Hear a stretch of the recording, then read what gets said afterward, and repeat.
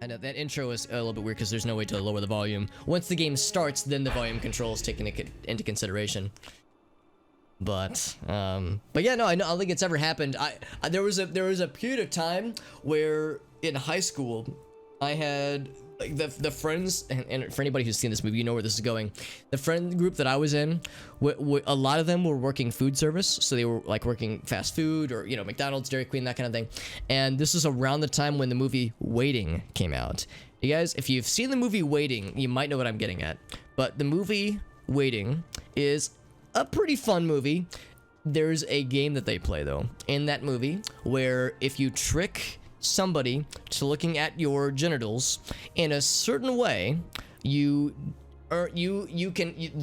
are subject to a punishment of 1, 2, or I think 3 either punches in the arm or kicks in the ass. I can't remember actually. But yeah, so that was a thing, and my friends thought that, well, there was like a subsect of my friends that thought that movie was hilarious, and they were like, yo, let's do that in real life. So they would do that to each other all the fucking time, like multiple times a night, like not at work obviously, but definitely like when we would be like hanging out in groups. And yeah, some of us would get hit in the crossfire, man. We'd be like, they wouldn't target us, but we would be in the same vicinity of them. So when they would do it to each other, there'd be other people around. So there were unfortunate casualties in that regard. Otherwise though, yeah, that's the most I've ever experienced. I've never had anybody send me anything targeted. Unsolicited, yeah, I've never received, that's a good point too, Check. I've never received unsolicited body pictures of any body type, of any variety of dudes, of dudettes, of anything in between. It's never happened. And I would say it's probably for the best. You know, I'm in a committed relationship, so it's probably best that I keep it that way. But in my single years, yeah, that would have been nice to get an unsolicited boobs pic or an unsolicited vagina pic. That would have been, yeah, that would have been nice. Would have been nice. But you know, that ship has sailed. That boob ship has sailed or something. Unsolicited picture of someone's spaghetti. I know about duck pics, sending people an unsolicited duck pic, and then they're like, oh shit, did they mean, is it a typo? What is it? Then you send them a picture of an actual duck and they go, oh, okay, that's not so bad. Yeah, casualty, exactly, Benny Lava, exactly. Yeah, the boob ship has sailed. So sad, so sad. I hate it when the boob ship sails. The boob ship is in the harbor or something. I don't know.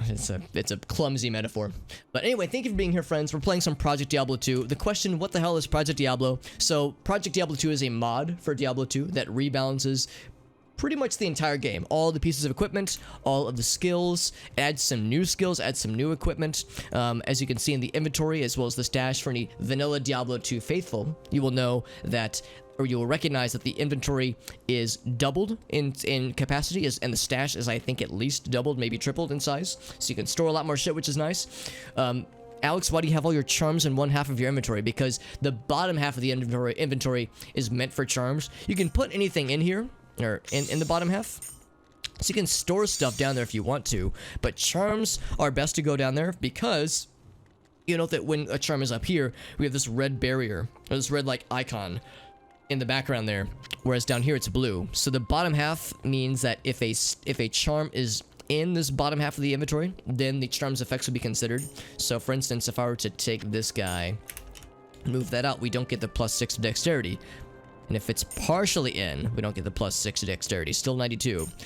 But the second I put it all the way in, that's when I slide it all the way in, jumps up to 98. So that's the dedicated place where charms go. And it's worth noting that a lot of pro Diablo 2 players back in the day would have like 99% of their inventory used up by charms anyway. So this means that the overall charm capacity storage space is unchanged, but your other inventory stuff, your more utility inventory, has been opened up, which is nice. So it just make the game a little bit kinder to you. Also, thank you, Shelly. Thank you for the Cheeto. It's very kind of you. You're too generous to me, Shelly. I really appreciate you, friend. Would it be it would be, I think, yeah, we'll call it the motor boat. That's a better term, honestly. It could be a coin flip. Yeah, fair point. Fair point. I mean, really any if we're being perfectly honest, I mean, I should clarify. The joke that I made was yeah, that would, I guess the unsolicited boob pics would have been great for me in my single years. you know, I would have been down for it, but others wouldn't be. So of course the general consensus is don't send pictures of, you know, personal pictures of one's body to somebody unprompted, unsolicited, regardless, just because, yeah, it really is better to not, like, you know, invade someone's privacy that way. You know, all jokes and memes aside, I realize that, like, I should probably make the clarification. It's like, I wouldn't encourage it either way. You know, I again, you know, I would have had my preferences in my wilder, more rambunctious single years, winky face. No, my single years were pretty much what you see right now, playing Diablo 2 and being a fucking nerd. So honestly, my single years weren't that much different, honestly. Also, Azaron, good to see him. Z-Bugged Fortitude, oh yes, seems legit. It's good to see you, man. Hope you're doing well. Got it. Oh, you really did? Oh, that's impressive. Yeah. No, a lot of us have fallen for the Alt F4 thing once. Usually you fall for once and once at all. But, or once and once only, and then you've learned the lesson. I think to me it happened in Counter-Strike 1.6, because I was, you know, I was like a teenager, I was a kid, so I didn't really know a lot about computers. I think it was like a question of like, how do I plant the bomb or something like that. I can't remember what the context was. Somebody was like, how do I blah blah blah, and someone else said Alt F4, and I was like, that's not how you do it. What's Alt F4 do? Then I did it, and then I was like, oh. So it's almost like you say it in a chat, then you watch for like the disconnect messages and just wait and see who falls. So it's like, I imagine back in the day that was probably a good one. I mean, there are still people that don't know it now, but back in the early days, it was a good old thing. Just for beating Baal. Oh my god. You see, you would think they would know better, man, but at least now we know. For now they know, I guess. Yeah, yeah, exactly, Check. You don't, like, you want to make sure that like either you know them really well and you know it wouldn't be received poorly, or yeah, or if it's, you know, already been agreed upon. But yeah, good freaking call. Just don't trust the internet. Well, I mean, you're not wrong. You're not wrong. Ornate plate, by the way. It's nice we're starting to see more of these on sale, which are always really cool. Really nice stats, good defense, all that jazz. Of course, that has pretty similar defense. What's our guy have right now? He's got, oh, right, this one for the +1 to all skills. Yeah, the faster casting rate doesn't really matter. Replenished life is okay. Cannot be frozen is nice. We'll probably eventually get that one replaced, but for now, that one's pretty good, just because it makes his might aura stronger, which is nice. What else was I gonna look at? I was gonna look at his other weapon. Oh wait, no, we already looked at his weapons. Yeah, so I'm always on the lookout for new weapons for our mercenary friend. Otherwise, I think we pretty much have what we need. And of course, I do have Diablo interface running. You can see above me, it has a breakdown of my stats. And if you want to see a more comprehensive view of my stats, or my inventory even, you can type !PD2CHAR, or CHAR, character, to see a full listing of a bunch of my stats and my inventory. It doesn't show skills though, so skills are on a request only basis. But it's worth mentioning that, like I said, there are new skills in the game. Or in this mod at least. There's Holy Light, there's Joust, there's Holy Nova. Joust is actually pretty cool. I like it a lot. The other two are pretty nice. The tricky thing though is that all of them have cooldowns, which I don't love. So Joust is great, but that 3-second cooldown means it's not quite as like it's a little bit trickier to use, which I mean, I understand why they would want to balance it out in that way, but kind of makes me sad, because I feel like one of the things I like so much about Diablo 2 is the fact that they rarely ever had to do with cooldowns beyond your casting rate, so the rate with which you could cast spells. That was like enough of a cooldown effect where your mana regenerate and how quickly you could cast. Like, that was the only thing holding you back. So the idea of seemingly arbitrary cooldowns kind of limits some of the utility of some skills and some spells, which make me a little bit sad. The newer spells, at least. Like, I kind of feel like that's where Diablo 3 partly lost its way, because it very much went into the WoW direction of cooldowns for spells and that kind of thing, as opposed to just having it be or feel a little bit more organic. Soul Cloud the Unholy, great name, by the way. I'm gonna grab that. Ceremonial Javelin. That's gonna be great for Amazons, but we're not an Amazon. We are a Paladin. So we're not a 9-foot tall Amazon sexy lady. We are a relatively, I guess, normal size human that does not have large Kajungas. We have very normal male Kajungas, sadly. I know, I'm sad about it, just like you are, dear viewer. That could be kind of cool though, we'll see. I have a weapon right now that has really good magic find, so I'm hoping we'll be able to find some good shit. 60% better chance for getting a magic item on the very bottom there means we'll be finding a pretty good, what am I trying to say? A pretty confident degree of like more magic items and whatnot. Alt space C. Does that also close the game? Or, I mean, give you admin privileges or something? Do I like this one better? That's a good question, Shelly. I kind of go back and forth. There are things I like about this a lot, and there are conveniences that I'll be hard-pressed to go back to when I inevitably get the itch to play vanilla Diablo again. Because in a lot of ways, this kind of feels like it could just be a form and fit replacement for vanilla Diablo 2. It doesn't really remove anything. It only adds things. There are certain balance things that maybe I don't know if I'm a huge fan of. I love that for paladins and maybe other classes too, that all melee attacks, well, most melee attacks do splash damage now, which is so nice. But in some ways, it's maybe a bit overpowered. Maybe it's a little bit overpowered. I can't decide if I like it or dislike it or somewhere in between. Gotta say, that's nice. I definitely like it, but I don't know if I like it enough to say, like, this is how it should always be forever. Also, we're seeing a lot of these champion, or like, boss group Carver Shaman lads. Gotta say, yes. New scale mill, very good. We'll get that in a second. Wanna make sure we get these guys taken out first, because these guys are just gonna keep resurrecting everybody. So yeah, there's balanced things that I like, there's things that I don't like. Of course, I love the increased inventory space. The new skills are cool, but again, some things about the new skills I don't really love. So I would say as long as the new skills aren't like thrust upon you, like as long as there's no cases where there's like, here's a weapon where it has like a 10% chance of casting this new skill at level 10 or something like that. So long as you don't have moments like that where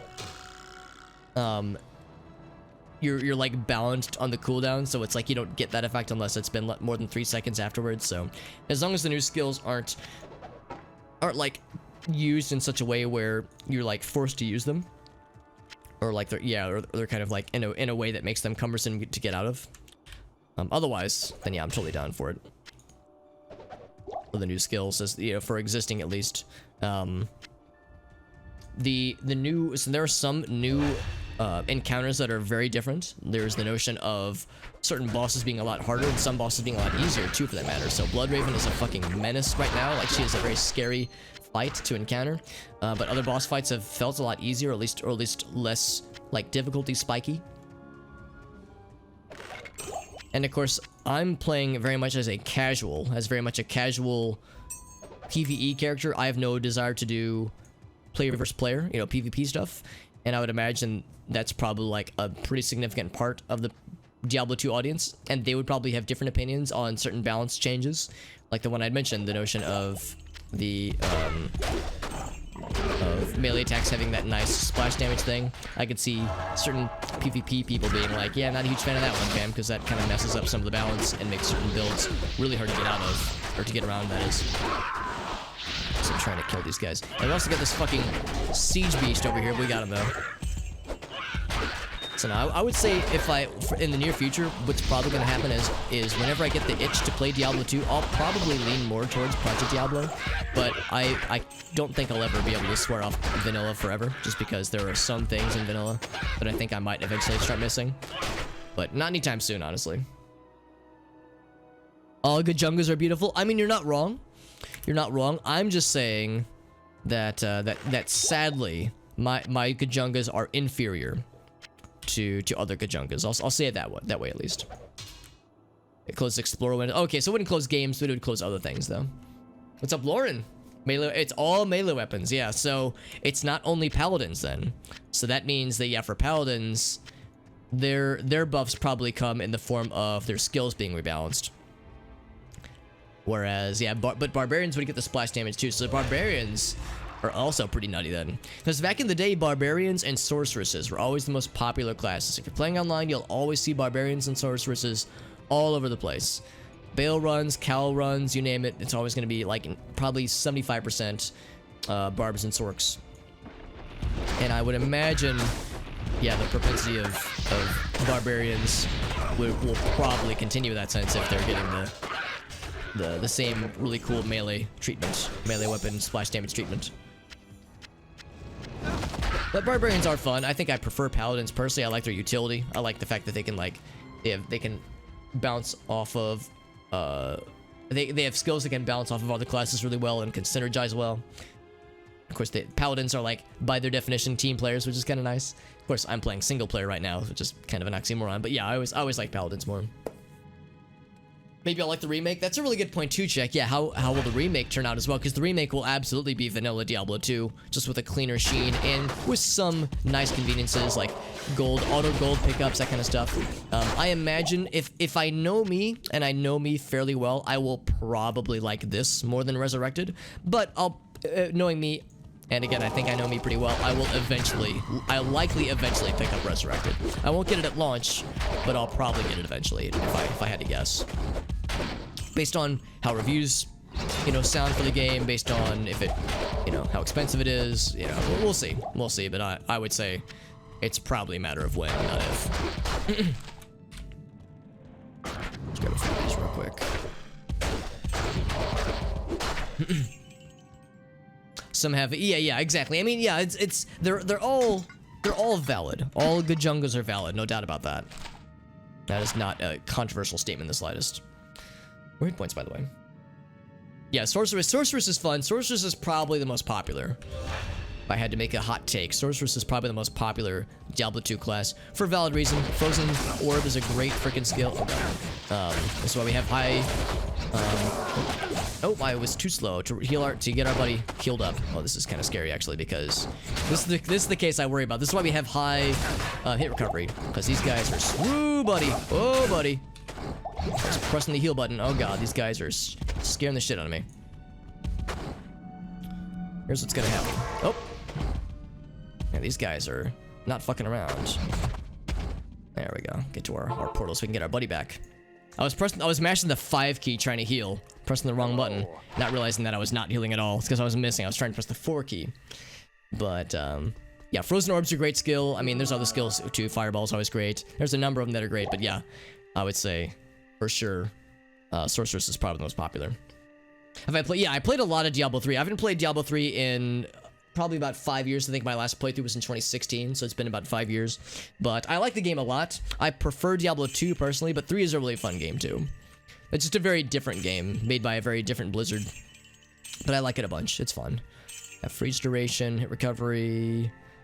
Yeah, that's why we have high hit recovery. Because in a case like that, we could have easily died from that boss group. That's a very scary boss group. Diablo 4's Druid. Yeah, the Druid looks dope as hell. I'm hopeful for Diablo 4. I would say I'm more hopeful for Resurrected. I think I'll like Resurrected probably pretty well. Diablo 4 we'll see, because 3 launched to a not great acclaim and with a lot of issues and a lot of problems, with just running the game and joining servers and that kind of thing. And it wasn't balanced well. There was the auction house. There were just a lot of decisions that Blizzard made that were very poor with Diablo 3's launch. So with Diablo 4 launch, I'll be watching from the sidelines. I'll eventually get it too, but I will probably wait a bit just because, we'll see. But I will admit though, yeah, some of the stuff looks badass for sure. Price could be like $34 or something like that. It might be. Yeah, I haven't looked to see how much it will be. They had to teleport to other classes. Yeah, there's... Oh, wait, do you mean... Lauren, do you mean for Project Diablo? Because, yeah, for Paladins, we have one called Joust, which can teleport to a bad guy and do a really good critical strike towards him. But again, the 3-second cooldown. That's why I don't use it, really. But it is a pretty cool skill, though. So, yeah, but yeah, maybe other classes have something similar, some kind of teleporting thing. Titan's Revenge, by the way, that's really, really incredible. This is actually way, way better than our current weapon, like by leaps and bounds. But you will notice that it's only Amazons. So we just found something that, I mean, man, this might be like endgame level equipment right here. I've never seen this weapon before in-game.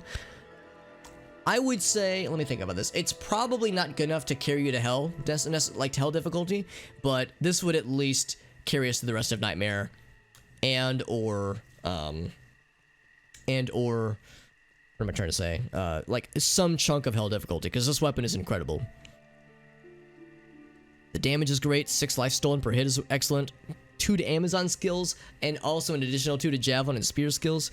Forget about it, man. That shit's nuts. And it's a javelin, which means you can throw it as well as stab with it. Of course, it has limited quantities, so you would have to, be mindful of how much you're using. But that's incredible, and it pains me to do this because I can't use it. I have to sell it.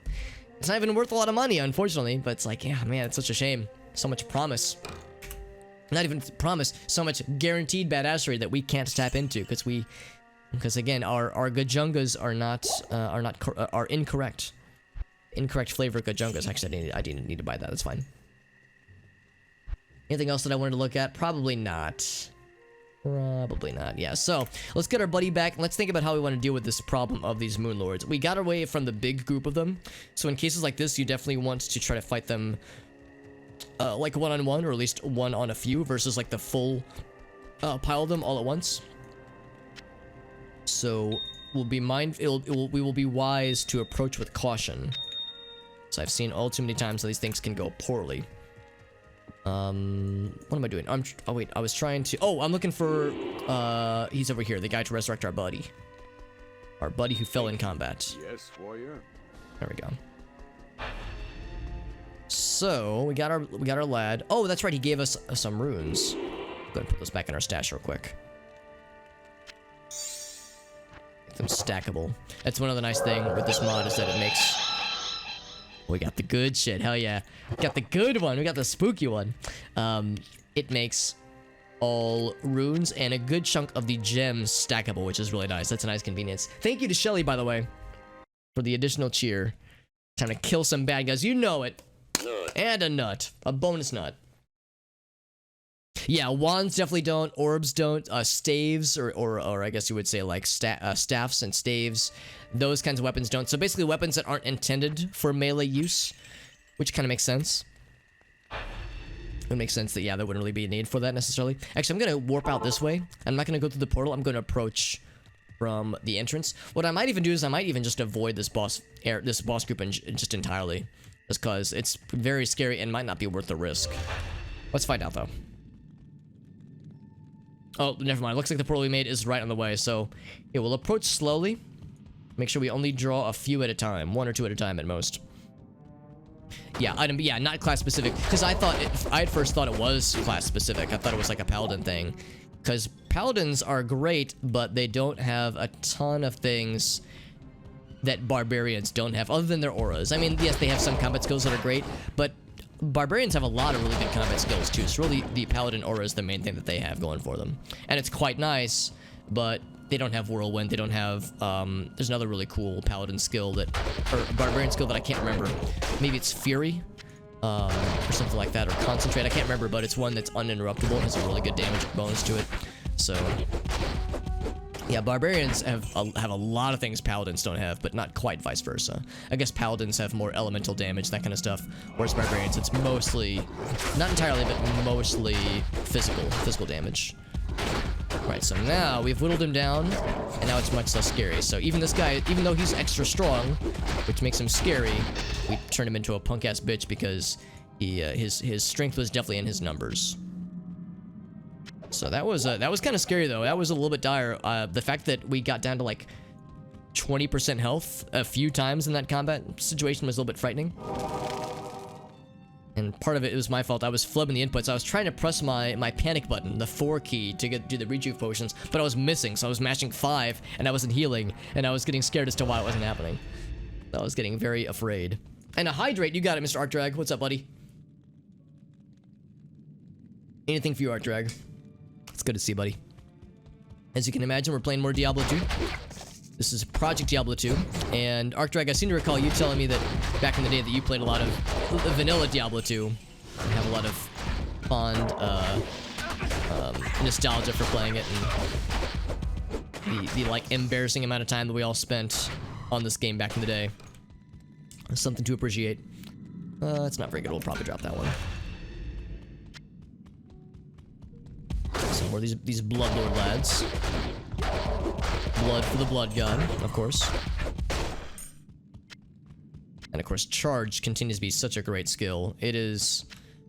Is it overpowered? It's not overpowered because not all enemies are subject to, or can be subjected to the knockback effect. But for those that can, it's kind of nutty. But of course, it's not, it is limited because, really, even though it does have splash damage, a lot of that damage, I think, is fairly localized to its primary target. So it's not like the end-all be-all skill, but it is pretty nice, though. Let's go ahead and upgrade our potions real quick. Yeah, whenever I find those evil urns, I'll pretty much always go for them, just as a way to maybe get better drops, or at least more drops, if nothing else. Playing online, though, yeah. Yeah. Yeah, dude, it hurts, man. We had that earlier. We found a ceremonial javelin that was truly incredible. Probably the best Amazon weapon. Certainly the best Amazon melee weapon I've ever seen. And we had to sell it because there's nothing I can do for it. Like, there's no use for it. And it hurts because, yeah, I would love to put it on a character that can use it. But, yeah, that's one downside to single player. The bonus is that when it's single player, if there's any network issues, I won't get killed from, you know, lag, that kind of thing, which is especially important for a hardcore character like this one. Also, I'm not sure where our buddy went. Oh, I'm stuck. Oh god, that's scary. I got stuck for a second there. It's a melee. Yeah, mana burn. I was gonna say they were stealing my mana earlier, which I didn't very much appreciate. Hit spell the sharp. Excellent name, by the way. So I had to use a healing potion and a mana potion, which was rude, TBH. Yeah, the trading economy in Diablo 2 is really its own thing, isn't it? Its own special thing. Oh wow, good hit recovery and more defense. That's actually quite nice. We'll want to switch this out for something. I would say actually I'm kind of tempted to like get rid of some strength maybe, because the strength, like +5 to strength, the difference is pretty minuscule. So what I might just do is something like that. Dexterity is a little bit more intense. Dexterity has quite a lot of benefits to it, but strength is fairly meager. So what I might do is, let's see, 5, 4. So let's get rid of this one. And then do that. There we go. Some more hit recovery is always good. I could always use more hit recovery, because for that boss group we saw earlier, we could have easily died had we had a lower hit recovery. So more fast hit recovery is good. That brings our hit recovery up to 113%. So we're a little bit more than twice as fast, which is nice. That was a good find. I'm glad we got that. Again, we have the Ancients looming ahead as always. And that is a battle that I'm not looking forward to, because that's where we lost our previous Hardcore Paladin. For anybody who wants to see how what that looks like, it's Pally Death. There we go. So if you want to see what happened to our previous Hardcore Paladin attempt, granted this was vanilla Diablo 2, and it was, I want to say, 2 or 3 years ago, so it's been a minute. I think it was 2018, so 3 years ago. But that's how it all went down, and that was in Nightmare Ancients, which is where we are now, Nightmare Act 5, but in the Ancients battle, which is probably going to be, at the rate we're going, probably in another hour or two. Well, probably a few hours, because we are going a little bit slow. We'll probably be seeing that tonight, so tonight might be the make or break night. If we can beat the Ancients, then I think a little bit worried about the war beasts in the throne room. The war beasts that Baal summons are very scary. I would argue that they're actually scarier than Baal himself. I feel like the things you have to kill to get to Baal are sometimes scarier than the big man himself, but we got those to look forward to and to fear deeply, and I fear all those things. Also, one socket. Nope, get it out of here. Get it out of my sight.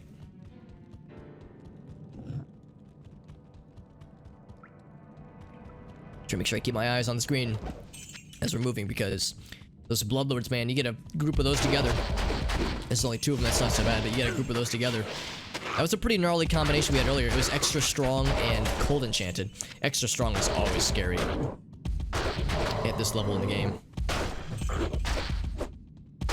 Cold enchanted doesn't really hurt us too bad, because with charge we can run away pretty well. Charge lets you move really fast. You can just kind of do that really well. So charge has a lot of utility in that sense. But yeah, extra strong. Oof.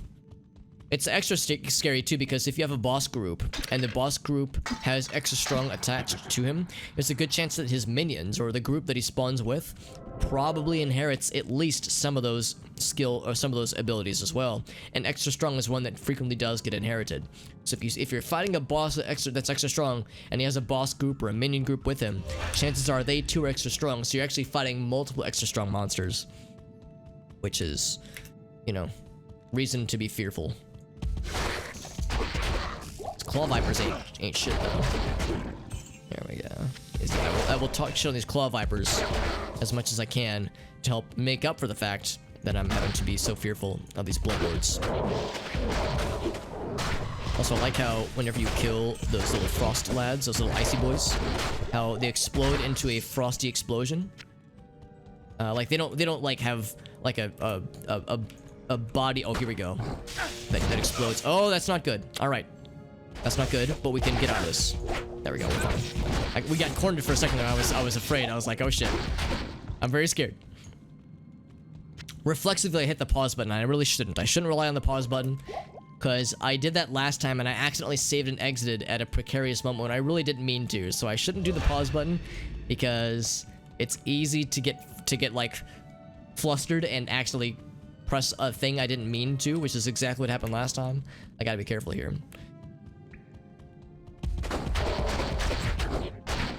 But anyway, but yeah, for those ice dudes, whenever you hit them, whenever you kill them, their bodies just, you know, turn into ice and they're dead. But whenever you hit them, they sometimes will bleed human blood, or no, not human blood, but they'll bleed red blood. So it's like they have a nervous system, or something, because if they have blood coursing through their veins, but you never see any of that when they actually die. They just turn to ice and that's it. Bone wand. Oh, I should help him out, actually. What's on this bone wand? It's not bad, but it is. It's ethereal, so we'll sell for very little money. Actually, it is ethereal, but it's only two slots, so maybe I will go and grab it. It's fairly low impact on the inventory. So keeping an eye out for more rejuvenation potions. I'm at the point now where I'm pretty much just gonna start stockpiling rejuves because we have the Ancients battle probably later today, and you really can't have too many rejuvenation potions for those guys. So I'm very much of the opinion of stocking up for winter.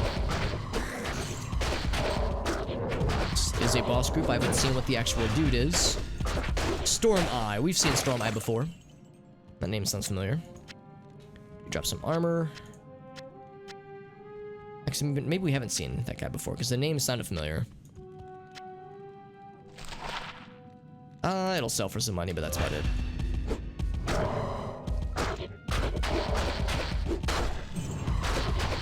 Guys are pretty tough. Oh, it's because they're immune to cold. That's why we're not doing much damage to them. They're immune to cold damage. That explains it.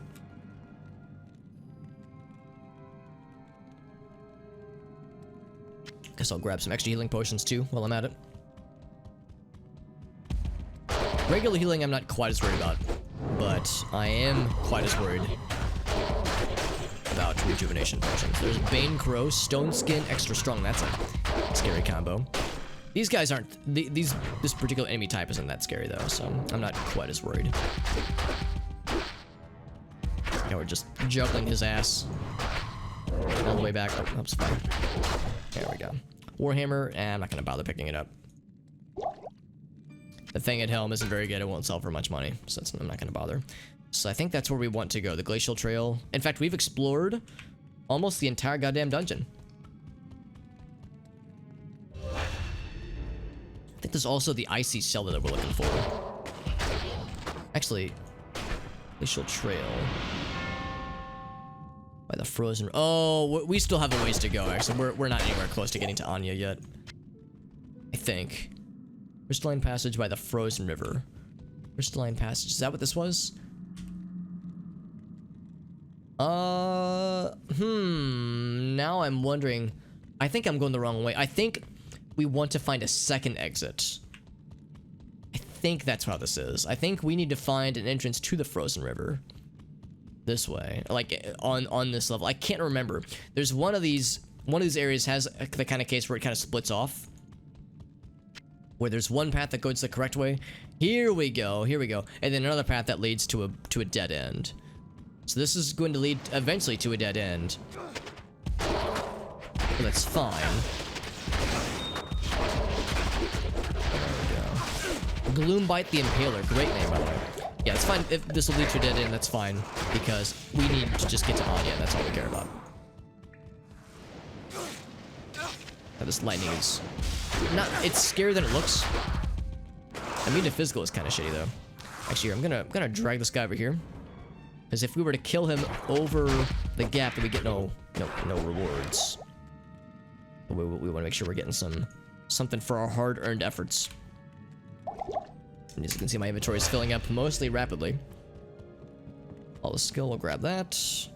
Did take a bit of damage though, more than I wanted to admit.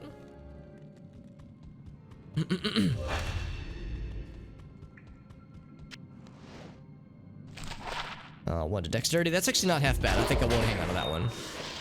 One to dex and also quite a bit to defense. A little bit of defense can be nice. It's not like defense isn't a hugely helpful skill or attribute, but it is nice. Every little bit counts.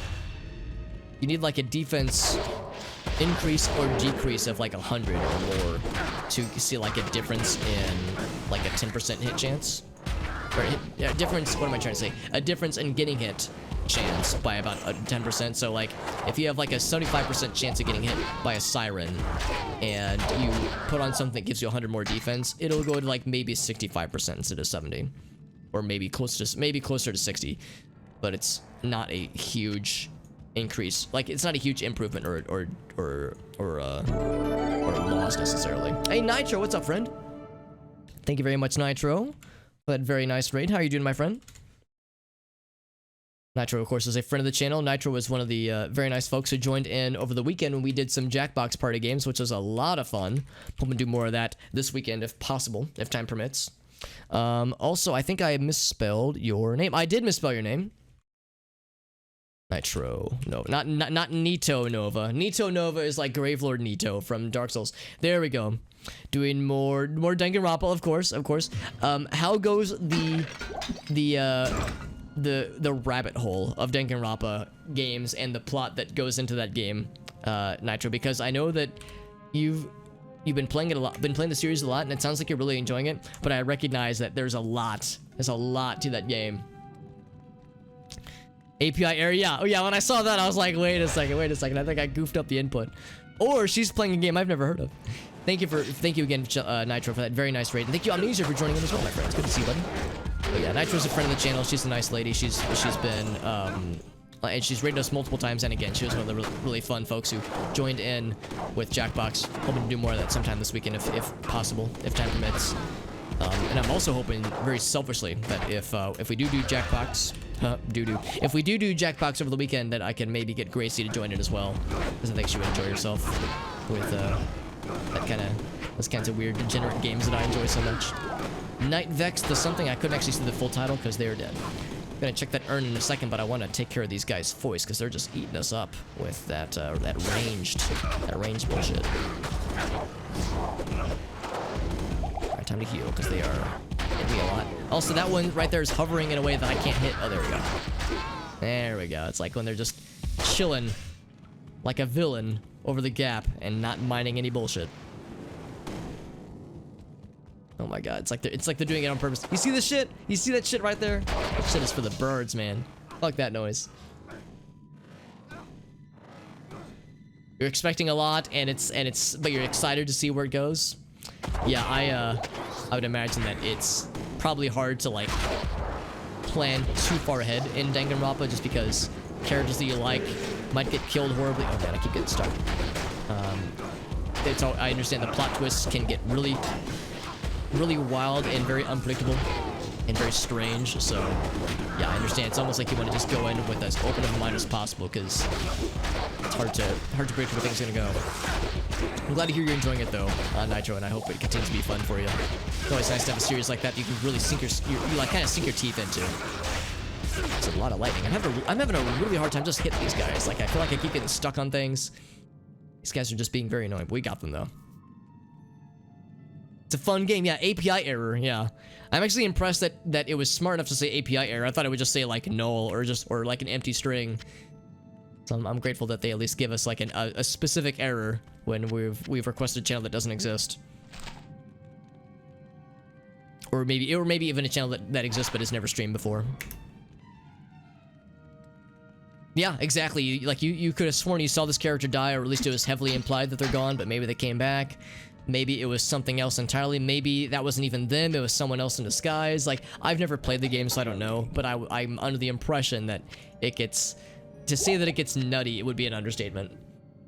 And I know not everybody loves the Danganronpa games. I know I've observed discourse online of people saying, like, it's so convoluted for... Maybe convoluted, but, like, it gets so weird for some people. It's like, it's just a bit much. They have a hard time suspending Disbelief. I'm just gonna drop that real quick.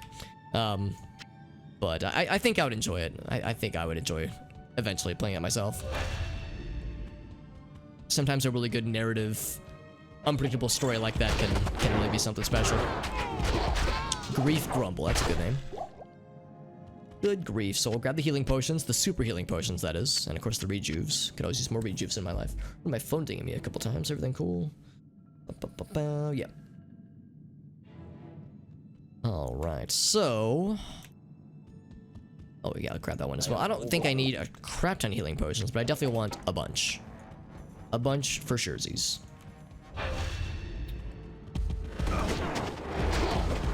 There we go. So I was like hitting, but only I guess I was doing minimum damage, because we've had that a few times where we definitely connect with a hit, and it's doing knockback, but I'm not seeing their health bar go down at all. So either we're doing minimum damage, or it's like not hitting. It's like we're what is it in Dungeons and Dragons where you hit them, but you don't penetrate their armor class, so it's like it like lances off their armor or something. Maybe that's the implication, or they have some kind of.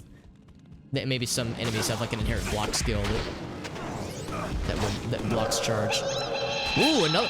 Was that the second one tonight? 2 ghost sneezes in one night.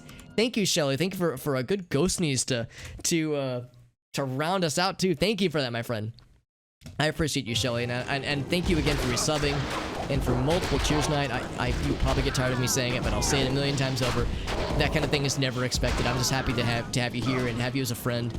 You're an awesome human being, and I appreciate you, Shelly. But have a good night, and thank you as always, my friend. You're always too damn good to me. But thank you for being here and sharing part of your evening with me. Especially for. You know, I'm looking at like the time right now. It's like, yeah, for some time zones, like in her time zone in particular, I know it's getting late. So I totally understand. Let's identify a few more things. We'll identify this guy. 4 to strength. That's fine. We'll just sell it. This cave has been surprisingly tricky. I've been surprised with like. I guess the level above us where we had our close call, but yeah, it's like even here it hasn't been easy necessarily. There we go. Much better. Have a great night, Chili. Thank you again, my friend. An Eth rune. Hell yes. Yeah, I found an Eth rune. The nice thing about this area, I don't see this normally, but I kind of like that it's a lot of projectile bad guys, because I feel like those are less scary with like crazy damage. Of course, we have really good resistances, and that's part of it. It's part of why we're able to shrug off a lot of this, the attacks that they're hitting us with. The Claw Vipers maybe less so. Because yeah, they're hitting us quite a bit actually, but relatively speaking, everything else isn't too shabby. Like the magic spears hitting us with, not too bad. In hell difficulty, we'll see if I make it that far. We'll see if I'm like quite as confident. I can't carry anymore. But yeah, for the time being, I kind of like the fact that it's mostly projectile things, because then it's like you're not getting stun locked as much. You're not getting juggled with like hit recovery situations. I can't carry anymore. So that makes it a little bit lower, less scary, I think. My stash is getting increasingly full. Mustache? No, my stash. Very different, very different. The curse that changes mana cost to health. A curse. Oh, you mean like a curse that you could apply to a character where when they use mana, it makes them lose health instead? Because I don't know if I've seen that curse before. If I have, I don't know if I remember it. I know there was one back in the day called, well, it's still in the game. It's called Iron Maiden, not the band, but the curse, which inflicts, which curses you with the Thorns effect. So any melee damage gets reflected back to you, multiplied by some amount. And as you can imagine, it's fucking awful. I can't. For fairly obvious reasons. But enemies can't use that anymore. They can't cast it upon you anymore. So which is nice, because yeah, that was a great way to lose a hardcore character back in the day. Like, you get afflicted with Iron Maiden, you don't notice the icon above your head, and then you hit an enemy once and you just auto die. So it was very obnoxious and not very fun. Just like you might had it in vanilla. Yeah, I'm guessing they must have gotten rid of that one, Lauren, because we haven't seen it with this character. Granted, this character is a paladin that doesn't use a ton of mana, but we would have seen it if it does exist. We probably would have seen it back when we did our hardcore necromancer playthrough last year. We did a full normal all the way through hell difficulty necromancer playthrough. It was a summon mancer specifically, and it was a lot of fun, and we succeeded. We managed to get all the way through the game by ourselves in single player, hardcore, no deaths, with necromancer. We're using a lot of mana, so, and of course as necromancers you're mostly avoiding melee attacks, but you're definitely susceptible to curses and ranged attacks, so that's something we would have been hit with probably back in those days. So I think it's probably safe to say we escaped it. Also, another instance where it's like, I'm here so that I can murder you, please. There we go. Or rejuice. Although my inventory is very full. Let's go ahead and head back to town now. Looks like we're approaching Anya. Also, JD, what's up, buddy? Dead Barneys. They do kind of look like that, don't they? I think they're the claw vipers. These lion snaky boys that are giant snakes that have claws. Claw viper. So they have hands, they have arms with claws, and also they shoot bone spears out of their tails. So they're not very nice, needless to say. They're a little bit less friendly than Barney. A little bit less friendly. Yeah, we'll keep that there. Punish life, don't need that one. Let's see, what do we have here? Shadow Emblem, cool sounding name, but not very good otherwise.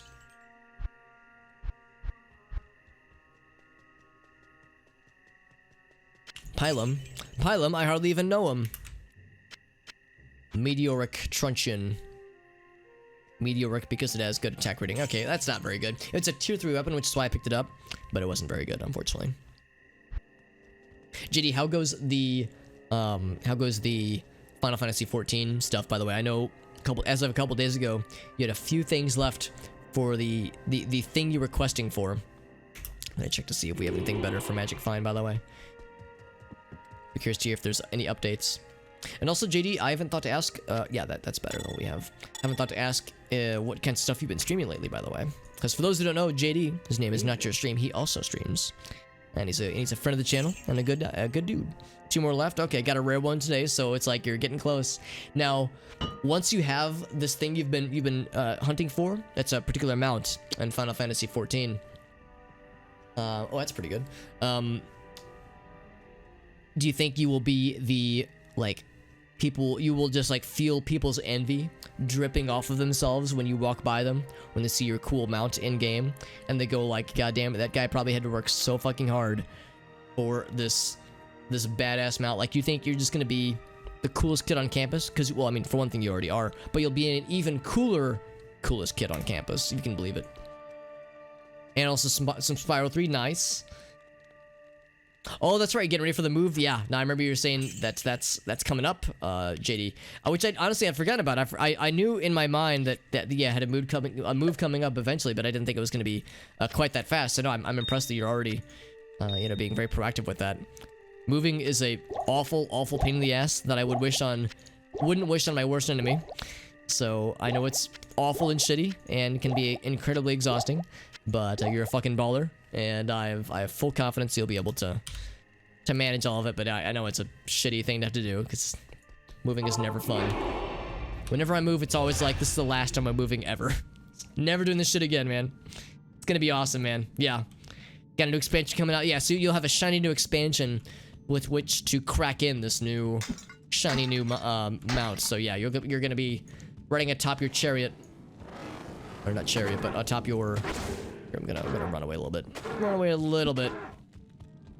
Because this boss group makes me a little bit afraid. Also, I'm not sure where our buddy went. There he is. He's only a little bit kind of dead. You saw how scary these guys are when they're that fast. Of course, he's running away like a chump. We should be okay though. These guys are so fast. Oh, it's because of fear. That's why they're running away. Frozenstein. Ouch. Actually, it wasn't too bad. I was worried it was going to be a lot worse. Some more healing potions. Eventually, I'm gonna be maxed out on healing potions that I can carry, but for now, I'm gonna continue to stockpile irresponsibly. Oh boy. It's multiple boss groups. They are juggling my ass so well, and they also drain all my mana. Yeah, when they juggle you that well, it's hard to like fight back properly because they can just juggle you so well and steal your mana and prevent you from escaping. Oh, and then they just run away because they can just fly and they go over the gaps and just sit and snipe you from a distance. Thankfully, these guys were smart enough, or not smart enough rather, silly enough to close the gap. Let's get Anya back real quick. Then we'll see if we can deal with the rest of these lads. Good to see you. Good to see you too, Kane. 5 to life. It's pretty good. 6 to life. A large strum with plus 6 to life. Fuck out of here with that nonsense.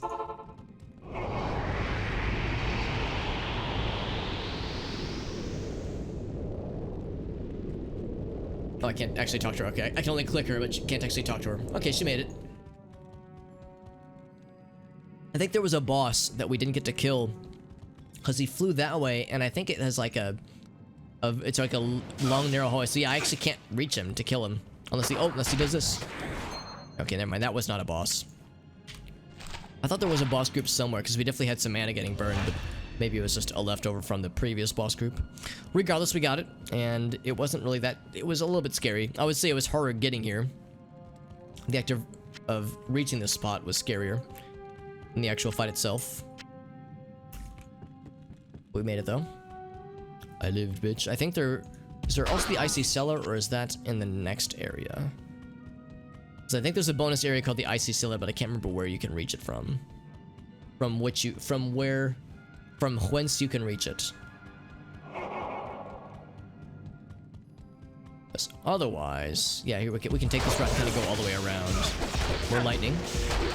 More lightning and a lightning and ooh, lightning enchanted thing. Why do I keep pressing the wrong buttons? I go to heal and I just press the wrong button because I don't look at my keyboard. So I'll press F5 or I'll press F1. I just did it again. I just did it the second time in a row. I pressed F1 trying to heal, and then I panicked when I saw my guy wasn't healing. So it's just like, why do I do this to myself, man? How am I this bad at video games? Consistently. This is gonna get me killed tonight if I'm not careful. If I'm not careful, I'm gonna go to heal and it's not gonna heal because I'm pressing just the wrong fucking button, and then I'm gonna be fucking dead because those couple of seconds can make all the difference in the world. So I gotta be really careful here. See what this is gonna spawn. This group. Sirens. Bane Crow.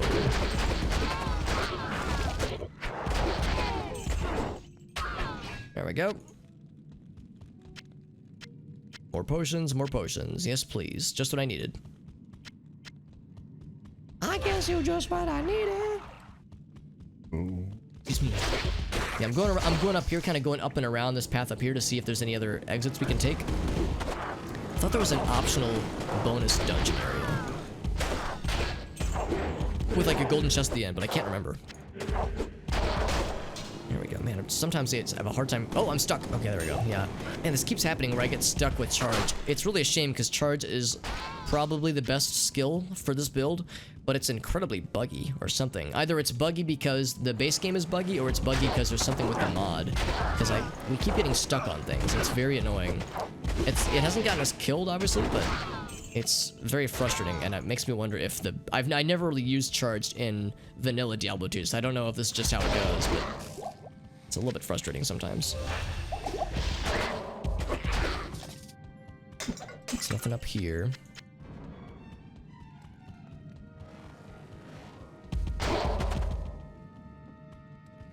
Actually, that poison might just kill her. Maybe not. Topaz. Yeah, so that's how we got here. I'm looking to see if there's like a bonus exit up here.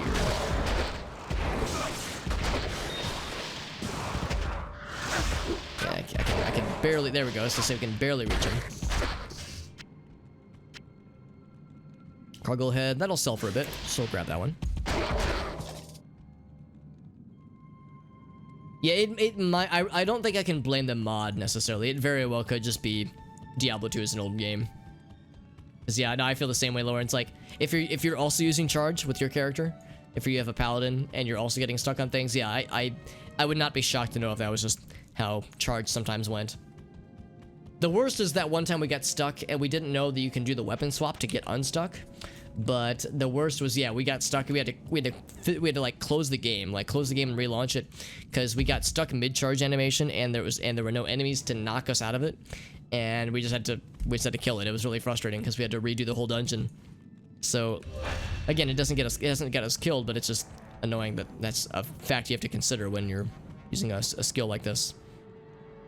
Or even just walking around. Yeah, I mean that happens every once in a while, but I've never gotten stuck in a way where I could not get unstuck. Usually it's like I can walk it back and like figure out a way out of a situation like that. But yeah, getting stuck to the point where like my dude just physically couldn't move. Like he was stuck mid animation, so there was just nothing that could be done.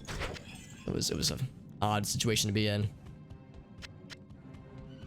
Like we were stuck in mid charge and couldn't get out of the animation for it, so it's like the animation lock, I guess, is what had happened.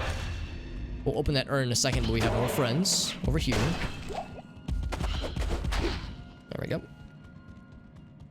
They're immune to physical, but we're still able to smack them with weapons, with magic damage, of course. Oh, these guys also have charge, which makes them a little bit scary. Bone Growler the Wraith. Would be nice if that name was attached to an enemy that was actually called a Wraith. Would have been even more fitting. Also, my inventory continues to get even more silly with all this crap we're hoarding.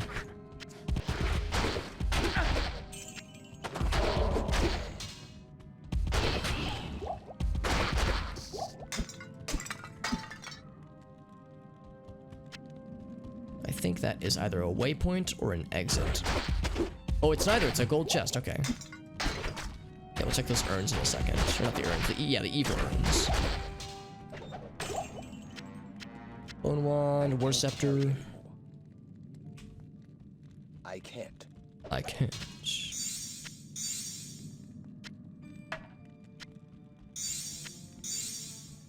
There we go. Trying to make room for these things. All these things that I want to carry. Okay, it's to the point where I think I might have enough potions for the Ancients fight. I might be okay. Oh, hey, easy. Reanimated Horde. Rude. Let's go break some urns. I think we saw 2 or 3 to open. Just one. It's a sneaky boy bundle. I am slow to the point where I can hardly use my weapons. There we go. There we go. Dragon Wing. He's out of there. That's a little bit tricky.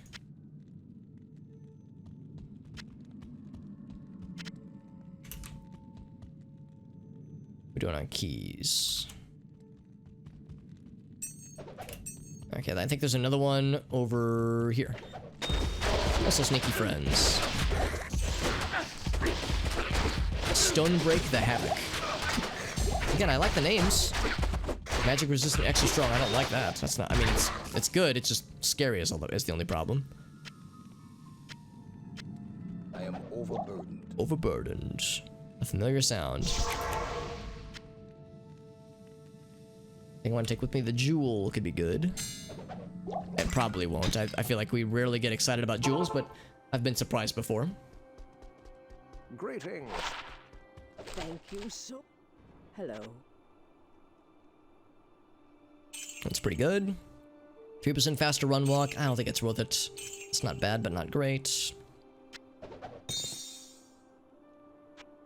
Sell that guy, that guy. What else do we have? Oh, here's the scroll, by the way. Make our resistances even better.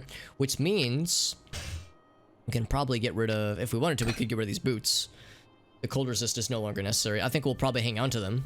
But we could switch off to a different one. Some different boots, rather.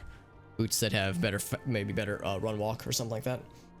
Run the Jewels. I do like Run the Jewels a lot. I really like their latest album.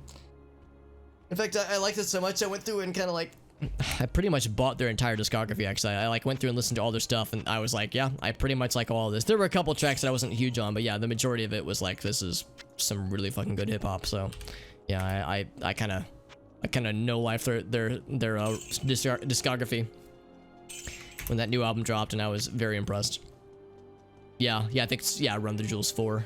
I think they actually made it available. They made it at, like, they made it be like a pay what you want price tag to it, and I think they donated some percentage of the proceeds to charity, or to a non-profit at least.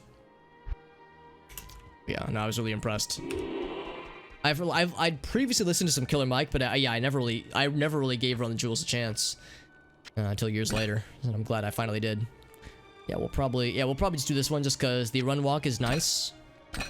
But we'll probably eventually go back to Seagons because in Hell difficulty, if we make it that far, we will do well to have Bitter Cold resist.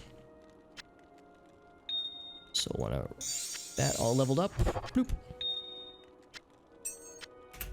No, I'm not at all an expert on hip hop or anything. Although I've been trying to like get more exposed. I've recently taken on a very fun quest, and I've talked about this on stream before, of like getting learnt on a bunch of hip hop that I missed out on back in the day. Because like a lot of people, you know, from my generation, I was a little bit slow to pick up on hip hop. Was never really big into rap back in the day, but it just took me a while to find rap that I liked, is all it was. Because for all, I just assumed that it just wasn't my kind of genre. But yeah, I think there have been a number of groups that I listened to, and I was like, wow, I really like this. It's, you know, it's not all like the top 40 stuff here on the radio. There's like really creative and artistic hip hop out there that does some really interesting things with the genre, with the art form. And so I kind of took that as an opportunity. I was like, you know what? I missed out on all these great hip hop groups and artists. I'm just gonna like power through and like get caught up on a lot of it. And I've spent a lot of time and admittedly a lot of money getting caught up on a lot of stuff that I like a lot. Some I like more than others. But yeah, I went through and I'm still going through it. I think I'm almost done with my hip hop quest. But a bunch of like older artists. So I went through like Run DMC, went through Sugar Hill Gang, went through Tupac, Biggie, went through Nas, Snoop Dogg, fucking Jay-Z, like pretty much all like the big ones you would imagine from like back in the day, you know, when I was a kid, or in middle school, high school. And yeah, came out of it with a lot of music that I'm really excited to listen to. And definitely a greater appreciation for those artists that, like I said, I just never really gave a chance back in the day, but I'm glad I finally did, because some good shit. Anyway, so look how our inventory is filling up so quickly, man. It's getting weird. Talk to Anya. You got it, homie. Oh, she can gamble for us, by the way, which is nice. So now we have that waiting for us. Thank you, Nilafak. So now we have the portal to Nilafak's temple. I think I'm gonna go and conclude this little this vein that we've been exploring,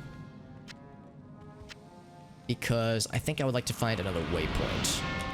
That way we could come back if we wanted to. Also, we're so fast. Well, we're a little bit faster now. 10% faster run walk with the boots we have. 30% overall, but the previous boots were 20%, so it's a 10% increase. Look at this banana man. Little banana snake. Because he's yellow. That's why he's a banana snake.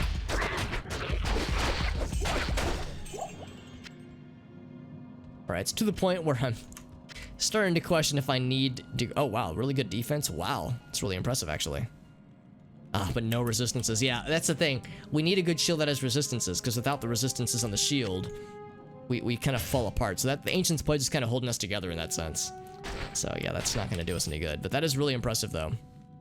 It's a really good shield. Would have gotten that from Anya.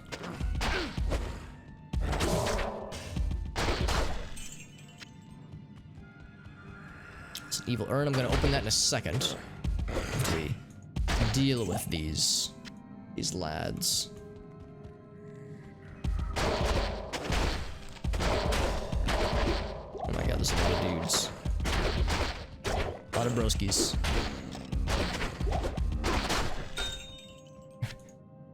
That was actually kind of cool how like so many of them fell simultaneously.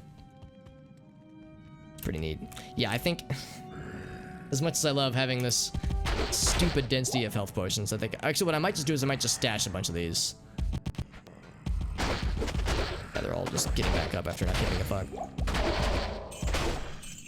Either stash them or cube them so they're not just taking up our inventory constantly. Word Helm is not good. Get it out of here. And stinky friends. Pulse Tongue, the unclean. Honestly, the unclean is a very good title. That's just a good title, or maybe the better phrase is a good like a good suffix to your name. I can't carry anymore. Can't carry anymore. I'm gonna keep grabbing more potions, but eventually I'm gonna have to start stashing our extra ones.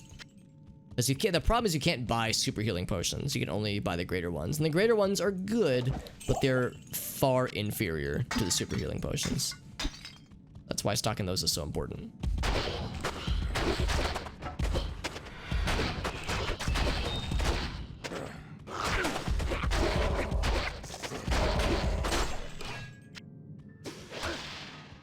The emerald real quick. Chaos emeralds. Obama chuckles. You mean the Chaos Emeralds. Just a regular crystal sword. I was hoping for a fancy one. A crystal like the champagne sword.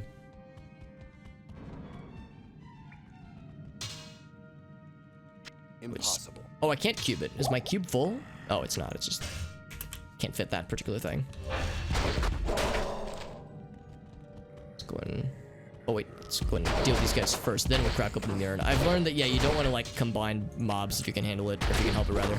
I feel like it would be in my best interest to clear the battlefield before spawning new friends. Ooh, and they spawned on top of me. One unfortunate side effect of dealing with these evil urns is that it's hard to predict where they're gonna pop out. Doom spawn the Jagged. Are you kidding me? Did we find another of this same wand? It's one of the best wands in the game, and I think we just found a second one of them. What is it with us finding incredible pieces of equipment or weapons or items for classes that we can't use? If it's Bone Spire, which I think, or what's it called? Bone Spire or something spine, I can't remember, but it's a really good wand, and it's I think one of the best in the game. Let's identify it. Graven Spine. It's the second one we found, man. Makes me so sad because if only we could have found this with our actual Necromancer during our hardcore playthrough last year. We found 2 of them with this character. Man, what are the odds, man? We found 2 of those. We found 2 of the same set items a couple times. It's a really good find, though. That's a really good find. But it's useless for Paladins. It's useless for everything but Necromancers. What a shame, dude. What a tease.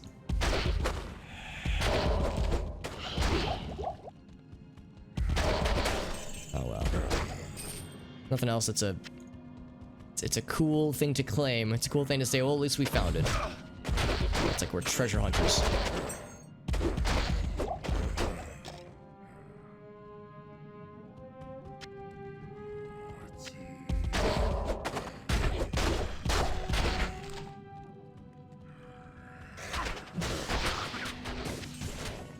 To find either a waypoint or just an entrance to the next area.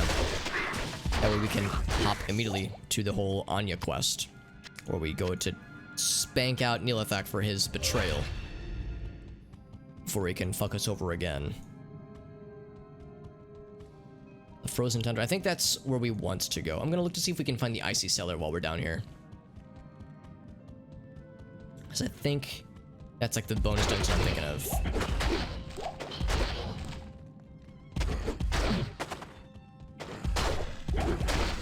There we go. I could be wrong, but it might be in the next kind of tunnel-y zone. So there's like a second point in time where you go through like a tunnel, like an icy tunnel of sorts. So that might not happen in this bundle of tunnels. That might be another hour or 2 from now. So yeah, I'm thinking more about the pace that we're on right now, and whether or not we'll be able to reach the Ancients tonight. It would be nice to, but I'm not gonna get my hopes up because we are actually kind of going slow, or I'm kind of going slow, and I can't carry anymore. My fucking inventory is ridiculous. I'm kind of going kind of slow here, and we still have quite a lot to get to before the Ancients happen, but we'll see. We shall see. Oh, that's a really good wand too. Man, we keep finding like incredible stuff. Let's do this. I'm going to stash a bunch of these extra potions. And that way, because yeah, this is getting out of hand. Stash a bunch of these. Can I, is it control click? Alt control, alt, I don't know. Okay, so I don't know what, there's a shortcut to easily go to and from the stash, and I can't remember what it is. Let's do it this way. Let's do rejuice as well.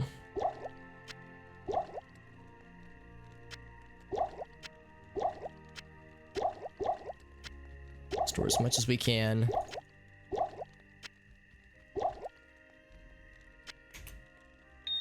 Boop. And boop. There we go.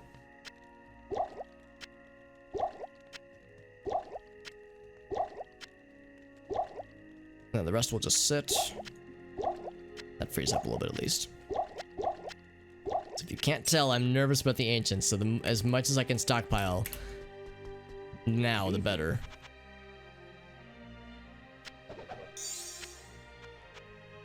Let's see, so there's Graven Spine. Yeah, second time we found Graven Spine. That just hurts, man. It hurts because it's such a good weapon that we just have no use for.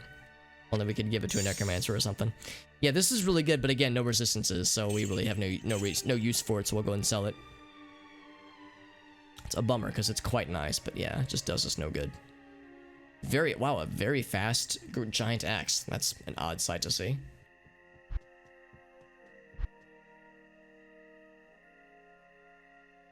Hit recovery. We don't have any hit recovery on our armor. No, we do not. It's fine though. I like to think it's worth the armor that we have right now. The resistances are nice. I'll put two more up here. And a third up here. There we go. Look at that. We have more space to work with. It's a thing of beauty.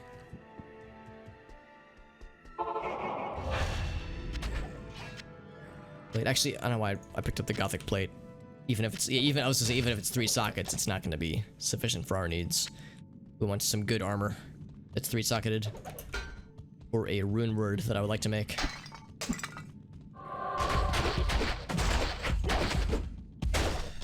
Like a 3-socketed ancient armor would be perfect. I'm not going to get my hopes up. That would be the most idealist, the mostest of ideal. So I guarantee you at least one of these bad guys is going to stand back up. Maybe not while I'm standing over him, but he's going to not be dead after all. Here's the waypoint. Perfect. Okay. That's what I wanted to see, actually. Now, we can take the Anya portal. It occurs to me I'm saying Anya. It almost sounds like I'm saying Enya, the New Age singer from back in the day. I don't think she's in this game. I wouldn't complain if she was, though. She's a nice singer. I like Enya's music.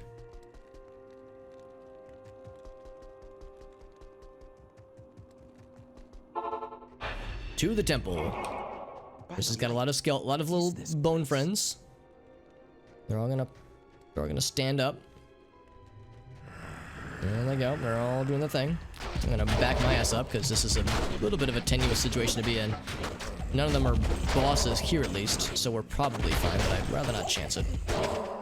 And of course, they don't give a fuck, and they'll stand back up after you kill them. Unless you get the freeze death animation, then they are definitely dead. Dead.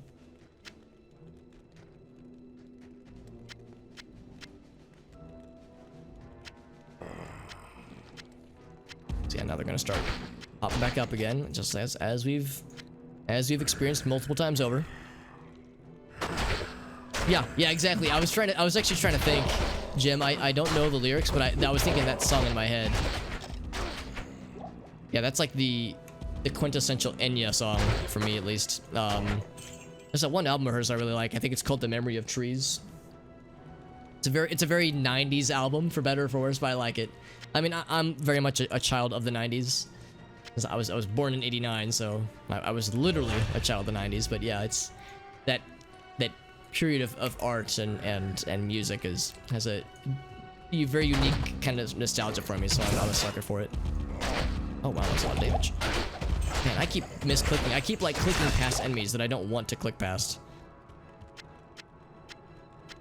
So I'll just walk by them and they'll just smack me, and then I'll be surprised Pikachu face when they're just suddenly kicked my ass. To the halls of anguish.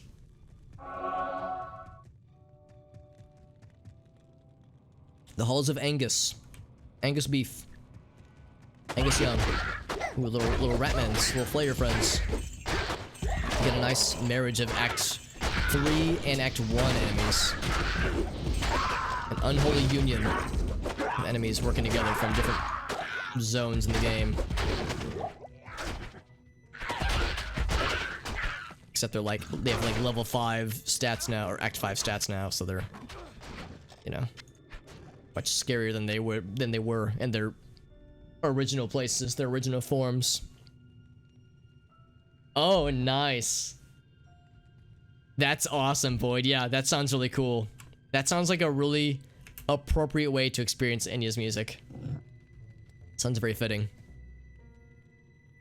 Yeah, I think my introduction to Enya and her music would have been, I think my dad was a fan, or is a fan rather, and I remember she did that one piece that was, I think it's a song that Jim quoted. I think that song, maybe Jim, maybe you would know more than I would. Isn't that song at least partially inspired by that one really famous painting by, oh gosh, I'm blanking on the name. Van Gogh. There's that one Van Gogh painting. It's got the swirly Starry Night. I think it's what it's called. The swirly night sky with the cool kind of blue and purple vibes to it. I want to say there was some kind of background to that song that Enya wrote that was like at least inspired by that song. Maybe I'm getting my wires crossed, but there's some kind of connection there with some kind of art piece, and my dad liked both the art piece, and that's how he discovered the song, and that's how, and I remember him like introducing it to me and me liking it a bunch. So that was kind of like my introduction. Was through my dad being like, hey, this is neat, and I was like, I like it too.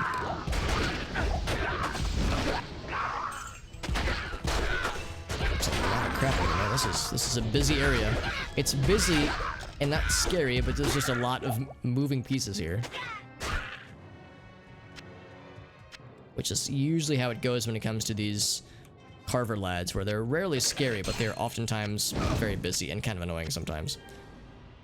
Starting to see the Martel des Fers, which are great for mercenaries. Well, such as ours at least. Good for barbarians, specifically. Granted, our guy is fairly close to being able to wield it.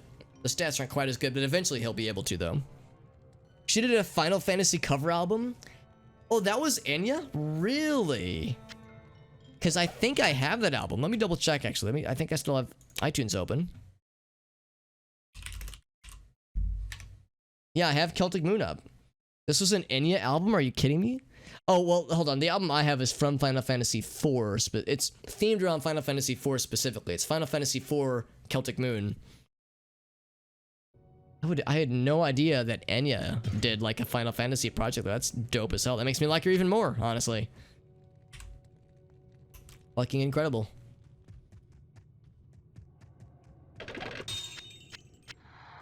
More poison. Very good. It's called Celtic Moons. Okay, so it's probably not the one I have then. Celtic Moons. I'm gonna Google that for future reference, so that way I can look it up later, because I'm very curious. That sounds freaking great. Thank you for sharing that, Void. Yeah, because you know I'm always down for more video game music in my life.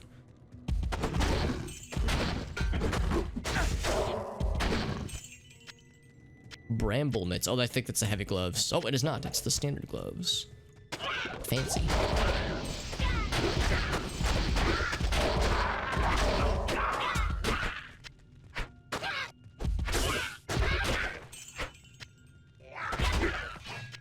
Excellent. We're good on those. I like the name Flying Axe, by the way. It's not an axe that you throw, it's an axe that just flies on its own. It just has wings and everything. It's great.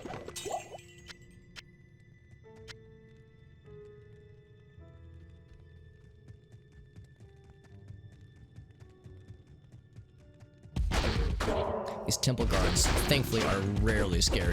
Viper Killer the Destroyer. Good fucking name, by the way. Socketed. Ah, 2-socket. If that was 3-socketed, we could have done something disgusting with it.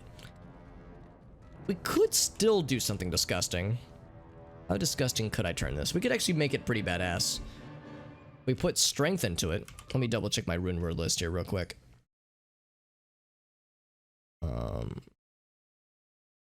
Here we go, Pally rune words. So yeah, we have, if we could put strength. Oh, wrong one, whoops. That's an outdated one. Here we go. So strength would be the best one. That's a 2-socketed one. And that's all melee weapons. That's Omn and Tyr. So I will hold on to it. I'll stash it for now. We could maybe try it out and see how it goes. We have enough Omn and Tyr runes where I'm not worried about running out. So it would not be a waste. Just go for it.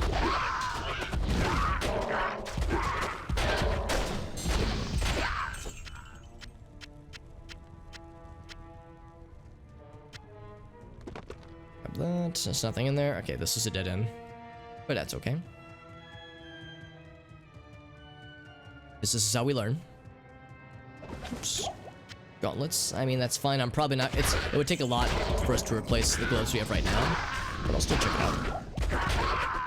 Skill shrine. I'll grab that. I mean, skill shrines are not quite as great. Oh my god, my gold is maxed out, isn't it? God damn it, it absolutely is.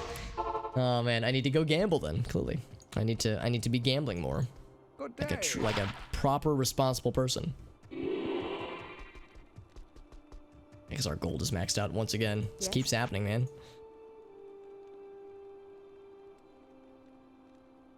Let's see. So that one. Paladin skill levels. That's nice, but yeah, I can't really do much for us, honestly. 20%, that's actually pretty good. Yeah, I think she rarely sells things we're interested in. We're more interested in the... Oh, wait. Were those the things I thought they were? Cartographer's orb. Oh, interesting, for different maps. Okay, I think that's for if you wanted to do like just some magic find runs. I think that's what these are. Zakarum orbs. These are expensive. Wow, these are expensive. My god. I mean, it makes sense. Well, some more so than others. What's Cartographer's Orb do? I don't even know what that one does. But these other ones, I think, yeah, that's to make maps that you would run through just for Magic Find. So it's just a randomly generated, you know, one and done, quick and dirty map. Like, that's neat. And maybe we'll eventually go down that route, but I probably won't anytime soon, admittedly. Excuse me. Whew. Yeah, so let's gamble a bit just because we have an overabundance of money. Just like that. Just like that clears out a bunch. Let's keep going though, because we still have quite a bit to go through. I need to double check. I think we might have. Actually, no. Well, I'll double check. I think we already have magic find rings that are better. I could check our routes. It's probably not worth it. We're probably not going to find anything better. I've been surprised before. Circlets. I don't think I should check for circlets though. Those are great for spellcasters, but it seems like those are harder sells for melee peoples. It's just a regular maul. Boring. Great mauls and Vecti Corbins are much nicer for us. Oh, not for us, but for our hireling.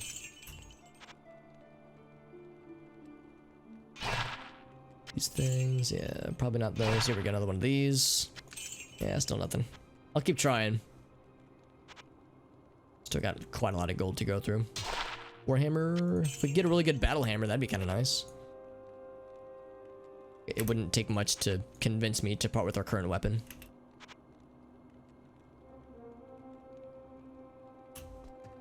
Great axes always look so cool, but I've rarely found great axes that were worthwhile. They look so impressive, but their stats are frequently disappointing. It's nice, but yeah, can't quite do it. I keep looking at the full plate mail, but I think it's not quite worth it. Oops. belt. Nope. Not there. And we usually get tier 1 equipment. It's definitely heavily weighted towards tier 1 equipment, so it's usually a losing game, which is how gambling often goes. But the one time you get something good, it can really be a game changer. A real game changer.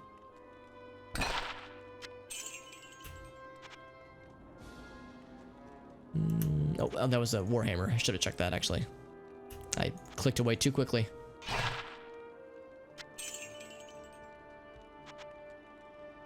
Ancient armor is always gets a check, and it's pretty good. It's pretty darn good. Of course, ours has better defense and better resistances, and for our mercenary, I think the stuff is better.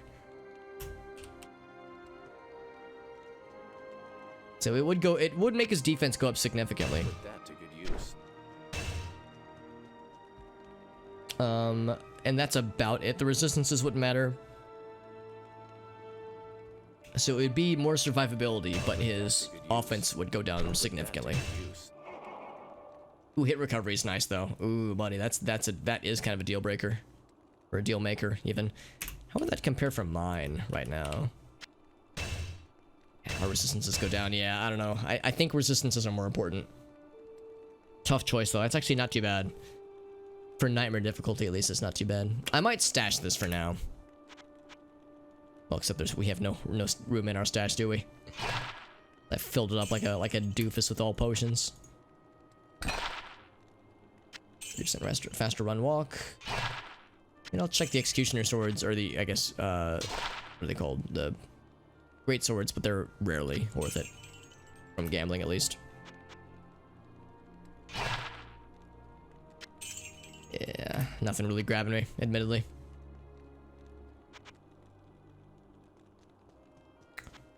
Slim pickings. Yeah, nothing. Nothing at all. One more ancient armor. Okay, well that one is much less impressive. Okay, so we've gone through enough money. Through enough gambling that I feel confident.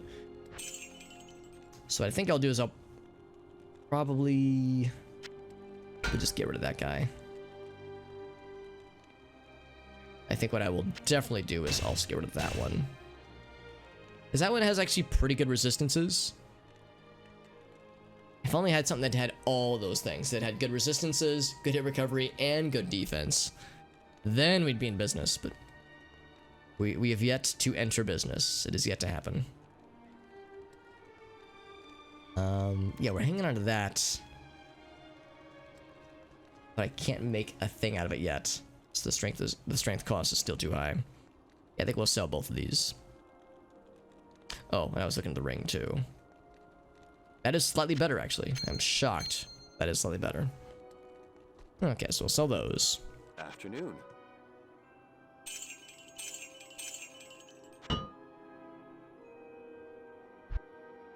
I've already looked at the rest of these though, so I probably don't have to deliberate too much. Okay, now oh right, yeah, I guess I'll continue to keep it in the stock. Oh wait, no, I think I want to go and try it out actually. So it'd be, so how many Omn and tier runes do we have?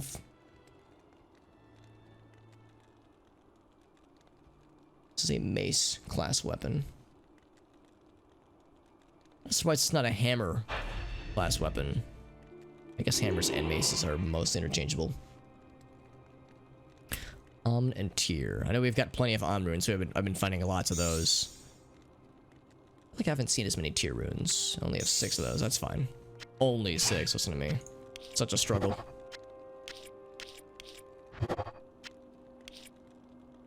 So Omn and tier. Yep. That's pretty good. It's pretty good. I think it's decidedly better than what he has right now. 648 to 1097. Oh, he can't use it yet though. He needs a little bit more strength. He needs a few more levels. That's pretty nice though. Yeah, I think that's a significant upgrade for him, for our hireling.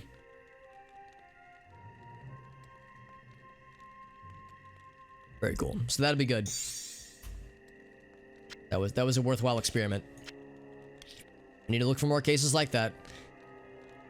Or weapons that could be, you know, decent candidates for our mercenary friend.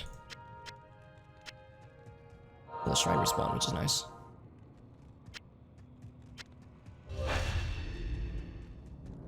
Oh, don't go that way.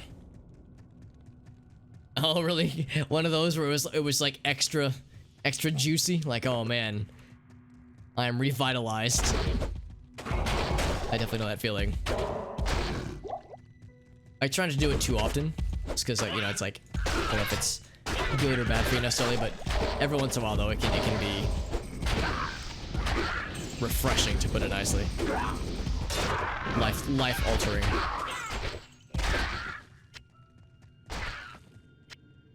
Looking forward to when we can give our barbarian his fancy new weapon. I hope he's excited. Hope he's excited for a shiny new toy. It's like a new toy, except you use it to murder demons. Same general idea, though. Alright, here we go. I always love these. You see these weapon racks, these armor stands. You see like a full plate of armor on this armor stand, then you click it, and it's a pair of fucking boots. Basic level boots. What about these weapons? You see the swords, you see the spears, hammers, axes. Yeah, Rune Scepter. Actually, the Rune Scepter could be alright. They'll sell for some money if nothing else, but that is so often how it goes. When you see like the weapon and armor racks, they always look so much shinier than they actually are. So that is a lot of flares. Oh, buddy, that's a lot of flare friends. Ooh, buddy. A lot of little buddies. Granted, their strength is in numbers, but once you start smacking their numbers down, then they individually they fall like flies. They drop like flies. What is a Pavis?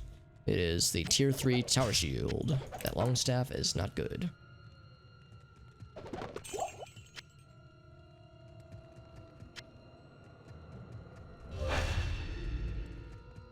Yeah, exactly. It's like, it's probably a good idea to not pop on purpose, at least not that often.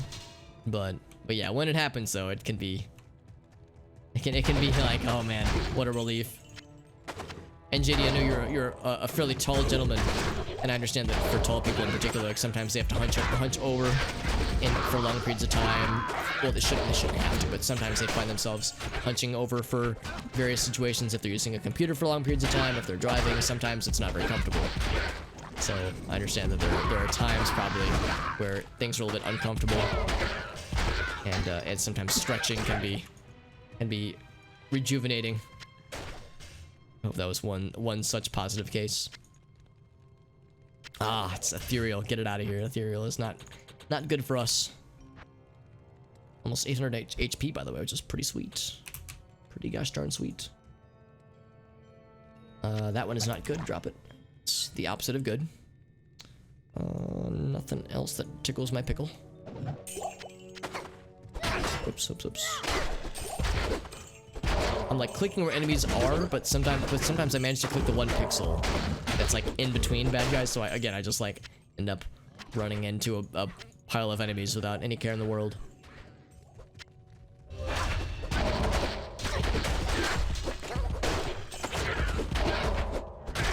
I guess I could shift click more often, but then it's like you're just charging without having a target selected. So you might just fling yourself even more willingly into danger.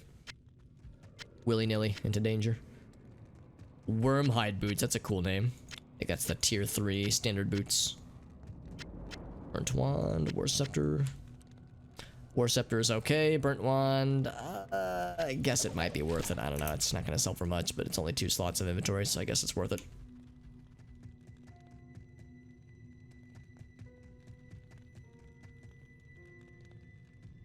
There's some friends over here. Yep, we see that. Look at this pile of these guys. My goodness. They fall so fast, dude. All right, so our guy just leveled 165, so it's 1 or 2 strength per level, so it's gonna be a bit. We can use the shiny new toy. I'm excited for him to experience it, though. I feel like a parent who's excited for their child to open their like cool Christmas present or their cool birthday gift that I got them. But in this particular case, my child is a fully grown barbarian man, and the toy is a giant warhammer for murdering demons and skeletons. So pretty much identical to the Kid on Christmas Morning scenario. The same in every way. Literally no difference.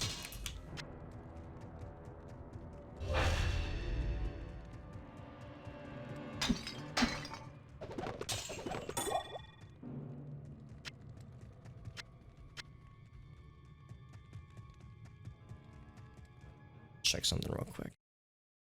I've got stuff set. Yeah, there we go. Being a tall, shy person going up. Oh yeah, yeah. Not even just the tallness, but also yeah, maybe not being one to, you know, maybe not be the center of attention. So yeah, like kind of having the tendency to maybe shy away a little bit. Yeah, I'm sure that like sometimes like physical discomfort is hopefully not super frequent, but it's probably something you're not haven't been a stranger to over the years, if I had to guess. Like a lot of internet computer users, I probably don't have the best posture. I try to be more mindful of it nowadays. In my younger years, obviously I didn't give a shit, but I try to be more mindful of it nowadays, especially for ergonomics. Make sure that I have like my setup is sufficient for. So I got stuck once again. It's happened so many times today. The third or fourth time, we just get stuck in animation lock. But yeah, no, I try to be more mindful of it. Just make sure that I've like got things set at an acceptable level so that I'm not have to like, you know, raise or lower my neck, be able to see the screen, that kind of stuff. Make sure I'm at like a 90-degree angle with my arms, my elbows, that kind of thing, so that way there's no, hopefully less likelihood of, what's it called, carpal tunnel, that kind of stuff. It's, yeah, there's just a lot to consider. Speaking of a lot, my goodness, there's so many fucking shamans. Holy shit, I've never seen so many shaman in one small little room before. Guys are everywhere, and they're keeping all their homies alive. Which is great for them and not great for me, since I am the anti-homie for these guys. Jesus. This was nutty.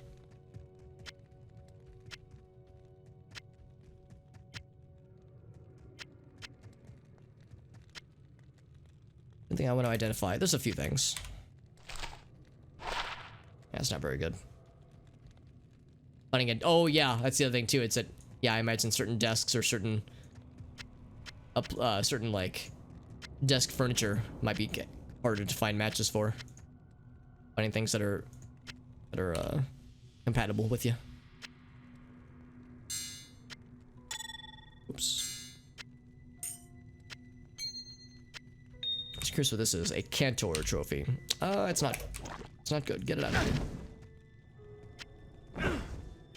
Just stand in the fire real quick. That's acceptable. L rune, sure.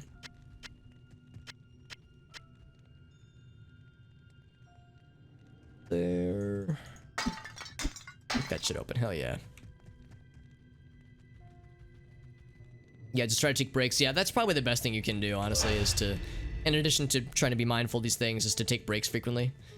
And I'm not always the best practitioner of this, you know. I don't always practice what I preach, but that probably is a good thing to help. Just because, like, I guess there's many benefits to that, like getting up and stretching, because yeah, it's good for like posture, refreshing. It's also probably good for just general blood circulation, you know, get things, make sure everything's flowing as it should. Blood clots, that kind of stuff can get really scary. I mean, there are people that, this is an extreme case, obviously, but of course there have been cases where, yeah, somebody was like, you know, sitting for hours and hours and hours on end, and they had a blood clot, and it caused, you know, huge health problems, or, you know, even worse. So usually are for more extreme cases, but still, it's scary. Also, Ogasso, good to see you, buddy. What's poppin'? We're actually talking about, like, when we have that good, like, oh, I just like popped my back in a satisfying way. So that's what's poppin'. Poppin' are having moments of popping joints in a satisfactory way, but also trying to be mindful of posture and positive health, ergonomics and such. And Zetnal, what's up, Mr. Zetnal? My goodness, that's very nice of you. How you doing, my dude? Zetnal, by the way, I don't mean to dox your personal information, but I think we might have a birthday boy in our midst. Do we know of any birthday boys? Zetnal, do you know of any lads who might have experienced a day of birthing? By the way, if I correct me if I've got my information wrong, Zetnal, by the way, but he's not drunk at all. Okay, that's good. That's a good sign. When can I meet you? I'm outside your door right now, actually. I know what you're thinking. You're thinking, Alex, your office doesn't look like the outside of my bedroom right now. This is actually just one very clever facade. So I'm actually outside your room right now.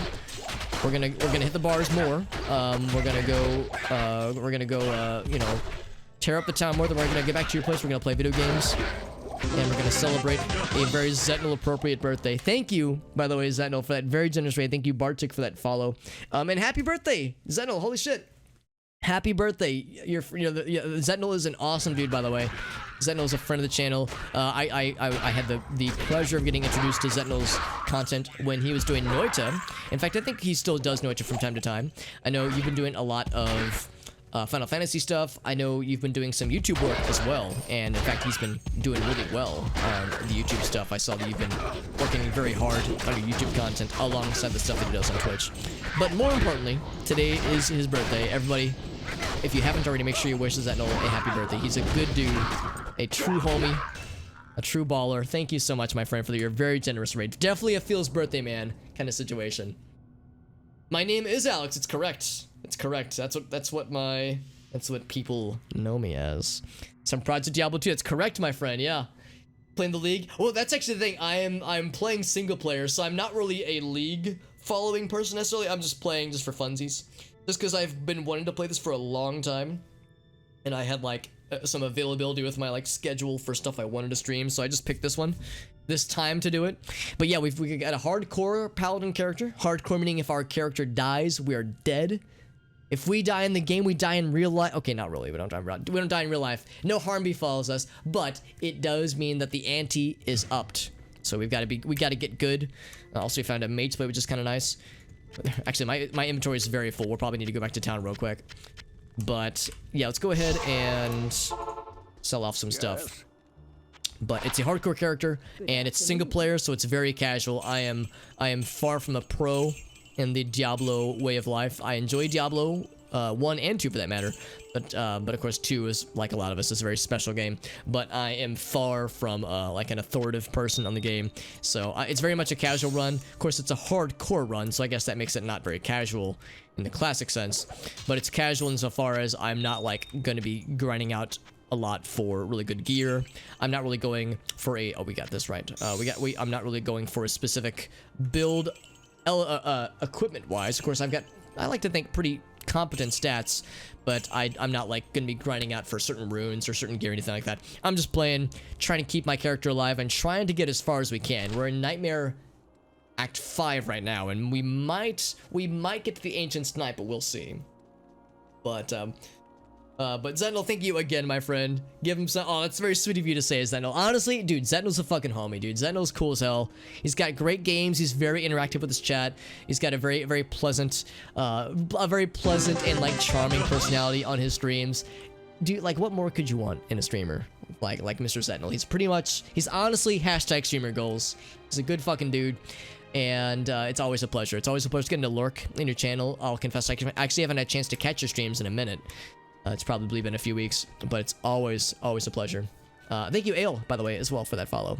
Yeah, make sure if you're not following Zetnal, make sure you do yourself a favor. If not for me, do it for him, because he's the birthday boy, and he deserves all the best.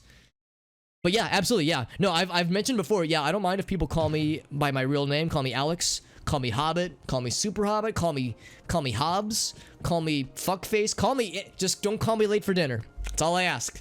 That's all I ask. But no, thank you very much, my friend. It's actually kind of nice. I kind of like it when people like know my first name. For those who are curious, my last name is Super Hobbit, Alex. So my full name is Alex Q Super Hobbit. The Q, my middle initial, that is also short for Super Hobbit. It's a weird situation, but you know, we just learned to accept it over the years.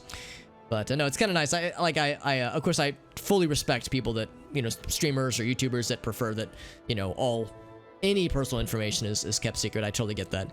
But it's like, I don't know, I like to think it makes it more like, where it's like more personable. It's like I'm a real human being. It's like I'm a real human and not just a well-crafted AI program to make it look like a human is on your screen right now. It's a good thing I'm definitely a real person and not a fake robot person, right? That's like a normal human person thing to say, right? That's not something that's like suspicious. Just making sure. Making sure I'm not, you know, outing myself as a robot secretly without knowing it. But you've played all the PD2 leagues? Yeah, no, admittedly, I've been a little bit late to get into the game. I'm really digging it, though. I've played a lot of Diablo 2 vanilla, Diablo 2 back in the day, and of course loved it. But like a lot of us, yeah, I had never really tried my hand at getting into. Also, this is a mess. As you can tell, I'm stacking up or stocking up on potions for the Ancients fight. I'm very scared of the Ancients, and you can't buy super potions, so I'm trying to stock up while I can. Because the Ancients, I'm very afraid of. Let's just, I don't know, there's not really much method to my madness right now. But no, I played a lot of vanilla back in the day, but I never played into mods. There's this one, there's Path of Diablo, there's a Diablo 2 randomizer, which might sound silly, the game is already random enough, but there's a randomizer that makes it even more random with the shit that can spawn. That's only one socket, so we'll just drop that one. What else dropped? There's something called, like, I'm trying to remember what it's called. It's like Diablo XL or Diablo XR or something. It adds like a bunch of new shit. It like adds like firearms, like muskets and blunderbusses, that kind of stuff. Completely new skills. It's like a full rewrite to the game practically to make it a very different kind of experience. So there's lots of mods for this game, but yeah, I'd never played any of them until now with PD2, and I'm really digging it. I like that they've rebalanced everything. Certain builds or weapons or skills that were considered unviable in the past are now viable, or at least more viable. So it's like, I like that certain things that we used to just kind of brush off are now, you know, at least up for consideration again. So I think it introduces more versatility or more variety in what you can see for doable builds. Like right now I have a charge Holy Freeze Paladin. I feel like Holy Freeze wasn't always great. It was pretty good, but not always great in vanilla. So it's like, this is kind of nice. So I like the variety there. So it's really nice. I like it a lot.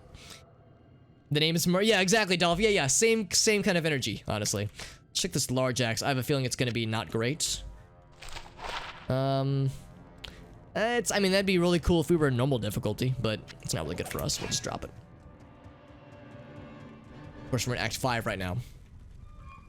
Probably made fun of. Yeah. Oh yeah, absolutely. For good reason too. For good reason. Median XL. Thank you, Ed Trooper. That's exactly it. Yeah, it changed like the whole game. It looks really cool. I've yet to play it, but I've heard it's really fun. I remember watching Mr. Llama play it. I'm a fan of Mr. Llama SC. He is a Diablo 2 speedrun, if you can believe it or not. There are multiple people actually that speedrun this game, which it sounds wild because it is, honestly. And yeah, he was trying out a few mods at one point. And of course, there's like smaller mods. There's Pluggy, which gives you an infinite stash with like multiple tabs, which is really nifty, especially for people that want to do more comprehensive runs. They're looking for making like really good equipment builds, or they want to do like a Holy Grail playthrough where they're trying to get every weapon in the game. Those kinds of things are obviously made more doable with Pluggy. There's mods that give you stackable, that make runes and gems stackable. This mod actually also has runes and gems stackable. I don't have any in my inventory right now where I can show it, but in my stash, I don't know if you would have seen it, but in my stash there definitely was some stuff where we had runes and gems that were stacked, and that's a great way to save on inventory space, because inventory and stash space is a very premium resource in this game, honestly. Yeah, Llama's great. Yeah, I haven't gotten to watch his stream in a couple weeks, but he's a really good streamer, and I saw that he recently went full-time streamer, and I'm actually shocked he didn't do it sooner, because he's had great views, like view counts for a while. He's been very popular. He's been featured in official Blizzard stuff, so like, you know, they're working with him a bunch. So it's like, the dude's a fucking baller, honestly. He's a really excellent streamer, and it's nice to see he's like succeeding so well, because he absolutely deserves it.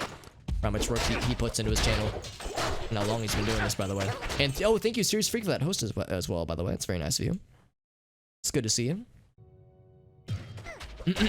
Yeah, Pluggy. Yeah, exactly. I guess, yeah, you wouldn't really use Pluggy for multiplayer. Probably same with stackable runes and gems. But yeah, for just here we go, flawless sapphire. There we go. I'm trying to find more of these things. Oh god, there's a lot of things. A lot of little flare friends that are running towards us. Yes, there we go. So you can see right here, it says it's stackable right there. You can swap between stackable and socketable mode. So if I put this in the stash by itself, we can swap back and forth between normal mode and stackable mode. So if we find another flawless topaz, we could stack it, which is nice. So it's a nice feature, and I like it a bunch. You know what else I like a bunch is you, dear viewer. Because thank you for being here. Thank you again to Mr. Zetnel for that very generous raid and sharing his happy birthdayness with us. This is very kind of you to stream on your birthday, hanging out with your cool viewers and sharing your viewers with me. It's very generous of you, my friend. Yeah, there's also ways to play multiplayer, obviously. Yeah, there's ways to do it. It's not quite as convenient as with, you know, setting up a lobby normally, but there's a few ways, obviously. Yeah, PD2. Yeah, it's pretty sweet, honestly. I'm really liking it. I'm curious about Diablo 2 Resurrected. I think I'll probably like this more than Resurrected, at least at first. But I'm curious to check it out. I probably won't get Resurrected at launch. I'll probably wait for the reviews to pour in, but I'll probably get it eventually, knowing me. If I know me, and I like to think I know me fairly well. Another Hell Rune, by the way. Nice. Hell yeah. To the Hell Rune. Yeah, we were actually talking earlier, like, would I ever go back to vanilla D2? And it's like, I don't know. There are things about this that I love a lot. About PD2 that I love a lot. There are some balanced things that I like, but might be slightly unbalanced. How, like, the splash damage for most melee weapons, like, I love it, but I recognize some might not love it. So, I don't know. I like it for now, but I might eventually feel that it's a bit much. So, but no, in most ways, I would say I prefer this to vanilla. So it's pretty sweet.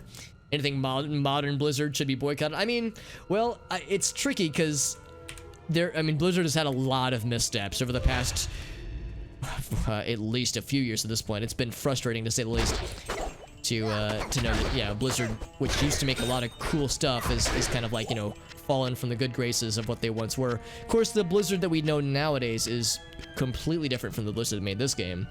I mean, really, the Blizzard that made this game stopped existing in like the mid 2000s because Blizzard North arguably was a very different company from Blizzard Prime. Blizzard North was like its own studio in a separate location with like their own leadership, so they obviously their overall, you know, the big suits they talked to at the end of the day were the same people as Blizzard Prime. But yeah, Blizzard North was like, you can almost see it as like a different company, like a completely different company. Impossible. Is that gonna sell for much? It might sell for a bit. We'll hang on to it for now. But even with that considered, yeah, it's like Blizzard has had a lot of missteps over the years for sure. Before they were bought up by Activision, yeah, the merge / buying out with Activision was definitely a thing that you know, that threw them into some weird territory. So I'm excited for Resurrected. I've like a lot of people, I'm a little bit skeptical because we all remember how Warcraft 3 Reforged Edition turned out. It was a mess, and everybody agrees.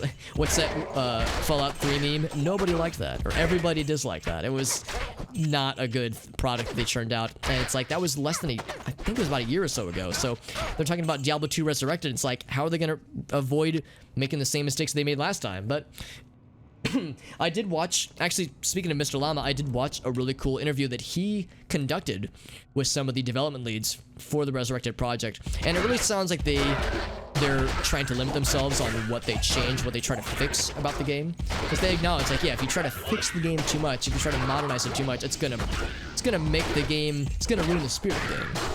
So it sounds like this particular dev team has the right idea. My understanding is that behind the scenes, they were going to give this project to the same dev team that did Warcraft 3 Reforged, but then they saw how bad it turned out, and they decided to give it to one of their A teams instead, as opposed to this contracted group. So my understanding is that they recognize they fucked up, and they're trying to improve things. So it's like, that gives me hope, but I'm still, like I said, I'm not going to buy it at launch because I'm still like, I'll be watching from the sidelines to see how it turns out.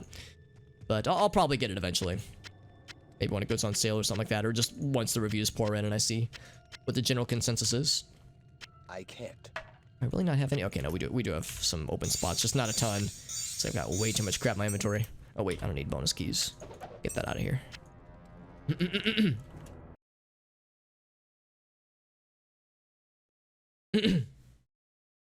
Project Diablo is good. Oh, that's cool. You've played it as well. That's awesome. Yeah. Have you ever streamed it, Sentinel? Because, you know, I'd be down to watch that shit. Come to Chile. Dude, you know I would, Sentinel. That'd be dope. Of course, you know, we're in a global pandemic right now, so international travel is a little bit tricky, but eventually that would be cool. I'll be honest, no, I didn't realize that you were still in Chile right now. I knew that you were from Chile, but I didn't realize that that's where you are right now. When the new season drops, probably fairly soon, probably in the next couple months, on like a 4 to 5 months. Yeah, it seems like it, because this is season 2 right now, and like Bardic pointed out, we're fairly late into season 2. I think they said that they've got like some closed betas coming out pretty soon for season 3, and dude, the devs for this project are fucking nutty because they're working on you're gonna laugh at this, and it's okay to laugh. They're working on a battle royale version of this game where like you spawn in with like an open area with golden chests, and you have to loot the chests and get good gear, and then after like 5 minutes, pacifism mode is disabled and people can fight each other. It's completely silly. 1 socket. If I could get a good 3 socket, we could make Duras, but I need to find a 3 socket armor that's really good. So yeah, like the devs for this game or for this mod are complete lunatics, and I love it because they're like mad scientists with they're crazy cool ideas, and I'm very excited to see what they do with it. In addition to the change they do for season 3, but like I love what they've done already, man. The devs for this could make any ridiculous idea and turn it into gold, as far as I'm concerned, honestly. Go hardcore, yeah, man. I respect it, man. I respect like going all in. Again, it took me a while to get around to playing this, but I'm really digging it. We're playing a hardcore character, but I'm playing it pretty slow, as you can tell. Looks pretty good stuff. Yeah, it's like cautious optimism is how I feel about it, Ed. When it's like I'm definitely not like super hyped for it, but I'm like, yeah, we'll see. I would imagine when it comes out, it'll probably be pretty good. If I know me, there will be things that I like about it. There will probably be things that I nitpick and that I'd like less. But overall, it'll probably be, yeah, it's all right. Like I'll probably feel okay about it, but it'll be hard to dethrone the classic, and it'll be hard to dethrone PD2 in particular, because this is really a special experience. Watch a lot of his speedruns. Yeah, he's a good speedrunner. He's just a good streamer in general, obviously. But yeah, his speedruns are impressive. He was one of the first people that I subbed 2 years ago, when I first followed him on Twitch. Back when he was doing like subscriber Sundays, I think, where he would do, or speedrun Sundays, I think was what it was called. I can't remember what it was called, but he would do a thing where he would open it up to doing community cooperative speedruns on Sundays with his subscribers. It was hardcore speedruns, so if you died, you just had to leave. But it was kind of fun where he would do that with his viewers, with his subscribers specifically. It was a lot of fun, and I did participate in one of them, which was kind of nice. I'm the kind of dude that usually prefers to watch, but it was kind of nice getting to watch it. And Tal Rasha's, we got part of Tal Rasha's set. Tal Rasha's is a good set, but it's not very good for barbarians. In fact, I can't even use this if I wanted to, so we'll just sell it. If I was in a multiplayer game, I would of course stash it to give to a sorceress character, but this is single player, so I can't really do much with Lidless Eye. That's pretty sweet though. It's a really good weapon, or a good piece of equipment rather. Just, yeah, how much you know about exactly, yeah, because I've played a lot of Diablo 2. I would say it's probably the game I've played the most throughout the years. There's never really been a single point in time where I've played this game uninterrupted for like months and months and months on end. I'm the kind of guy where I'll play it. Like when I first discovered it, I played a lot back in the day when I was a teenager, but nowadays it's like I'll play it maybe once a year, play like a character all the way through, and that pretty much scratches my itch. So just because I've played it in like for a few weeks or maybe a month at a time, for like once a year, maybe once every a few years or so, over the span of me being alive for 32 years, means that, yeah, I would say I've probably put more time into this game than anything, but I'm not an expert. I know a decent bit, but there's plenty I don't know, honestly. Going from start to full hell. Yeah, it's fucking wild, honestly. He does his Manverse streams stuff where he'll have like people will donate for challenges where he has to play with an oven mitt on his mouse hand, or he has to flip his mouse upside down, or he has to be blindfolded, or can't heal, or he has to drop a weapon. Just all the crazy shit he does to up the ante, honestly. But thank you, Ed, for joining in. I always appreciate you, my friend. Have a great night, Ed. Thank you for joining in on the raid, by the way. yeah, he's a very cool dude. Yeah, PD2 will always be good. Yeah, it'll make a bunch of money for sure. Will it die though? I mean, I guess that's the thing. I don't know like how much they would need to support it. I guess it would be nice if they were to like, add stuff to the game, but I'm not gonna get my hopes up. I would assume they'll probably keep it up with regards to like having the servers going, you know, for multiplayer stuff. Will they have ladders and like frequent updates? It'd be nice, but yeah, I'm not gonna get my hopes up. It would probably be the thing where well, for me personally, or rather for me selfishly, Resurrected, I wouldn't really touch online anyway. I'm the kind of guy where I don't really do a lot of online stuff anyway. So when I was in my younger, more wilder, more rambunctious years, I was more into the multiplayer stuff. But nowadays, I tend to prefer to play things on my own pace and just kind of chill. So if the multiplayer stuff is not great, I selfishly won't be that disappointed. But it would be nice if they had a more, like for others at least, it'd be nice if they had like a more living, kind of thriving online experience, but we'll see. Again, maybe I'm too what's the word? Too cynical, but I'm not getting my hopes up too much. But the good news is that this game isn't going, that PD2 isn't going away.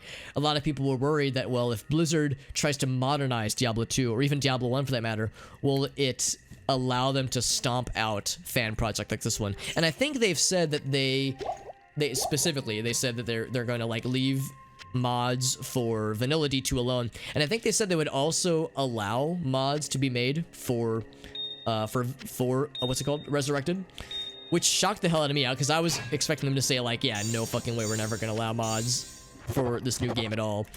I think they did say that they won't go out of the way to make it backwards compatible with you know, vanilla D2 mods. No, but I expect them to, because you know it's gonna be a very different game, obviously. But I'm hopeful that that's like a sign that they're not gonna try to squelch creativity and try to at least let it flourish, because that's one of the best ways to kill off a cool game or a cool community, at least, is to, you know, tell people that you can't, like, limit what people can do with the game after it's out and after it's, you know, especially for like single player mods, that kind of stuff. So we shall see. I think, is there anything else I wanted to check? We cleared out our inventory. So our inventory is getting very full. And very silly.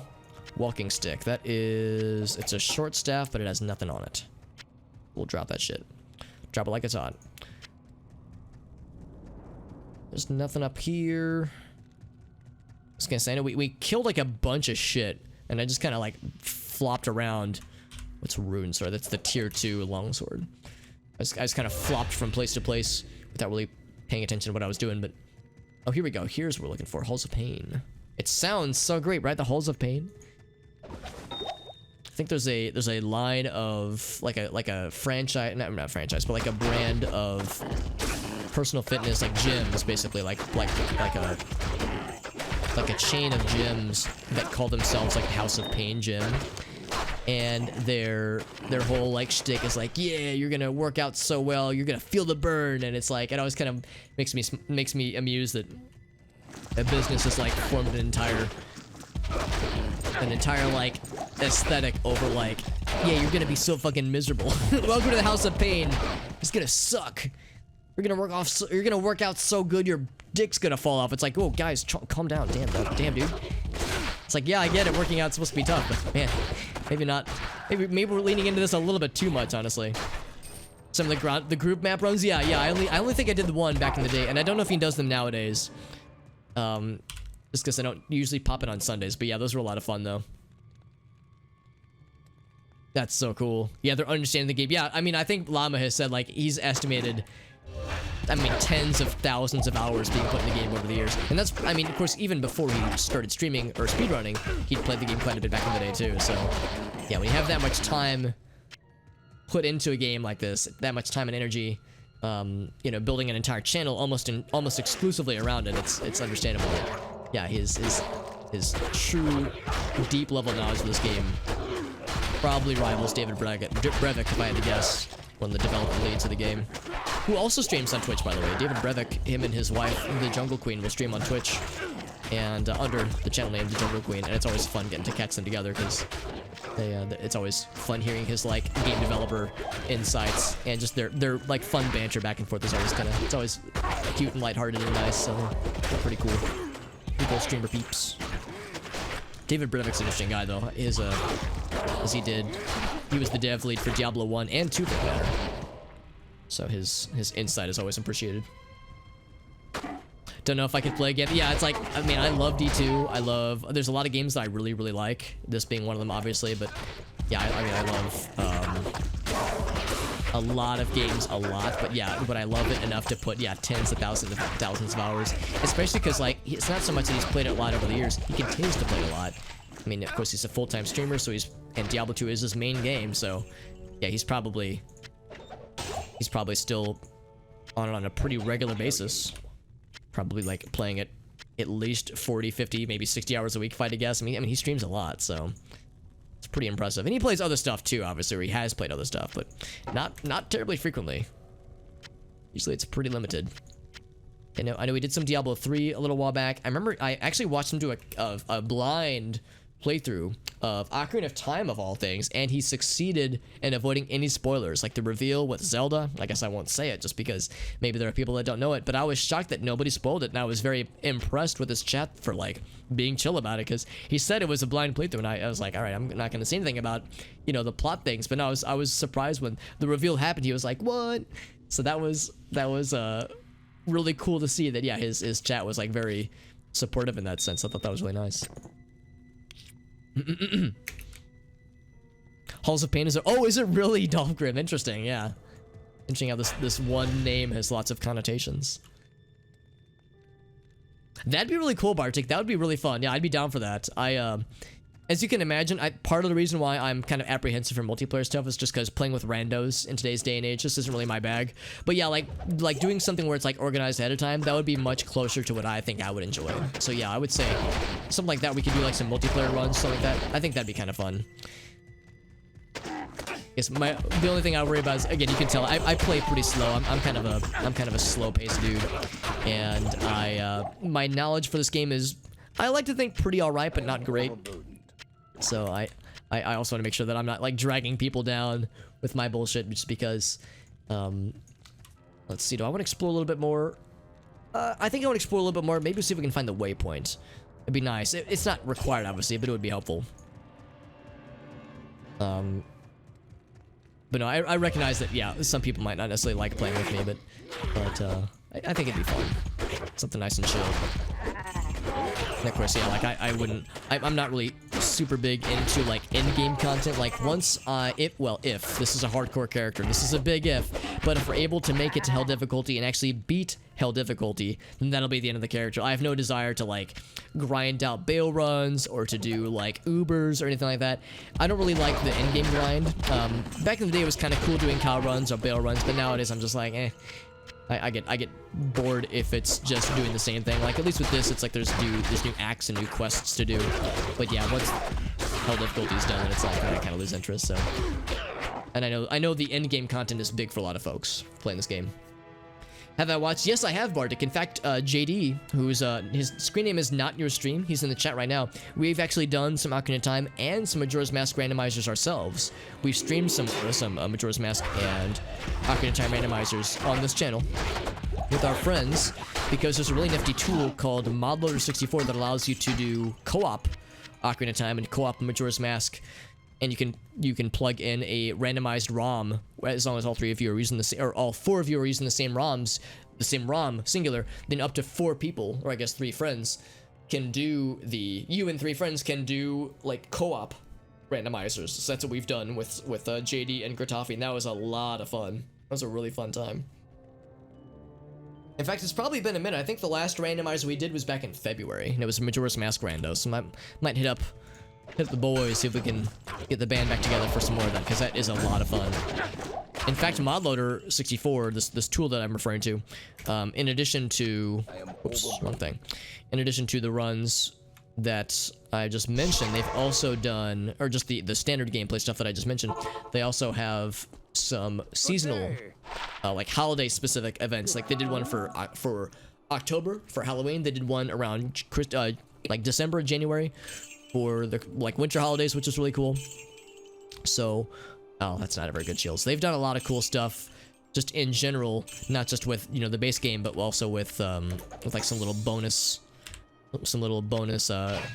funsy, like just for funsies holiday things they've done, which is nice too. So yeah, it's a really cool thing they got going. They got a really cool community, and the tool itself is very useful. It does bug out sometimes. We have had some crashes, you know, a few glitches, but for the most part, it's been pretty sick.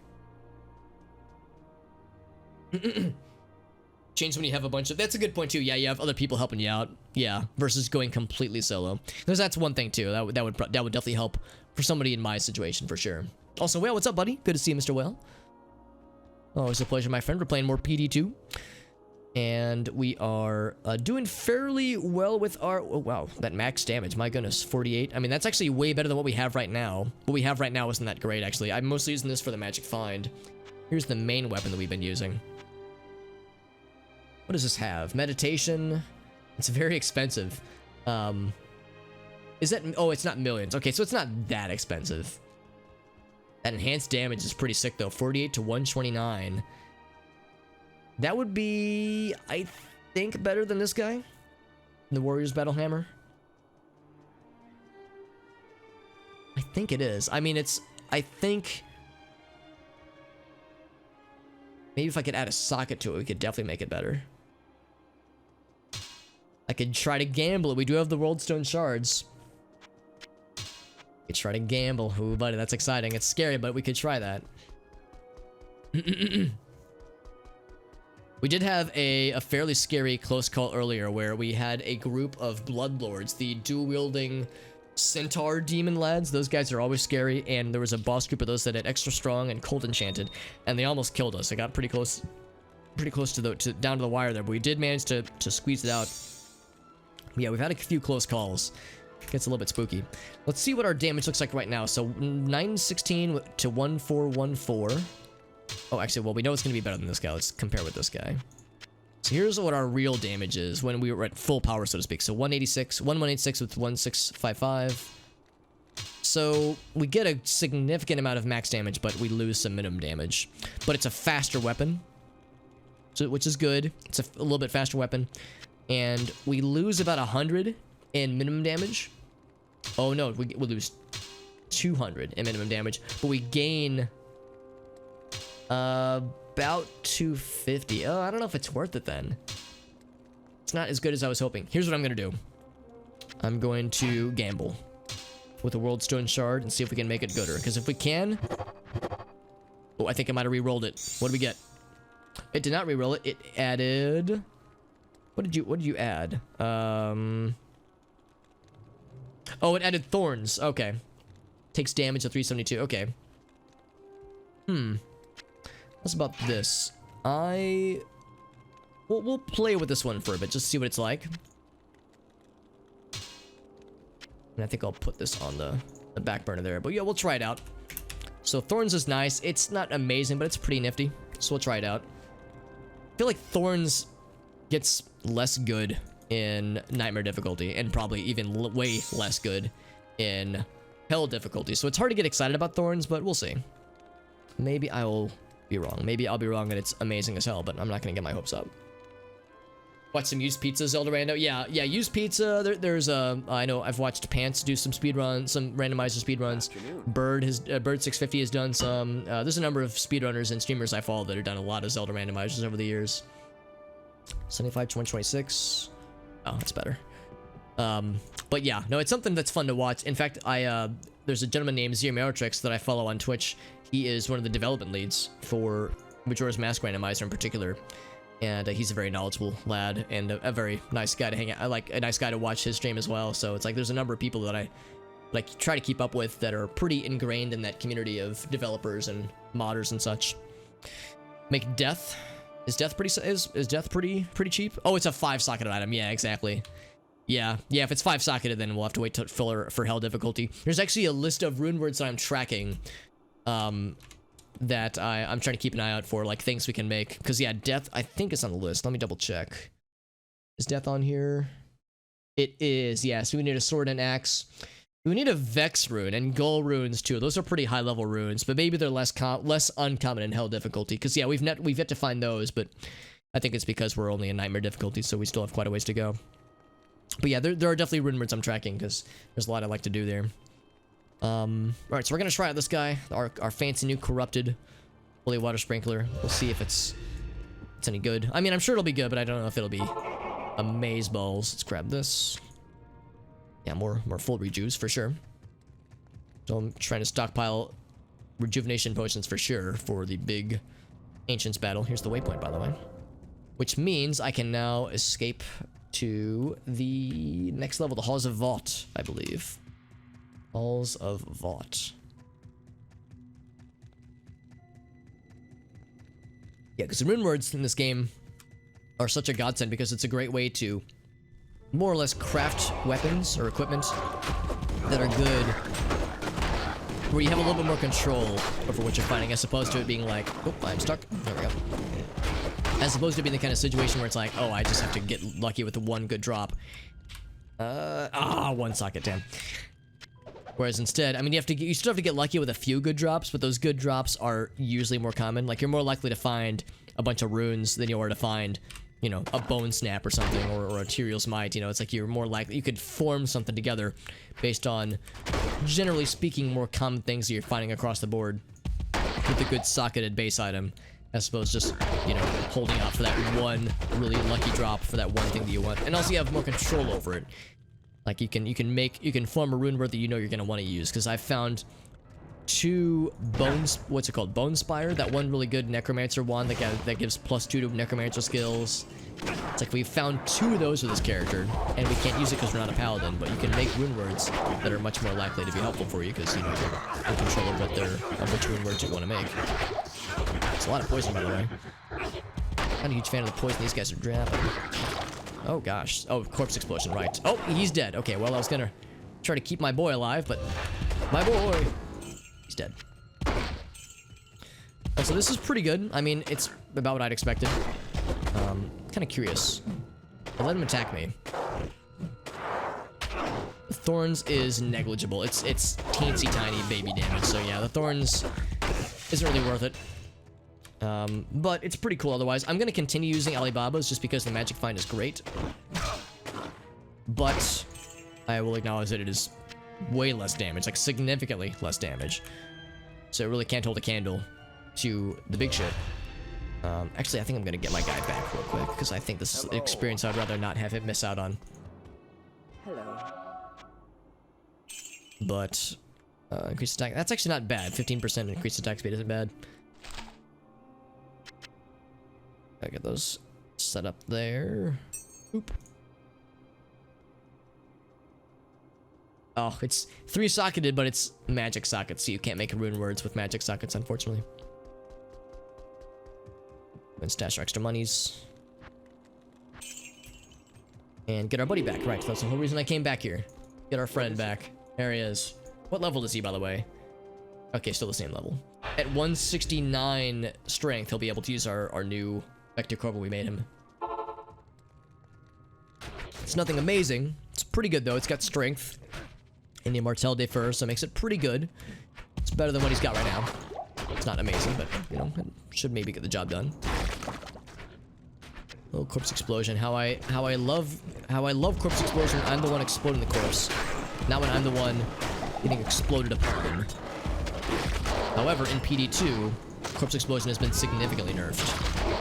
As in vanilla D2. Oh, I'm stuck. There we go.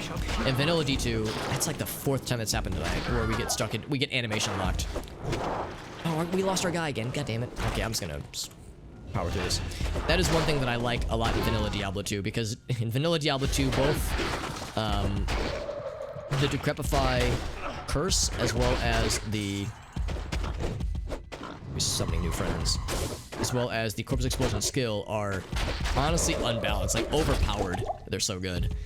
So I very selfishly miss the fact that those 2 skills I use when I'm a necromancer are way less good.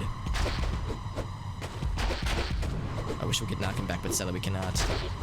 We got great defenses. I'm going to go to Vengeance, because I can't knock him back. At least with Vengeance I can just stand still and smack him a bunch. Well, great, now we're both cold. Now we're both miserable. I hope you're proud of yourself. Ouch. And he teleports. Ouch. I don't remember my shortcuts, my hotkeys. Got his ass. He's just an annoying fight. Neolithek is rarely scary. He's just frequently a pain. There's a lot of potions, though.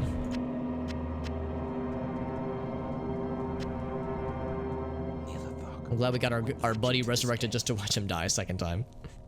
That's okay. He's okay. He tried his best. So I'll probably go ahead and get him back. Actually, no, we don't actually have to be here much longer, do we? Because we've already gotten... We got what we came here for. I might explore. I think there might be some extra chests in some of these other areas. But we don't really have to explore any further if we don't want to. We've got what we came here for. We go to the Crystalline Passage to proceed. Oh, right. See, so that's actually required in order to progress. I thought this was an optional quest, but I think it is actually technically required for accessing the Ariat Summit. Which, let's see. So it's midnight right now. Thereabouts. My time, at least. I'll keep going. I'm going to stream for another probably hour-ish. In that time, we might be able to get to the Ancients. We'll see. Again, I know I am kind of playing slow. It'd be nice to reach it tonight, though, just to put a finisher on this particular part of the game.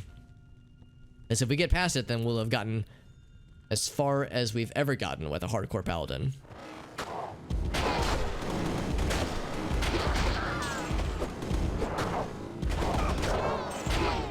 There we go. Whoop, whoop, whoop. Getting animation locked again. Yeah, it happens so often with charge. I'm grateful that we know the trick now. The trick is to use the W shortcut to switch your loadout quickly, and then switch back, so toggle and then toggle back. Because if you get animation locked and you're getting like hit by spells, it won't knock you out of it. So you could just, if you don't know how to get out of it, you could just get glitched and then die from it, which is really shitty. But thankfully we know some options to get around it. Ouch, I don't like that they shoot poison spears now. I like that less. That's a lot of poison damage. And I have really good poison resist. I have maxed out poison resist. It's still kicking the shit out of me. Actually, I could probably get rid of some of my resist charms now I think about it. Because we have a lot of charms right now that give resistances, but we don't need as many. Now that we got the thingy earlier that increases our... That gives us like a new, like a, what am I trying to say? Like, innate bonuses. I'm overburdened. Overburdened. Ouch. There we go. A perfect, oh, they dropped a perfect diamond. That's a interesting find. I didn't think they would drop perfect gems from encounters, so I thought flawless is as high as they go.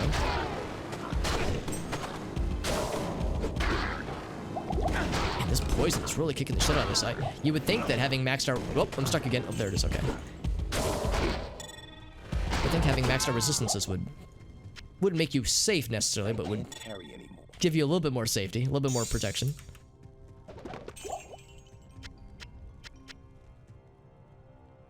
I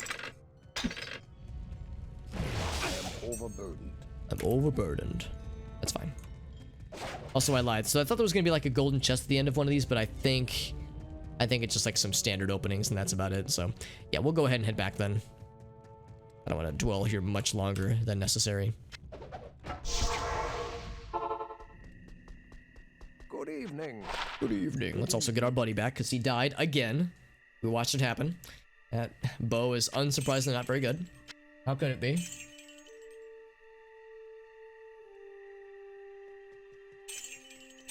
That guy.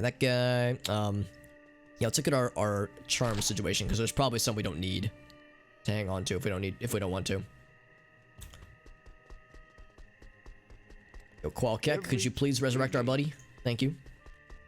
He died valiantly in combat. Also, I think we get a cool new shield from Anya. Oh wait, no, she already gave us a shield. Never mind. Yeah, so that's the thing where she can personalize a weapon or a piece of equipment for us, which is nifty. Yeah, so looking at this, so let's see. We have any that give resistances? Maybe we don't. Here we go, poison resist. We don't need this one.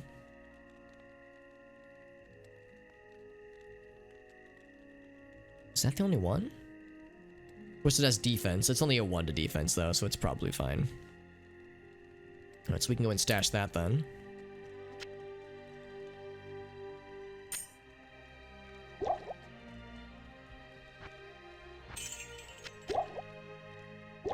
Just go ahead and put those directly in our belt.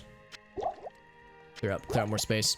What else? I want to put these in. We have, oh my god, we have six flawless emeralds. Also, I have too much crap in my cube still. Evening. Extra gold. Right, we're keeping a lot of these things too.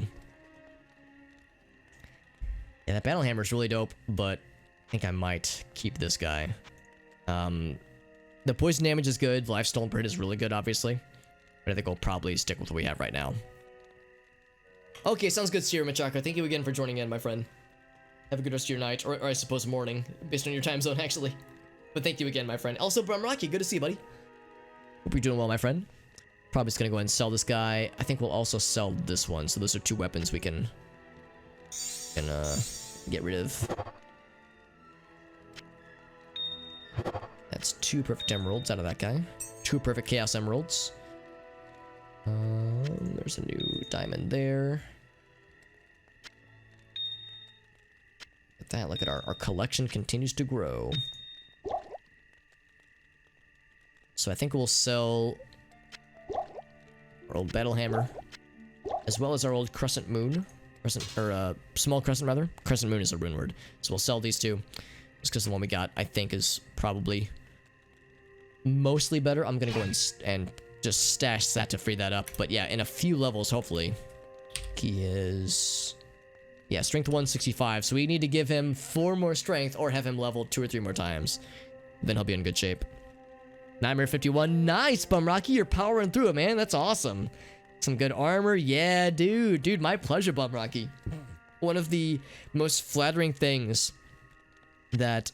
and it doesn't happen terribly often, but it's very flattering to me when somebody says, oh, I started playing this game because I saw you streaming it. It's like, dude, that's so freaking sweet. I appreciate hearing that because it makes me feel good as a streamer or content creator, what have you. And I'm glad to hear that you were able to. I was at least partly responsible for introducing you to a very fun thing, because of course, you know, I love this game, and I will sing its praise to the high heavens. So yeah, we'll sell those off. Those weapons did us well. They were very good. They were very good to us, but it's time to move on and make space for new ones. Damage is at 395. Very nice, Bumrocky. Yeah, dude, this game is one of those games where I can always come back to it. I can always come back to it. I can always have a fun time. I can't play it for like months and months on end. We were talking about some speedrunners that we know, that some of the other viewers and myself, speedrunners that we know of that play Diablo 2 speedruns primarily. That's like their main thing that they stream. And it's like, man, I can't imagine rather playing or even streaming a game like this that often for that long of a time uninterrupted, just because, you know, I need variety personally. But I can certainly respect it. And this is one of those games where it's like, yeah, if you leave me to my own devices, I will play it for an unhealthy amount of time, more likely than not. But it's like, it's not like I could play it and literally never get tired of it, but like I can always come back to it every so often. It's always so good. So let's see, let's get back to the hall, or not the hall, the Glacial Trail, because we need to find the Ancient's Way, and we need to emerge first, I think. Is it that entrance or that? I think it's that one down there. Oh, well. You guys just stood back up earlier. I think one of these 2 exits will be what we need. I guess we could check them both, but I think the one further south is what we're looking for. Still better than... oh yeah, agreed. I mean, I like Diablo 3. I'm not exactly one to shit on it, but oh yeah, I mean, by leaps and bounds, I prefer this game to Diablo 3. Truth be told, I'm kind of a weirdo. In a weird way, I stopped short of saying this, but I kind of come close to liking Diablo 1 the most. And I don't fully commit to that sentence. I'm... oh, there it is. Yeah, Crystalline Passage. Wait, is that what we want? No, we'd be going backwards if we hit that. We have to go... that one down there, I think. Diablo 1 is a much slower game, and it's less of a Diablo game than Diablo 2 is. Diablo 2 kind of solidified the genre. Drifter Cavern. Oh, maybe I'm wrong. Maybe that's... I think about this. Crystalline Passage. Is there another? Maybe there's another exit we haven't found. Oh, there's 3 of them. Oh, shit. Okay, so we came from... I can't remember. Here, let's do this, just because I don't think we've been down here yet. I can't remember how to get out of here, though. Because it's the Ancient's Way, but I can't remember how do you get to the Ancient's Way. Sorry, I'm getting caught up in myself here. So, Diablo 2 defined the genre, but Diablo 1 was a much slower game. And a much harder game. Like, way fucking harder game. But I love it. And I'm stuck. It's always so annoying getting stuck in place like that. Also, there's a succubus that's a boss, but I want to make sure we kill the boss when she's on solid ground, because otherwise we don't get the cool drops. Oh, I think he just killed her. Yeah, there it is. So no rejuves there. That's fine. There we go. So yeah, like I kind of like Diablo 1 for all the things that make it different from Diablo 2. So I would say, you know, when it comes to preferences, I almost like that one more, but they're just very different games. This game is much more fast-paced.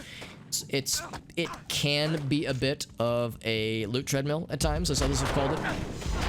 I know some people call Path of Exile a bit of a loot treadmill sometimes, where it's just kind of a grind. You know, it's like that's like the main end game is just, you know, getting better drops. I mean, that's kind of the gameplay loop. Diablo 1 though always feels like the end game was kind of limited, so it was kind of expected that you wouldn't play a character to level 99 or what have you.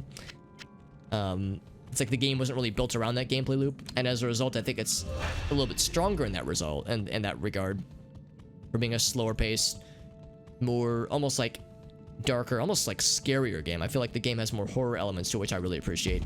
But the contrast is that that's not a game I can play for weeks on end the way that I can for this game. But when I do play Diablo 1, it's a little bit more compelling of an experience. So it's like, they're just very different games. And I would almost like to see more games take after Diablo 1 than Diablo 2, because there's a lot of Diablo likes out there that use Diablo 2 as a you know, a very obvious inspiration. That's great, and I love this game, but it's like I almost wish we could get some more D1 love, you know. But I don't blame developers or others for taking inspiration from D2. That's an incredible game. Never played. Yeah, exactly. And it was a less played game rather, I would say. It was instrumental in the genre for sure, but like it didn't have the staying power that D2 does. And for good reason. I mean, D2 is an easier game to play. It's easier to get into. D1 is clunky, and it's kind of archaic and kind of unbalanced. So it's like, as much as I love it, I don't want to make it sound like it's like the ultimate experience, because it really isn't. Diablo 2 is the better made game in a lot of ways. But I kind of like its like experiment. As an experiment, it was almost like they were just throwing shit at the wall to see what would stick. And then with Diablo 2, they were like, okay, we've refined it further, and we're gonna like stick with what we want to do. But Diablo 1, like, there were some ideas there that I don't know. Maybe I'm just a sucker for nostalgia, but I'm really impressed whenever I go back and play it. I actually came close when I was deciding I was gonna stream some Project Diablo 2. I came close at the last minute and saying, I don't know, I've never actually done a rogue playthrough in D1. We could do some Diablo 1, and I didn't go for it, but I came kind of close to being like, might do something different. But now we stuck with Project Diablo 2 because I talked about it before, and I was definitely excited to try it out. And I'm glad that I did, because this is still a lot of fun. But yeah, I would say the next time I do a Diablo thing, it'll probably be Diablo 1 on stream, that is. We've played Diablo 1 before. We did a Sorcerer playthrough a few years ago, and that was a lot of fun. But yeah, it's a game I want to do more with. And there's actually a lot of mods for Diablo 1 as well, so there's, you know, potential content to grab there as well, which I'm looking forward to. But yeah, like I said, a lot of it, I will admit, is nostalgia. I'm nostalgic for the game, because I played Diablo 1 quite a bit when I was a kid. Not like a young kid, but like, you know, when I was like a teenager. So that's at least part of why I kind of wax poetic about the game from time to time, just because it's what it meant to me. But I just think about like how it kind of pushed the genre forward. Same mod scene. Yeah, it's a good question, Irasi. Also good to see Irasi. The run is going pretty well. We did have one close call earlier. We had a pile of Moon Lord dudes, those dual-wielding centaur guys that almost killed us. So that got a little scary, but otherwise we're hanging in there. And I think we'll be able to get to the ancients. Oh, a 4-socketed ancient armor. That's pretty nice. We'll definitely hang on to that. we'll definitely be able to make it to the Ancients, I think. I shouldn't be too confident, but I think we'll be able to make it there. It's a question of will we be able to survive it, because you remember, Irasi, what happened last time. Last time with our Hardcore Paladin attempt back in 2018. We all remember how that went down. That Fire Enchanted Madawak got us, or Madauk got us really good. Anyway, yeah, I would say, yeah, I don't know if it's quite as thriving. I know that I know of at least a few mods for D1 that are apparently quite good. There's no Project Diablo 1 or nothing quite to the scale, I don't think. But I do know that there are some mods for Diablo 1 that make it, I guess you would call it like a full conversion mod that really change up the game in a lot of ways, for better or for worse. Some that make the game incredibly hard, and Diablo 1 is already a pretty tough game. So, I know there's some pretty gnarly ones. Feels Diablo main, for sure. For sure. But nothing was happening. Oh no, yeah, it's like, why is it not going? Why is it not working? The Necromancer one, that was last year. Necromancer run was last year, and the Paladin Hardcore run attempt was 2018. I'm gonna go this way to see if this is the one that we want. I don't think that it is, though. Maybe it is. Crystalline Passage. I can't remember if I'm going the right way or the wrong way. One of these, I think this is the wrong, I think this is the way we want to go. I think Glacial Trail is correct. And then what's up this way? So down there was an optional dungeon. Is up here the correct direction? Let's go fast. Yeah, I would say, I was thinking about this earlier. If our Hardcore Paladin would have died in normal difficulty or would have died earlier in Nightmare difficulty, I probably would have gone ahead and made a new character and like began a new run. But I think we've made it far enough where this will have scratched my Diablo itch, and then we'll probably start the next thing, which will probably be Rimworld, once this character is either done, or if... Here we go, yeah, we found it. Once this character is done, either meaning we die, or if we complete Hell difficulty. I'm not gonna get my hopes up, but I would like to make it to Hell difficulty at least. I think this will have scratched my itch, but like I said, Diablo 2 is a game I can always come back to, so I would say this will probably be a thing I stream once or maybe once every year or two. Right, you know, we'll do a hardcore character, especially like now that we have Project Diablo 2, and it's being worked on, it's being developed, there's more seasons and more enhancements being developed and more rebalancing being done. I would say we'll probably see this like come up again from time to time, and we'll do different classes, we'll do different kinds of builds. Like I said, next time I do this will probably be a sorceress, but then after that maybe an Amazon, because I've never really done a legit Amazon, at least not very far at least. So I'd be curious to see how Amazon is different from Project Diablo versus vanilla Diablo 2. So there's a lot that I have in my head of things that I want to do. I have a large list of things I want to stream and things that I want to like stream more of. And I mentioned Rimworld. I mean, Rimworld's a big one because that'll be, I think once this is done, that'll be what we pivot to next, and it's going to be a huge project because I got like a crazy amount of mods that I want to use with that playthrough. When we did our Rimworld playthrough last year, almost exactly a year ago, we had used no mods at all. It was completely vanilla, and it was awesome, and it was so much fun. One of my favorite things I've ever streamed ever. And to say that I'm excited for a new season, quote unquote, of Rimworld, to say that I'm, excited is an understatement. And I've cobbled together a gigantic list of mods. I might have gone overboard with it, honestly, but I'm very excited about it. Probably close to, I think, over 100 mods for that, and that's going to be completely silly. And I'm going to be very stupid about it, because I have decided that I'm going to, like, expect failure a couple times. What we're going to do is we're going to do at least a few attempts in Rimworld where we start up a new colony, and we see how long we can last with random colonists and a random starting location. So if it throws us into the Arctic Circle or into the jungle with 3 colonists that can't fight, then we'll fucking do it and try to see how far we can go. We'll probably, and with Randy Random, so, as a storyteller, so expect probably a few failures, at least at first. And then after a certain point, I will either rando into a sustainable situation, or I will, like, manually choose settings that are more sustainable. But we'll definitely fuck around a little bit. We'll fuck around and find out a little bit. So yeah, to say that I'm excited is a grotesque underrepresentation how erect I am. Okay, maybe not that, but yeah, just how excited I am for it.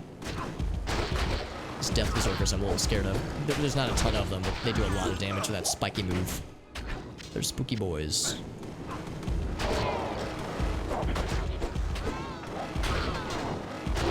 Star Snarl. Like that name. Very good. Necromancer on Diablo 2, yeah. Paladin's so fun, though. Paladin's my second favorite, but Necro's my first. Yeah, Paladin's great. Oh, that's right, yeah, there was the Paladin in... Or I guess it was the... What was he called in Diablo 3? He was kind of a Paladin. He was something else, though. He was, Oh, man, I can't remember. What's up, Corey? Good to see you, bud.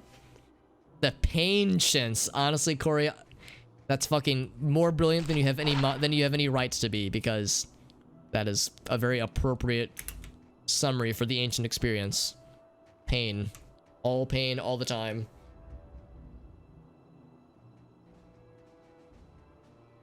Yeah, I think the Frozen Tundra will lead us to the Ancient's way. I think that's how it's gonna go. How to do hardcore? Yeah, the only reason I'm doing hardcore is just because I like to think I know the game pretty well from playing the game a lot over the years. But yeah, there's no way I would have done this without having a lot of experience under our belt with playing vanilla D2 over the years. Of course, this is my first Project Diablo experience, so we came close to death a couple times already. One of the scariest being Bloodraven normal difficulty of all things. The fact that Bloodraven was so scary just still blows my mind. More full rejuice, by the way, very good. So yeah, I don't blame anybody for choosing non-hardcore. I guess we would call it softcore. I certainly wouldn't want to like make it sound like, oh, you have to play hardcore, because it's like, no, you really don't. It's not at all required for full enjoyment. It's a good challenge, but yeah, it's not something that it's not like that's like the only way. Not like I would be like, oh, that's the real way to experience it. It's a different experience for sure. It hits different, as we say in the industry. Crusader, there it is. Thank you, Rocky. Yeah. And I don't know if there's going to be a Paladin-like class for Diablo 4. It wouldn't shock me if there were to be. I know they've announced the Druid, as well as I think some kind of Ranger, and I think some kind of Barbarian. I think they announced a 4th class, but I can't remember what the 4th class was. There's probably been more, honestly. I haven't really been keeping up with Diablo 4 news. Mostly because I'm not super excited about Diablo 4. I think it'll be good, but I'm not like big hype for it. I'm like small hype. Like I bet it'll be neat, but I bet it'll be more Diablo 3, which I'm not opposed to, but I'm not like can't wait for it. You know, I'm like, yeah, it'll be all right. Crusader's neglected. Yeah, well, I mean, Crusader was from the expansion, right? So I guess that's probably part of it. For people that played Diablo 3 when it first launched, they probably played with, Witch Doctor or Demon Hunter, some of those.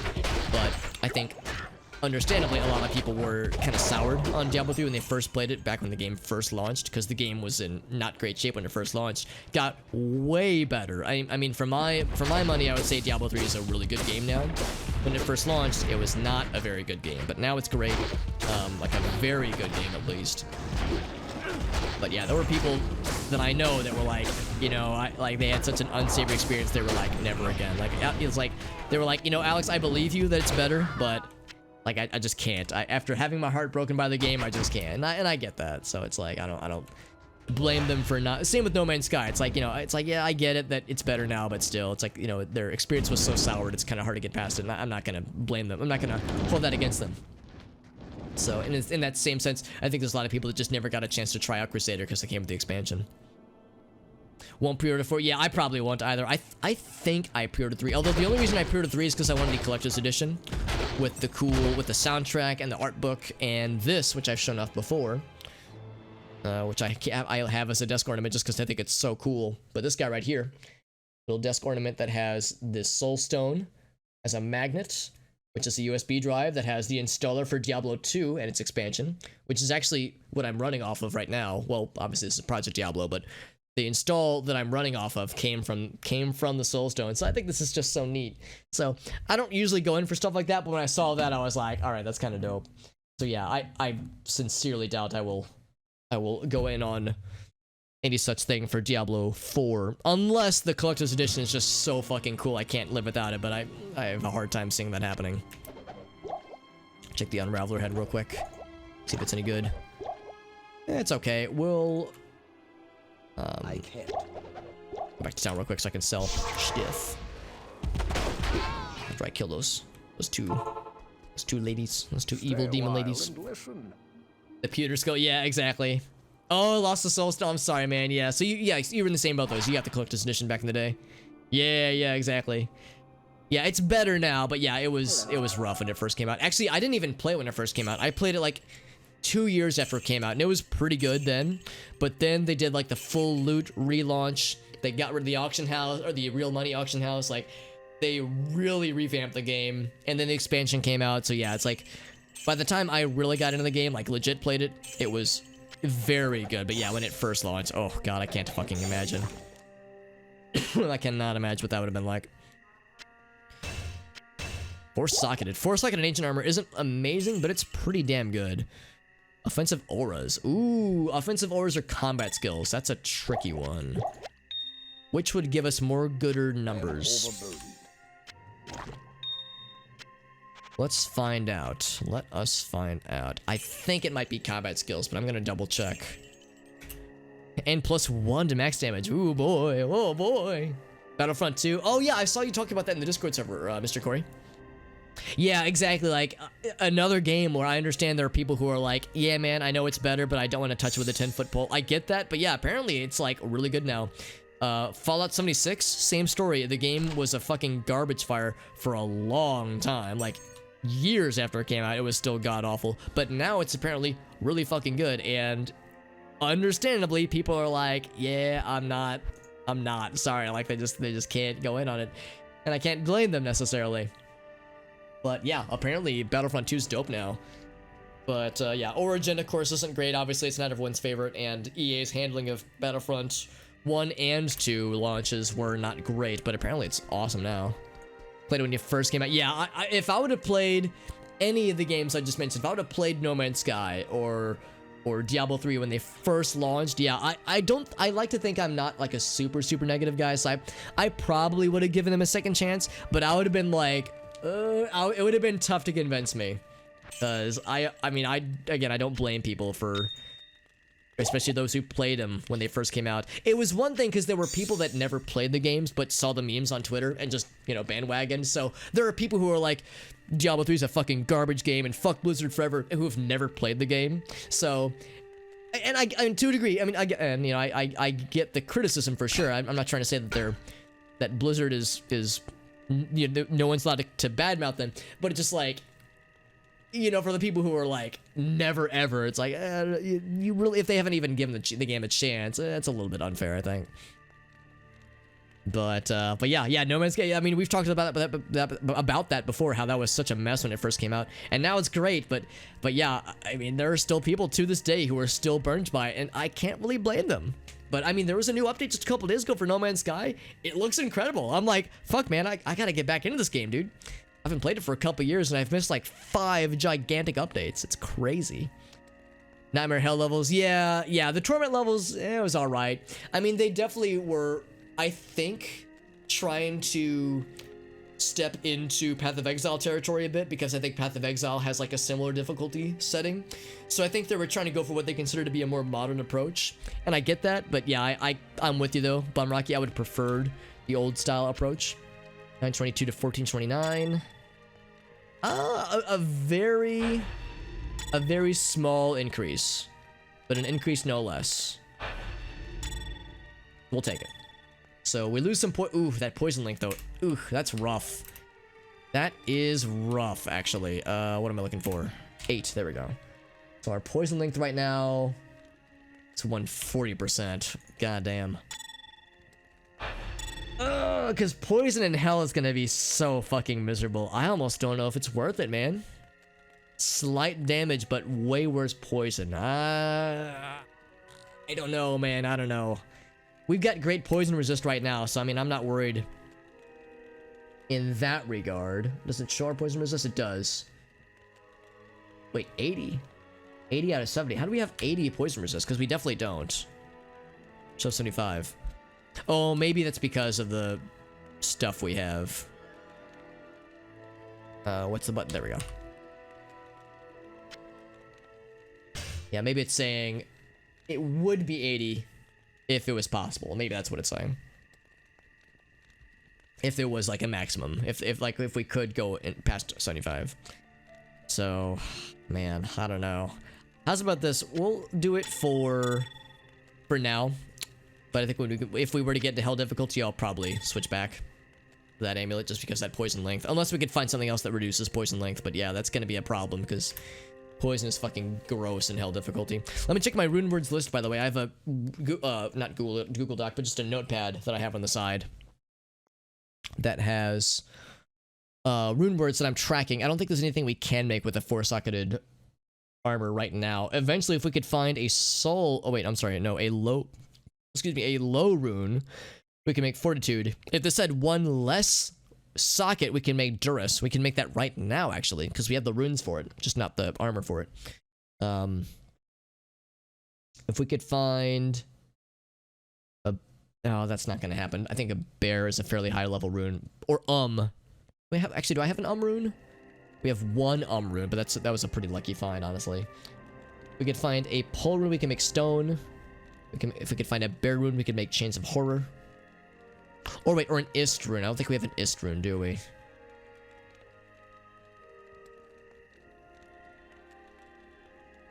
We do not have an ist rune. So there's several that we are missing. But that is pretty cool, though. So we'll keep that for now. Actually, what I might do is just stash this guy, so get creative here. Because we could do some cool stuff with that. Otherwise, yeah, I like how my inventory is getting so full of potions because I'm so fucking fearful of the ancients.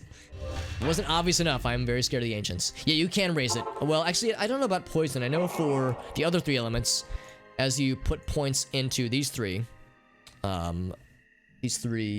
skills, the maximum resist goes up 1 per 2 base levels, which is nice. We don't have one of those for poison. I know that there is equipment, rune words, and or rare equipment that does increase max poison resist. So there are ways to do it, but it's less convenient for paladins than how it would normally be.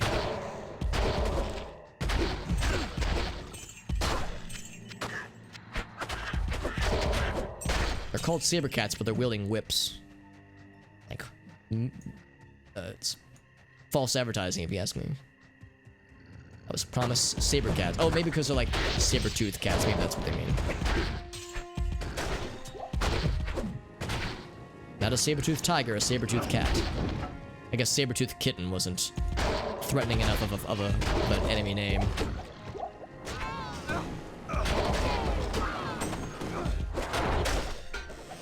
Cursing us, but I don't know what this curse is doing. I think it's... Oh, it's lowering our defense by a huge margin. Damn, that defense going down is...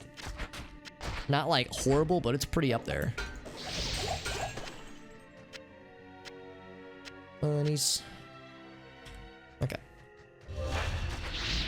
Looks like I just is going up to walls and smacking them with reckless abandon.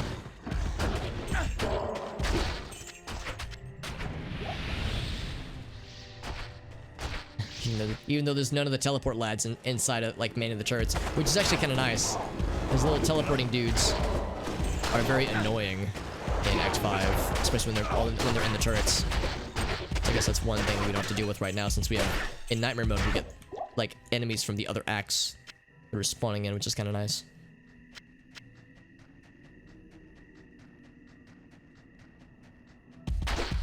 I don't think the catapults can fire backwards, but I always feel implored to kill them whenever we see them.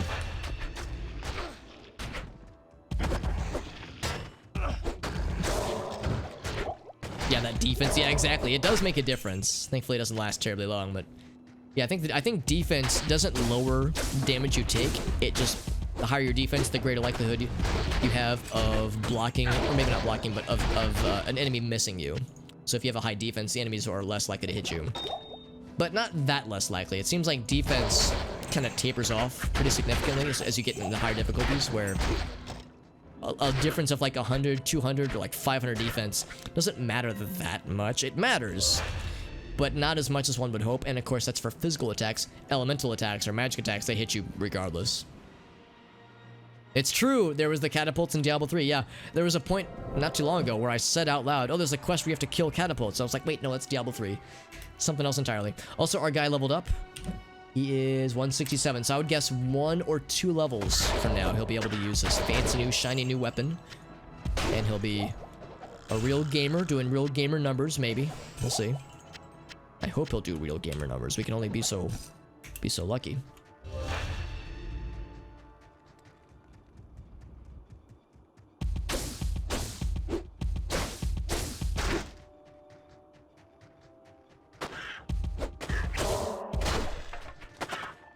Spear. If I just click past the enemies and I don't actually attack them, I just click to walk past them mindlessly. You think I'll have better mouse control after, you know, playing video games for most of my life, but or yeah, you bring it up like a doofus. Is an ith rune, not an ist rune. It's one letter off from what we need. But again, we also need bear runes, and I don't think either ist or bear can even spawn in every difficulty. So a lot of rune words you can't even get until hell difficulty. Or you can't form at least yourself. Oops, wrong button. Wrong person rather.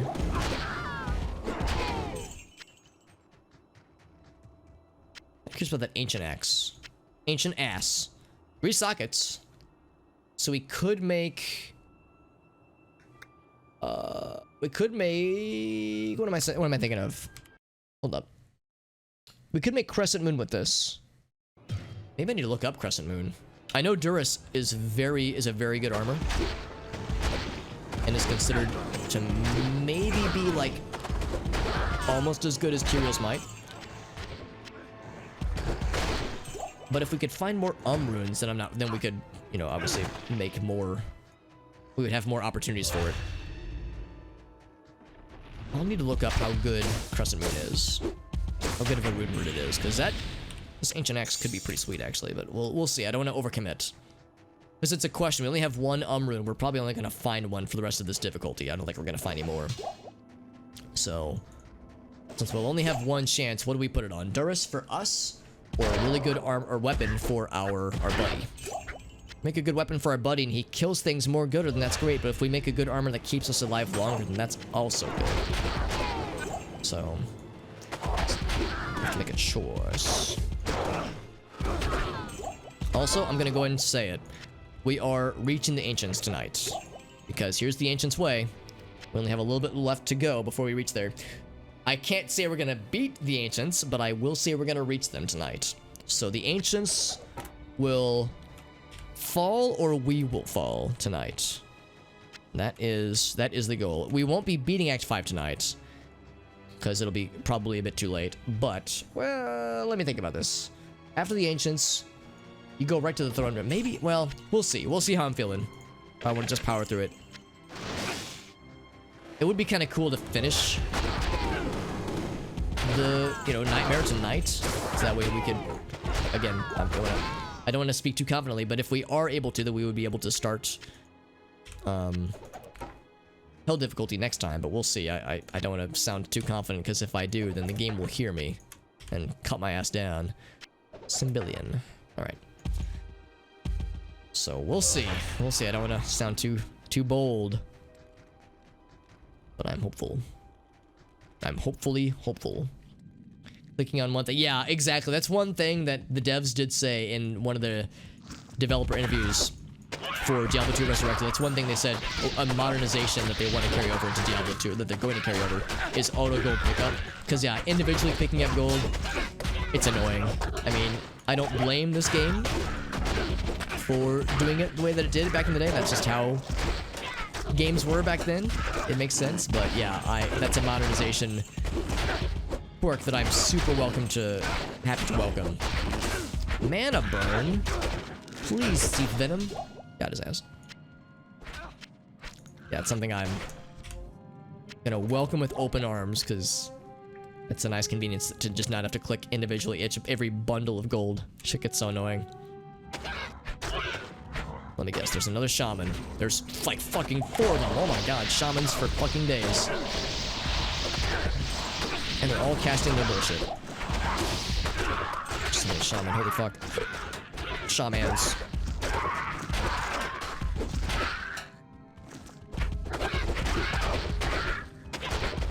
And we're not even done yet, there's some more down here. God damn. Lots of shaman friends. 21 to life, that's okay, we'll just sell it.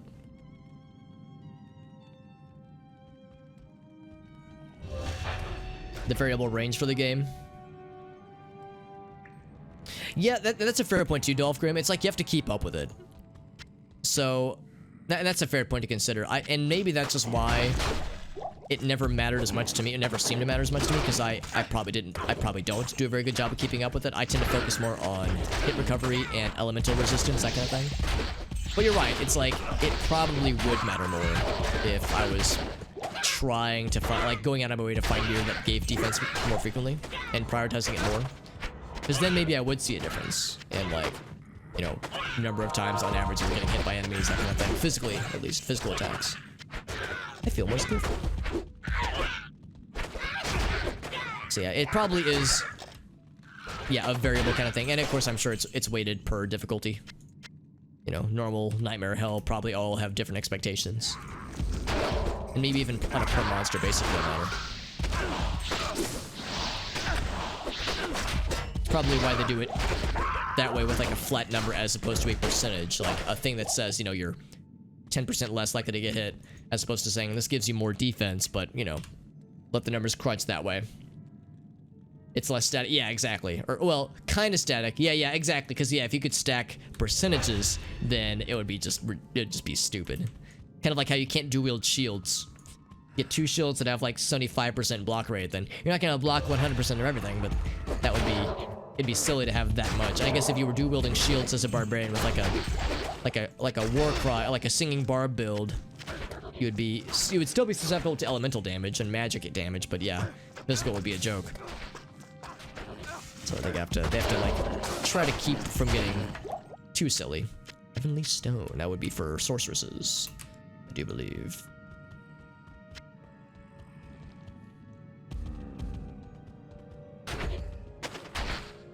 Math, it's very involved, it is, yeah, especially for this game. Math and statistics and probability. A lot of that kind of stuff. Just tracking your numbers. Wrath Flame, that's a cool name. I'm very stuck. There we go.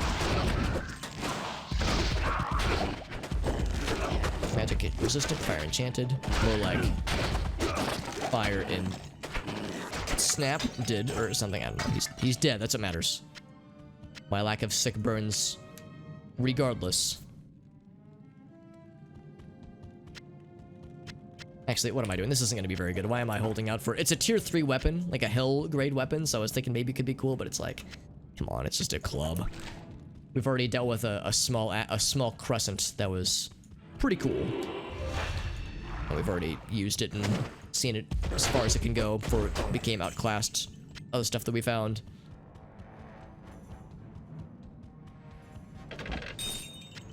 Let's topaz.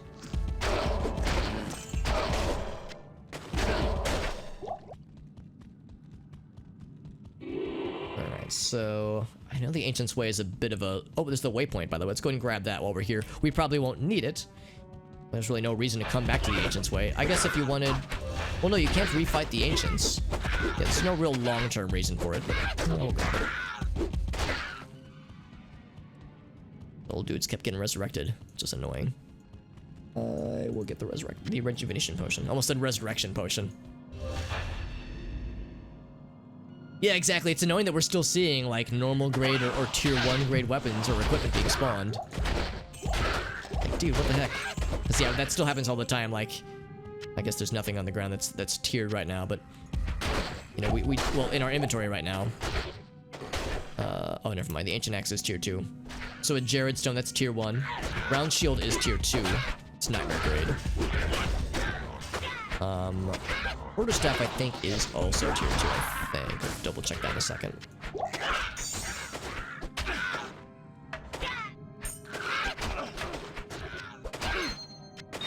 I know they hit me, it's alright.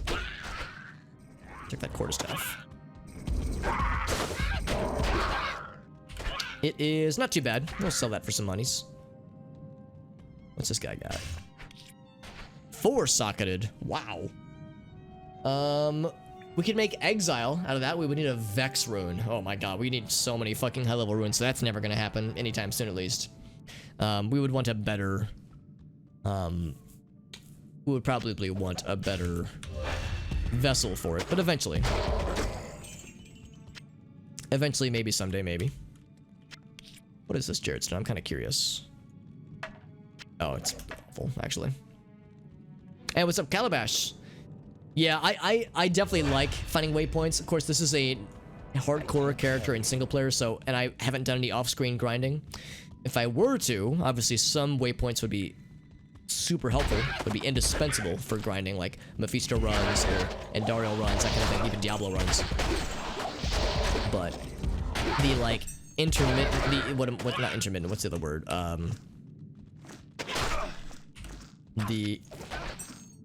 The waypoints that you find in between the major encounters aren't quite as useful, but they can be very helpful. But yeah, for single players, it's not quite as worthwhile necessarily, but it's still a nice thing to strive for. It's nice to find whenever we can. It's like a free portal back home if we want it. Lightning enchanted, and I think spectral hit. Oh, they just always do poison. Okay. Or full rejuice and a diamond. I'll grab that. It's good to see you, by the way, Calabash. Yeah, it's usually going to be a tier 1. Yeah, definitely in Nightmare, definitely in Hell difficulty for sure. You'll still see it. It's always a bummer, especially when you're gambling, because when you're gambling, it's like, oh, come on, man, I'm holding out for the good shit, but you will rarely find the good shit, it seems. Like, we're still seeing studded leather armor. Studded leather was a thing in fucking, you know, normal Act 1. It's like, guys, what are we even doing here? This is silly. Visor. It is awful. Get it out of my sight. There's an experience shrine. I'm gonna hold off on picking that up yet because we're gonna take the waypoint. Ouch. Oh god, this is a lot of dudes. A lot of boys.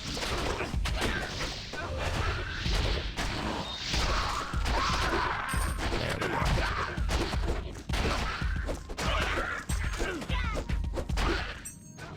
go. Much better.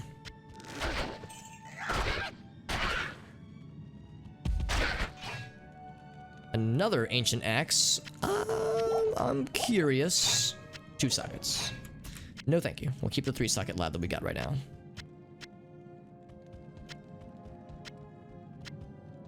My inventory is completely filled right now. Completely filled, at least. Skipping the waypoint, that makes farming worse. Well, yeah. Yeah, exactly. Like, those aren't quite as big of a deal, but yeah. This one is more just a convenience. We found every single one, though, on this act, which is kind of nice, though. Not required, but it's nice. Multiple people? Yeah, exactly. Like, I enjoy looking back fondly on my days of multiplayer, but I can't really say that I miss those days, necessarily. There are certain things about multiplayer that were a lot of fun, but other things that were maybe slightly less fun. Especially, like, people that were, like, clearly hacking the game or, like, you know, using like, bot accounts. Like, that kind of stuff was kind of lame sometimes. It's not even some, it's most of it. Yeah, it is, honestly. You're not wrong. It's a sometimes frustrating percentage. Like how I have so many potions because I'm clearly very afraid of ancient friends. 2 of those. That there. Just on the ground real quick so I can sell the rest of these. Like, there's this lad. That's pretty cool. If I was a sorceress, I would think that's neat. But I'm not, so I don't. Any cool weapons that I can't live without? Not particularly. That's pretty good. 60 to 96. 243% enhanced damage. That's pretty impressive.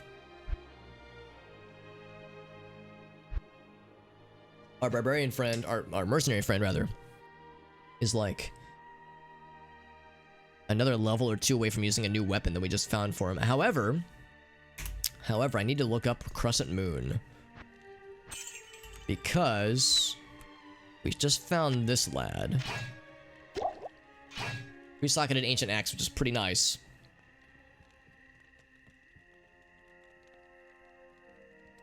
He's already dead by the... Yeah, exactly. Yeah, that'll happen too.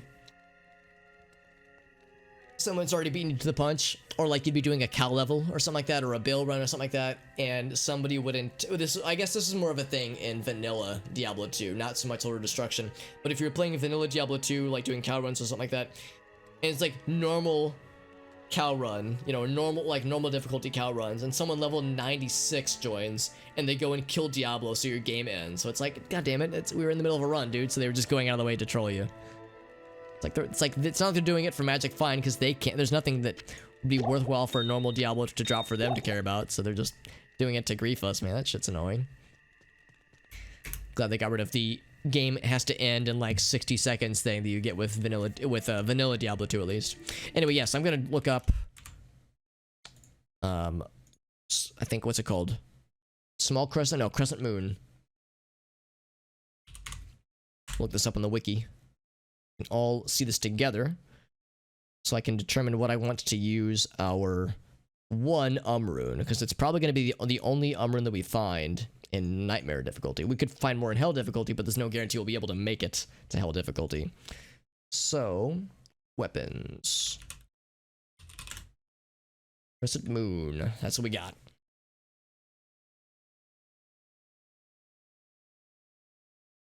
Yeah, exactly. Yeah, I mean, of course, Bone Snap was an incredible weapon in Vanilla D2.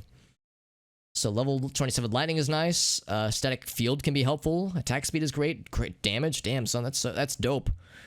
Lightning resistance goes down. Open wounds. Ignores defense. Magic absorb. Well, a magic absorption would help for a mercenary. But yeah, that's really fucking cool. Obviously, they wouldn't be able to use Summon Spirit Wolf because it would be putting it on a mercenary. That's pretty good. I mean, the enhanced damage alone makes it pretty sick. Wouldn't work on boss. No, I wouldn't expect it to work on bosses, and probably not the ancients either, but that's still pretty helpful. So however, it was also recommended, I think, Calabash, you're the one who recommended that Durus is a really good rune word for, here we go, for chests. For armor. Because we only have one rune. The problem is I can't find a good 3-socket armor. I keep finding 4-socket armors that are incredible, or 2 sockets, but we haven't found a good 3-socket armor. It's got good resistances. Yeah, this would be really nice. Open wound and crushing blow. God damn, that's sick. And enhanced damage. Damn, son. 40% fast rate recovery. Man, as much as I want to give our barbarian a cool weapon, I can't get rid of it. I can't get rid of the pass up this opportunity. If I could just find a good, even a halfway decent 3-socket armor, I would go for it. But I can't. The best I found was Gothic armor with 130 defense. That's not enough. I require more. We found an ornate plate earlier that I have sitting in my inventory right now. That is 4 sockets, and you best believe I got so excited. So that's what we're sitting on right now for our mercenary friend. Yeah, so it's better than Chio's. It's still pretty good. Could I just grind? I mean, I guess we could just grind for it, but I'm very opposed to... Oh, in fact, I have an extra one of these. I'm pretty opposed to doing that, at least on stream. Maybe I would grind off stream for it, but... I don't know. It's like, my interest in the game does take a fairly significant downturn when there's the question of, like... when it comes to the topic of, yeah, like, grinding off stream for stuff. Also, we can put more potions over here, just temporarily, at least, to free up more space. Obviously, for the ancients, my inventory will be entirely full of healing, and maybe some mana potions, but healing and rejuve potions for sure. And I'd like to get to it tonight, but we'll see. We'll see. It would be probably in my best interest to try to find something like that. I'm just gonna go ahead and get rid of this guy. Unless, do I have any other rune words that I could make for a 3-socketed axe? We cannot make black for axes. Black does not work for axes. We cannot make King's Grace. We could make Malice, but it would not be a good idea. We cannot make Venom. We don't have Mal. No Crescent Moon for us. We can find a... Oh, wait, never mind. That's not for axes. We can't make Lawbringer for axes. Yeah, so can't do anything with that. We'll just sell it. Let's get rid of it.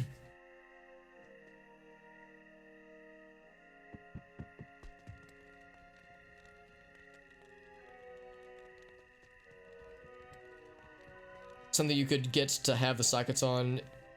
Oh, the socket quest. I've actually never used the socket quest before. How many sockets does it put into the thing that you select for it? Because that's the Larzak thing, right? Yeah, add sockets. Does it say how many sockets, or is it random? And also, is it magic sockets or like rune wordable sockets? A cow level. Oh yeah, that's what led to the cow level in Diablo 2. Yeah, because if you click the cow in Diablo 1, he goes like, "Yep, that's a cow, all right."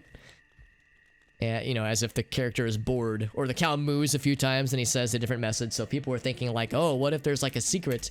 And it turned into this whole urban legend. Yeah, that whole thing. And even in Diablo 2, there's the gem in the chat, and you click it, and it says gem activated. It's like, what does it do though? The developers and David Brevik to this day have yet to say what it does. The answer is probably nothing, but it could do something. Oh, buddy. It's as many as it can have. Interesting. Well, that's a problem though, because I need 3 sockets. Oh, you're saying though, yeah, if we could find it on like, if we could get like, I don't know, like a holy water sprinkler, you can have a maximum of 3. I see what you're saying, yeah.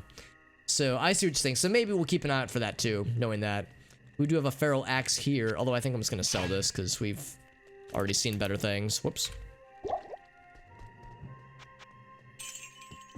Same kind of thing, actually, where we're seeing really good axes. Put some potions back here as well. We have more space. So yeah, that's a good point, Calabash. Thank you for pointing that out. I hadn't even thought about that because I had assumed it was magic sockets because I've never actually used the reward before. Or if I have, I've forgotten what it looks like. But that would be really helpful. Oh, right. Waypoint. Yeah, if they're, as long as they're non-magic runes, then it's fine. Or sockets, rather. As long as the item is non-magic. Yeah, so if it's like if it's just a white piece of equipment, or I guess a weapon or piece of armor or something, then it's fine. Should be fine. Back in the day, it was 1 socket. Oh, okay. I wonder if it's different in PD2 then. I guess I can always look it up too, for that matter. There's a warhammer. I didn't mean to pick up the warhammer. Because I wouldn't use it for a warhammer. Even I don't think that it can. Actually, I think maces or hammers aren't allowed. That particular rune word, I could be wrong. Oh, I want to go back and grab the experience shrine, or I forget.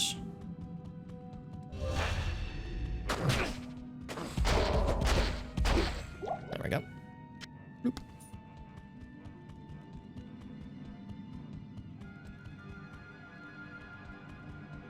And boop, there we go. Got the experience shrine. Are you experienced?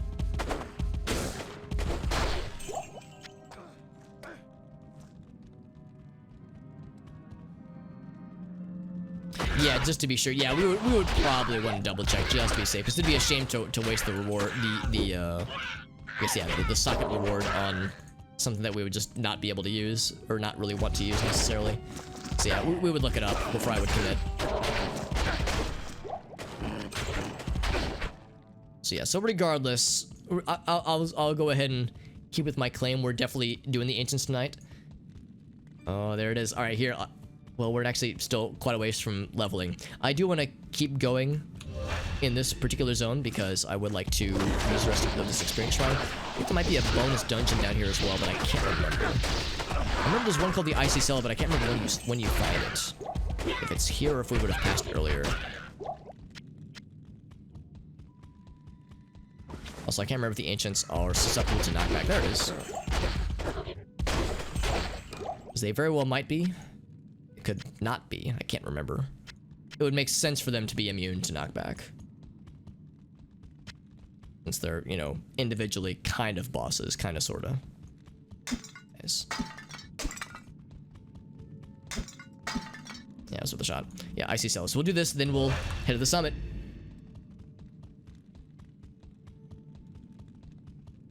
Yeah, we would just want to we would want to look it up to make sure, just to be safe. So yeah, I don't think any of us really know for sure, since PD2 is unfamiliar territory. Here, we'll double up. We can have both experience and no cold, although we already have maxed out cold resist, so cold resist shrines don't really do much for us. Maybe it helps us stave off the slowdown effect better though. It might have other benefits. Like less frozen duration maybe. I can't. Throw axe, I'm kind of curious how many sockets. Or, there's probably still not much we could do with that, but that's neat. We like pump it full of gems to give it elemental damage, but that's about it. Yeah, every single one has a bunch. Yeah, I think you're right. I think every single one has something. They're not always amazing, but sometimes they can be fun. Just to see what else is down here. Some extra monster killings. Shouts to getting cursed while also having a shrine effect. In vanilla D2, if you were cursed with the shrine effect active, you would lose it. So it was like that. That was a single slot in your inventory. Oh, a fancy lance, by the way. Fancy pants, fancy lance. Yeah, it's like you could. Yeah, that slot could only be occupied by a shrine effect or by a curse. So one would override the other, which is annoying. I know for the ladder pros out there, they would go into Act 1, find an experience shrine, and then shotgun through a Baal run to get maximum experience. But if you find something that's cursed, that can overwrite your shrine, or shrine effect rather, and it was awful. Granted, I never was that hardcore about it, but I observed people that care deeply about that level of gameplay in this game. The knockback one, yeah, exactly. That would actually help us a lot. I wish he would use that move. Ouch. Alright, so I see a lot of things. What is a coronet? Oh, it's the tier 2 or maybe tier 3 circlet. Everything else, I don't really think I care too much about. I would like to pick up the monies, but there's so much crap here, I actually can't see the monies. Also, it's interesting how these golden chests still give standard potions. So you still get like regular mana, regular healing potions. It's like, guys, come on. Why are we still being shown this kind of nonsense? Okay. Fanaticism. That's actually weird to put on enemies that I don't know if they have melee attacks. They might, but I know them mostly for their ranged attacks. I think I accidentally drank 2 potions earlier. Quarter stave.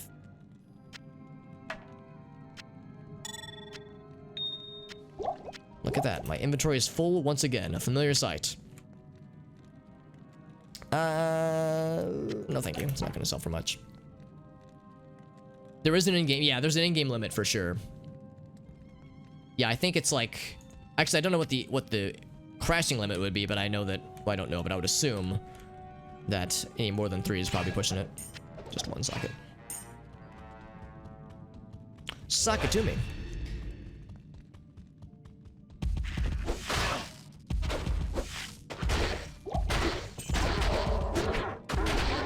As you can tell, delaying the inevitable. But we will have to face our destiny eventually. I'm not going to bother picking. Oh, actually, we have space for the belt. I'm just not going to get my hopes up. It's a vanilla belt. How could it possibly be good? Watch this belt have plus 69 to all paladin skill levels. I know that's literally impossible, but what if this belt has amazing stats? You know, we can identify it right fucking now. It would have been great for normal difficulty. It's about how I expected it to go.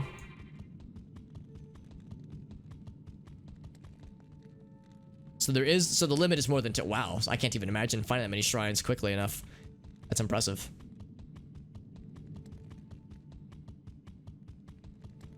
Alright. Alright, friends, you already know what it is. I'm not gonna click it yet. Gotta do some prep work first, but... Good afternoon. The moment of reckoning is upon us. Oh, I didn't identify. This is do or die time, friends. This is where men become men and women are also women. I don't know what I'm saying, but yeah, time to get. It's gonna be one man enters and either 3-man exit or 1-man exits. 1 man enters the zone of 4 men. Yeah, it kind of falls apart if you try to make it too dramatic sounding. I think we have a better orbital resistances amulet. I'm gonna double check before I commit to such things. Also, as you can imagine, we're gonna use our actual weapon, not this Blade of Alibaba Scooty Puff Jr. weapon. I'm talking this Holy Scepter 1 to fucking, or 48 to 129 Scooty Puff's senior bad guy spanking device. All right, I wanted to double check the amulets. We have an amulet that is +7. Okay, that's literally slightly better. All buffs and oh, okay. So yeah, shrine effects, curses, yeah, just various buffs and debuffs. I gotcha. Good to know. All right, so here's the lance. It's nice. It's just okay. Orane is just so-so. Here's this guy that'll sell for a bit. That's all right too. Any cool things? No. I'm kind of curious how close our lad is to leveling. Although I'm not expecting our mercenary to make it very long. He will probably die within a handful of seconds, I would guess. Maybe he'll make it a bit though. We'll try to keep him alive, but no guarantees. Soul rune in there. Get that guy there. Oop. As you can tell, this is getting a little bit full here. So, all the potions all the time. Now, actually, we have more potions than we can carry. So I'm gonna have to just get rid of some of these, probably. Guess I could keep them in our inventory. All right, we also want... Do we care about poison length? We might. They might have spectral hit. So we'll switch back to that guy for that shit. There we go. There we go. Black for crushing blow. I think I got rid of black because the weapon, the damage differential was too low. Weren't we seeing that black was, or crushing blow wasn't as good for bosses though?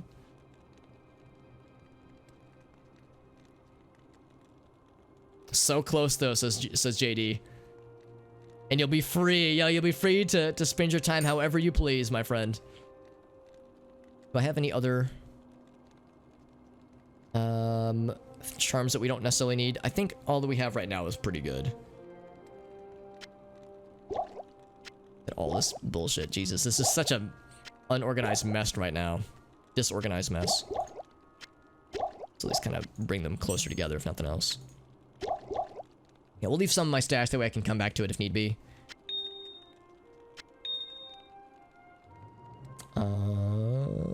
Yeah, so how far is our dude? He's another 1.5 million experience away, so he's got a ways to go. Like fighting game community stuff and some of the like key people, the key figures and players, and updates throughout the days, throughout the years rather. You know, just some of that stuff. I know a little bit about that, but yeah, I have some friends who are like literally the only games they play are fighting games, and they're always super excited to talk games with me, but they're always disappointed over and over again when they realize that like I don't really like fighting games. It's like, yeah, Alex, you should play BlazBlue with us. You should play Skullgirls with us. It's like, guys, I don't really like fighting games. It's like, what? It's a conversation that happens like about once a year for a particular group of like 2 or 3 friends, and they love it. Like I'm not trying to like make it sound like I'm shitting on it. It's just not my bag necessarily. So it's like, I wish I was. All right, so I don't think there's anything else really we want to switch out for. We've got maximum resistances, so we don't have to worry about that. Yeah, we're probably... I don't think Flea works on bosses. On the Ancients, for that matter. He's still out there sometimes? Really? Oh, interesting. Yeah. Oh, I see what you're saying. Yeah, he's still trying to bait it. Getting ultra parried. I mean, it was a pretty impressive moment, as I understand it, and nobody really expected it, so I bet the dude that he won against, whoever, I don't know who the winner was, who the loser was, but I bet the person who lost that match was probably like, wow, that was impressive. I don't think he got like, well, he got dunked on. I think it was like, damn, the other guy was just really fucking good. That's the video, yeah. Understandably, yeah. And like, yeah, I've watched like a breakdown about that scene, and like you could see that he was the guy who won. Again, I don't know shit about this, but the guy who won, insert guy who won's name here, knew what Chun-Li was going to do, and he like was trying to space himself accordingly for it, and he was gonna try because he knew that the parry was his best shot, and he was just gonna fucking YOLO it. But yeah, it's like it was a conscious decision on his part. There's other like, yeah, like I'm guessing it's I'm not like I said I'm not gonna watch it necessarily because we just watched another video, but I'm guessing that that's like another kind of like a breakdown for it. Alter the heavens, yeah. So I think there's really nothing else we need to do. Of course, we're Holy Shield. Click this shit. We are the spirits. Here we go, baby. Fuck you, Corlic. Aura Enchanted, you're a Holy Shield motherfucker. Oh, they got Mana Burn. That's the opposite of good. Unsurprisingly, they are immune to knockback. Man, that Mana Burn is awful. You know what? That Mana Burn is so bad, I'm gonna respawn. That Mana Burn is gonna fuck my day up so bad. I'm gonna go back and buy a filler potion. So I need to be... That's one thing. I need to be, like, ruthless about making sure that I give myself... That if we get a configuration that's shitty, to just restart the fight. Because if you portal, it'll restart the fight. So it's gotta be one shot. Alright, so no Mana Burn, please. Spectral hit. Stone Skin extra fast, that's fine. Whoa, and we get a raid! Yo, Bitterpill, what's up, bud? Thank you for that raid, my friend. I'm playing some D2, trying to keep my my buddy alive, or hireling rather. It's probably not gonna go well. This is a hardcore PD2 run attempt. Of course, this is a paladin, and this is probably all very obvious information. I probably don't need to say this out loud, but I'm saying it. And it's a little scary because I've actually never gotten past the ancients with a hardcore paladin in Nightmare before. But I believe that I am doing my darndest. Do I believe it's gonna win? Well, let's not get too ahead of myself. Yeah, I'm mostly a charge paladin, although I might switch off to Vengeance in a bit, because since these guys are mostly standing still,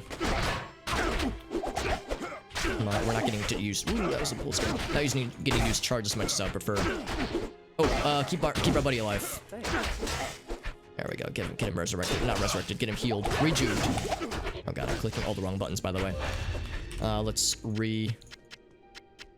apply some stuff. There we go. Let's actually focus Corlic. That way we can go mono a mono with this guy. That way Emoon can go crazy against that little lad. Thank you, Bitter Pill, for that very nice raid, though. What were you streaming on this fine day? Oh god. Oh, that's bad. Okay.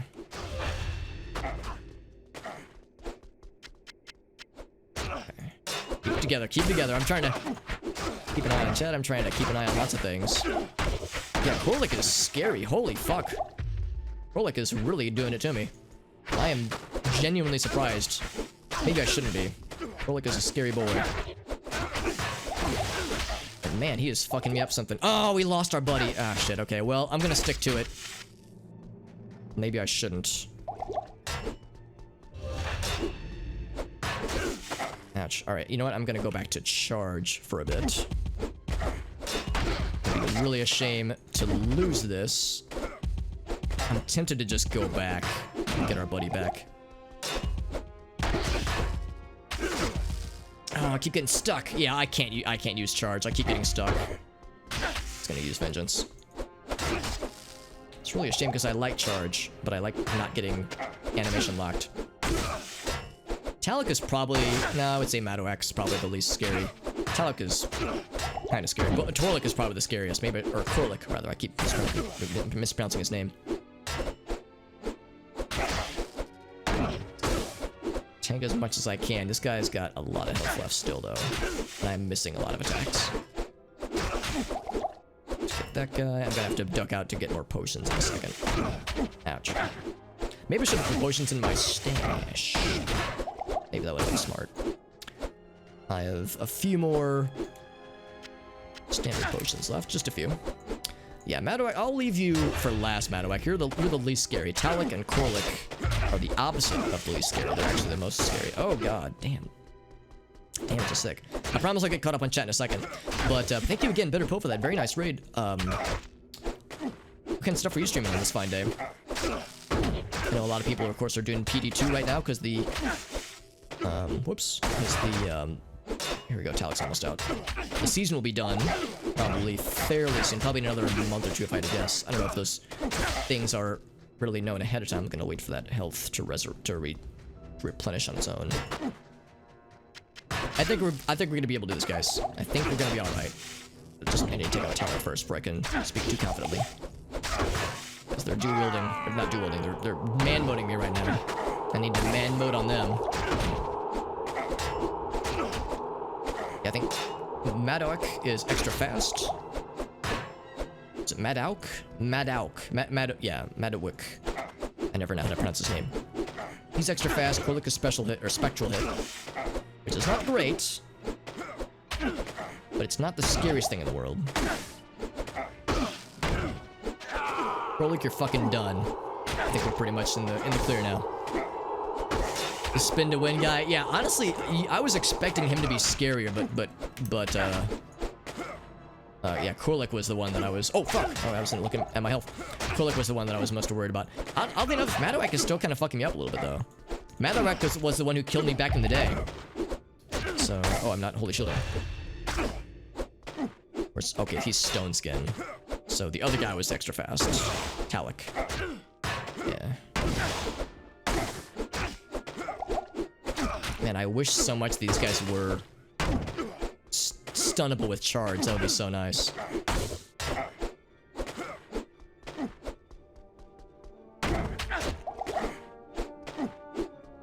I think we've pretty much got it in the bag. Madoc's still scary, man. He's still kind of fucking me up. Historically, he's always the easiest. And that might still be the case. But he's putting up a good fight, though.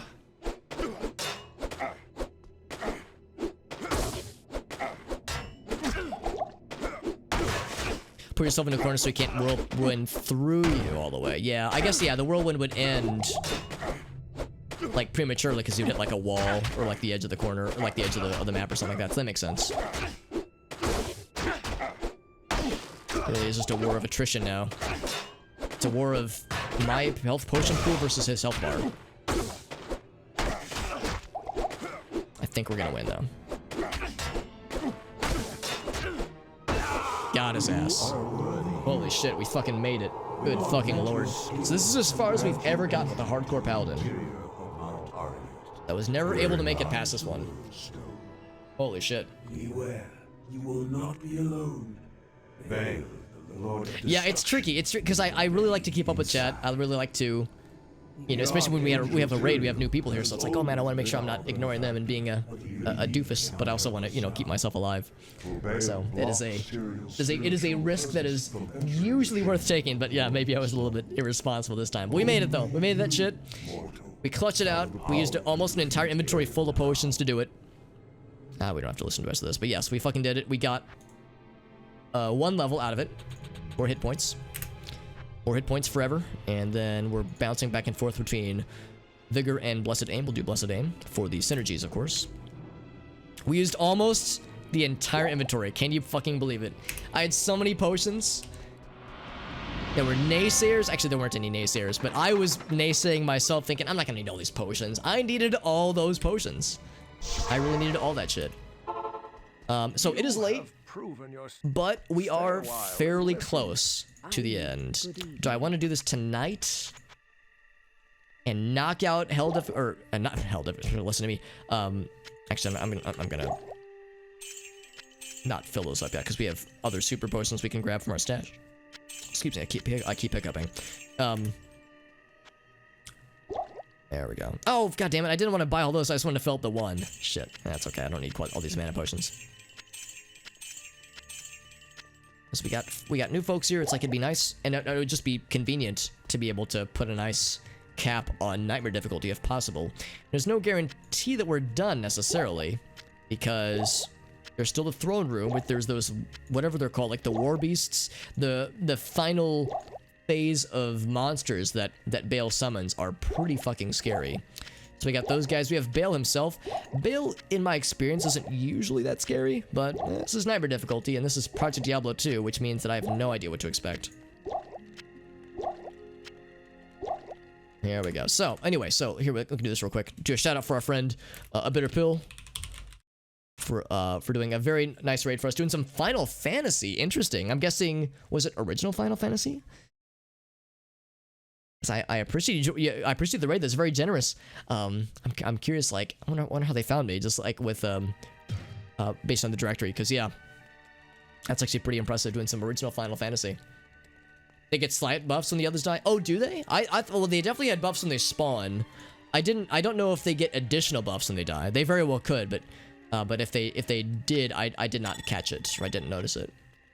I think we'll probably stick with this guy for a bit. I think we'll just stash this weapon. Alibaba's was great, but, and of course the magic find is great. I mean, it's a nice, convenient magic find utility, but I think we will go all in on damage now. Bestie. Yes. Get our buddy back with the offensive auras. Excellent. Get the waypoint. I guess, yeah, if I don't get the waypoint, we'd have to go through the Ancients' Way again, which wouldn't be the end of the world. We wouldn't have to refight the Ancients, thank fucking goodness. Can you imagine? It would actually be kind of nice to be able to refight the Ancients, because then you could get the experience all over again, because they give you a lot of experience per kill. But, yeah, it would also be better for my sanity. Level 64, by the way. Oh, right. Oh, these fucking guys. Forgot about the Death Lords. How could I forget about the Death Lords? I wish that I could. Ghoul Lords. All these lords! It's the nobility of monsters in Diablo 2. There's only a few of them, but you get a few of those guys together. You get those big fucking centaur lads together, and they are scary boys. I don't think you can. You couldn't, I don't think, in vanilla Diablo 2. Am I misremembering? Maybe I misremembered, but I thought you could refight them. Because otherwise, like, the experience it would give you would be a little bit silly.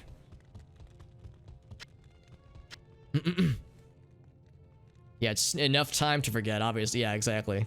Yeah, I could be misremembered, though. It wouldn't shock me. There have been other things I've definitely misremembered in this game over the years. Oh, what's Baal laughing at? He thinks he's so funny.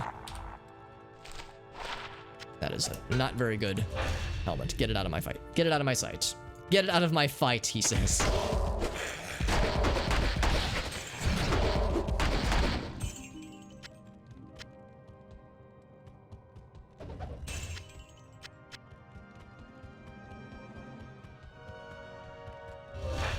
we go.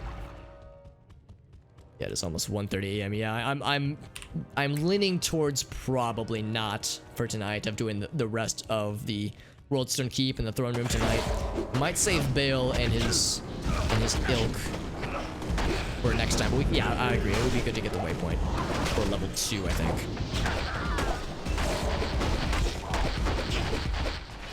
It's nice being able to charge things again, being able to juggle them with the knockback.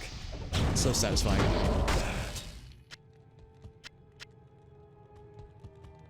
Healing potions, bloop.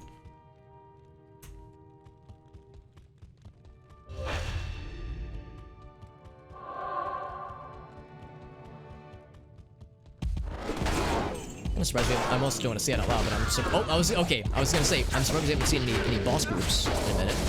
Here's a group of Death Lords. Oh, and that's Czar. What's up, buddy? Thank you very much for that raid. How you doing, Mr. Czar?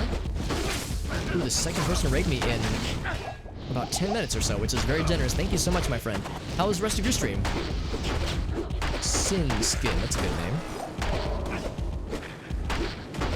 Our dude is getting bodied. Here, I'm going to heal him up real quick, our mercenary friend.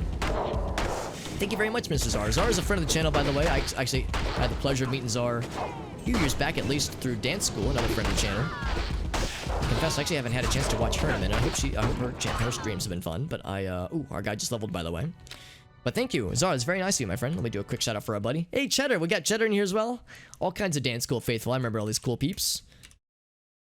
There we go. Do a quick shout out. Some more DBD. Very nice. Some Dead by Daylight. Got to eat a bunch of survivors. That's what I like to hear. Were you all right? So yeah. So you were playing as the big scary lads, the monsters. What's your favorite? I know that there have been some new updates, some new characters announced, that kind of thing. I saw the Resident Evil announcement as well, which is kind of neat. Do you have a favorite monster that you like to play as, like for the bad guy dudes? Or if there's a few that you like the most? So I'll confess, I've never actually played Dead by Daylight. I've watched other people stream it a bit. So there's some names I would probably recognize. Get that breastplate. Oh, what's up, Muddy? We got Muddy as well. Yeah, all kinds of cool cats. Use charge to create space. You can, yeah, which is very nice. Yeah, we've definitely used charge to run away a few times. We had to do that a bunch of times in the ice caverns previously. Demogorgon, hell yeah! So that's badass. I actually have yet to see the Demogorgon gameplay, but I saw the announcement that they added it in. I guess they added a bunch of characters, or in this case, even a monster from Stranger Things, which is neat. That's awesome. Thank you again, Mr. Czar, for a very generous rate, and thank you everyone for joining in. We're playing some Project Diablo 2. This is a mod for Diablo 2 called Project Diablo 2. Rebalances the whole game, soups up the monsters, gives the player character newer abilities, rebalances all the equipment, a bunch of skills, adds in some new skills even. So it's pretty much like Diablo 2, but just further enhanced or further rebalanced, for better or for worse. Some things that were overpowered are now nerfed. Some things that were awful have been buffed. That kind of stuff. And it's pretty good. I like it a lot. This is a hardcore paladin character. Hardcore meaning if we die, then the character is lost forever to the ages. So we got to get good. Here's level 2, by the way. Do I want to keep exploring? Let's go ahead and dive in. So we have to be careful. And this is nightmare difficulty, which means that we are in the second of the third difficulties in the game. So it's kind of like a new game plus right now. It's pretty good though. It's pretty good and I'm really enjoying it. Even though it's kind of kicked our ass a couple times, it's been pretty good so far. He eats their faces, hell yeah. Oh, it started at 3? Let's see, I think the events of Diablo 3 take place some number of years after this game's event. So it definitely is a fairly late game in the series, storyline-wise. And of course it came out, obviously, after Diablo 1 and 2. But yeah, storyline-wise, yeah, the events of Diablo 3 are some indeterminate amount of time after D2. I don't know how long, necessarily. Because the events of Diablo 2 start, like, I think it's assumed, like, within weeks or maybe months of the events of Diablo 1. I can think of a few things that happen storyline-wise in between the events of Diablo 1 and when Diablo 2 begins. But yeah, it's like there's a pretty short gap. I think the gap in between 2 and 3 is a little bit larger. Yeah, the longer, or the hardcore runs, yeah, it's, I enjoy watching them, and I like playing them, but they get stressful for obvious reasons. Oh gosh, especially when shit like that happens. Also, I've never actually seen a boss group full of the exploding demons before, because they exploded organically, which means we didn't get to kill them, so we didn't get to see any drops from them, which is kind of unfortunate, so we didn't get the cool stuff. But there's new features like the Worldstone Shard. That's something that allows you to gamble your equipment, where you could use the Worldstone Shard to basically try to add. It's a random chance of you either add sockets, you get a new effect added to it, or it re-rolls the item into a rare. Which means that based on what you put in, if you put a Tyrael's Might with a Worldstone Shard and re-roll it, you could get a socketed Tyrael's Might, you could get a Tyrael's Might that has like a nice added effect, or it could just randomly give you a probably much less good rare item, rare like yellow text item. So, you know, you could risk losing something really good. So the Worldstone Shards have like, it's kind of like, I think there's a similar thing in Path of Exile, where it's like you can re-roll at a cost, or at a gamble. But yeah, hardcore is fun. We actually did a hardcore vanilla Diablo 2 playthrough last year with a necromancer. It was actually a summon mancer, and we actually made it. We made it all the way normal, nightmare, and hell difficulty without dying a single time with a hardcore summon mancer. This was last year, and it was a lot of fun. Because Diablo 2 is one of these games I can always come back to. I always love this game. It's one of my favorites, and it's probably the game I've played the most out of all the years. Just I come back to it every so often, like once a year or so. Play it for like, you know, a few weeks or maybe a month or so. It's like, it's old faithful. It's like a warm blanket I can always come back to. And I need to find the waypoint, so I'm gonna keep looking. There's no waypoints yet. It's a few years. Yeah, that makes sense. Yeah. I mean, the storyline for Diablo, I mean, let's be honest, the storyline for Diablo 3 isn't that... Maybe there are people that disagree with this. For me, I would say the storyline for Diablo 3 was just so-so.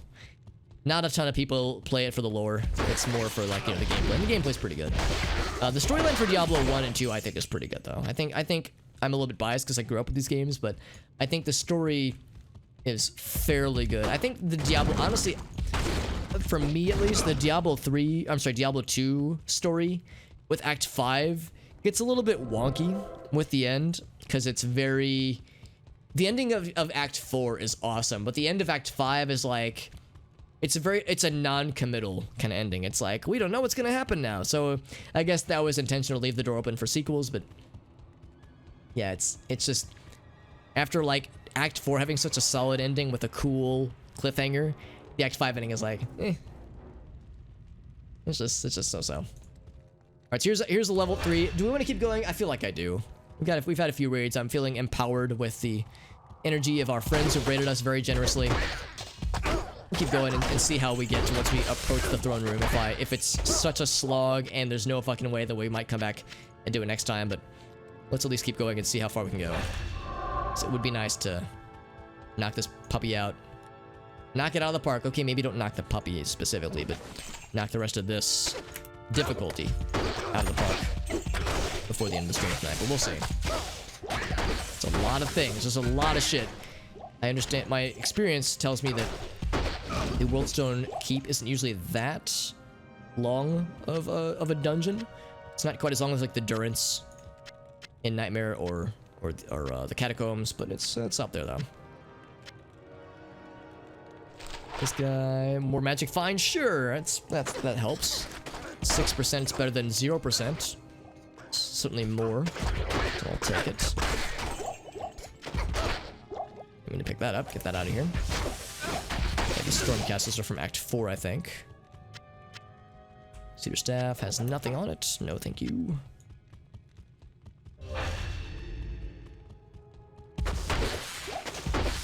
Little dudes.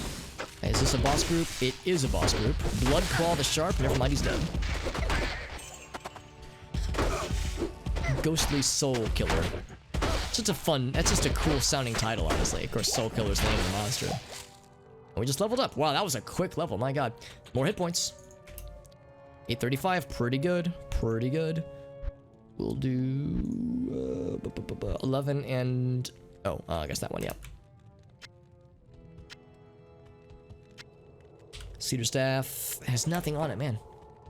I took the staves and wands because they could have things that make them sell for quite a bit of money, but that was not one such case. Also, I'm going to start hoarding rejuvenation potions again, so we are still very much in the land of hoarding potions like a gremlin. Like a potion gremlin. 2 sockets. Yeah, not quite. Not quite.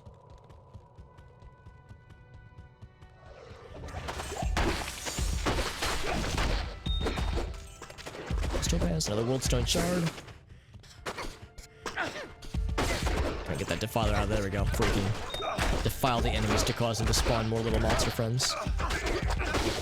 Oh, there we go. That was satisfying. Just knocking them all down like that. Holy shit. The splash damage is so nice. We'll let our buddy deal with the rest of them. The so-so reactions.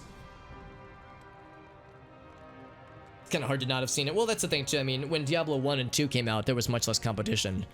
We were talking about that not too long ago, how like with Diablo 3, or well, 1 and 2, the hype, well, I guess Diablo 2 specifically, the hype was understandably, you know, bananas. Like the hype was crazy because Diablo 1 was a very well received game and the hype for Diablo 2 was up there and it pretty much delivered. But yeah, one of the major differences, of course, is that there were fewer Diablo-likes out there. Diablo itself was an Angband-like or a NetHack-like more than it was a Diablo-like, because those were David Brevik's and others' primary inspirations behind the game. So much so they actually intended originally for the game to be a turn-based game, and it still kind of is under the hood. It's just the turns are super fast now, so it's like you don't really notice it. But there are certain things like when you're playing Diablo 1 and you see how light radius works, you see how enemies behave when they're on the periphery of your light radius. You can see that they have a certain number of actions they will do before they close the gap on you, and it's like predictable. So it's like it's still a turn-based game, but not how we typically think of a turn-based game. It's like the turns are just, you know, cycling really fast. But regardless, it's a game that, like, Diablo 2 defined the genre, you know, for better or for worse. So yeah, it's like the expectations were probably unrealistic. And I would say I was probably guilty of that as well. I probably had unrealistic expectations. But yeah, it's like there's been the game has changed, the industry has evolved, you know, since Diablo 2 came out, in between Diablo 2 and Diablo 3. And we're all older now, you know, we're all more jaded, so it's harder to impress us. And also, something I've mentioned a lot is that Blizzard North was a very different company than Blizzard Prime.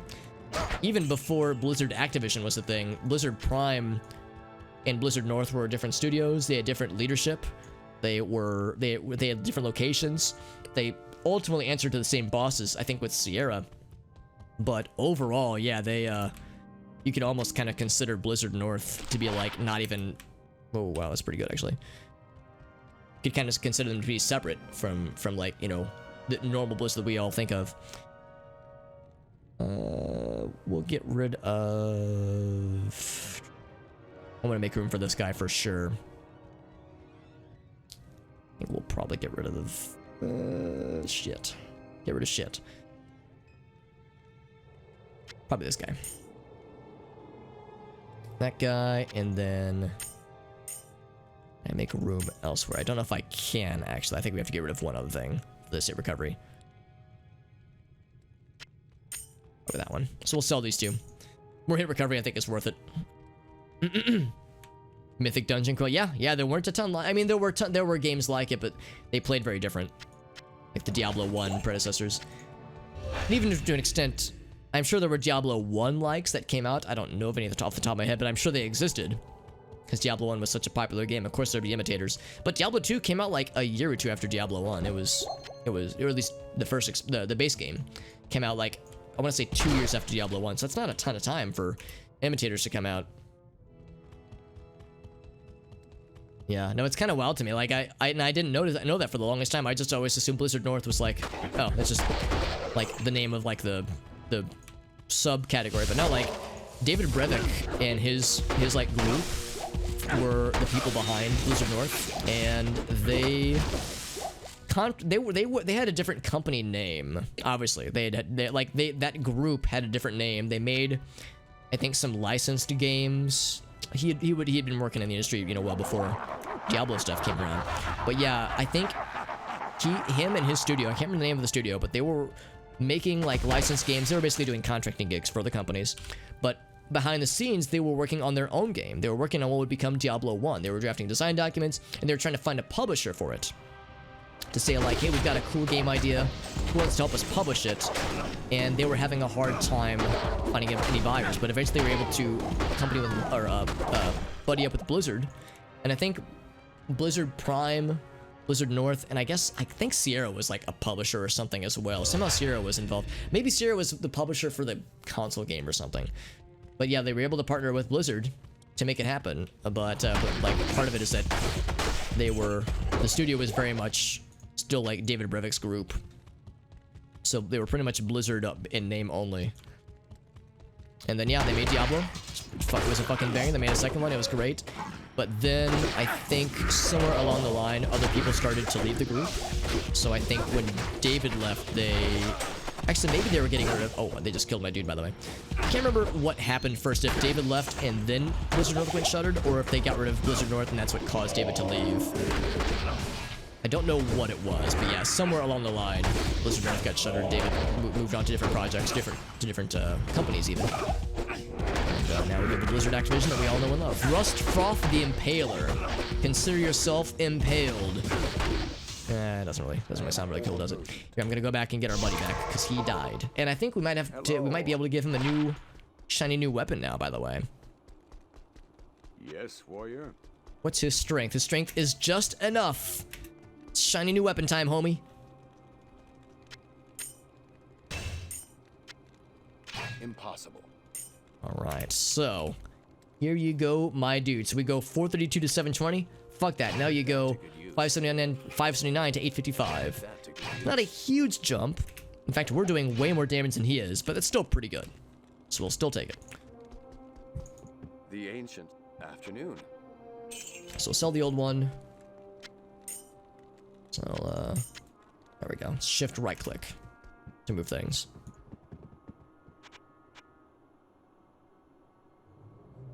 Yeah, exactly. Hard to impale with the... It's called a holy water sprinkler. It's like a fancy glorified mace. Hard to impale with a mace. Accurate. A little bit tricky.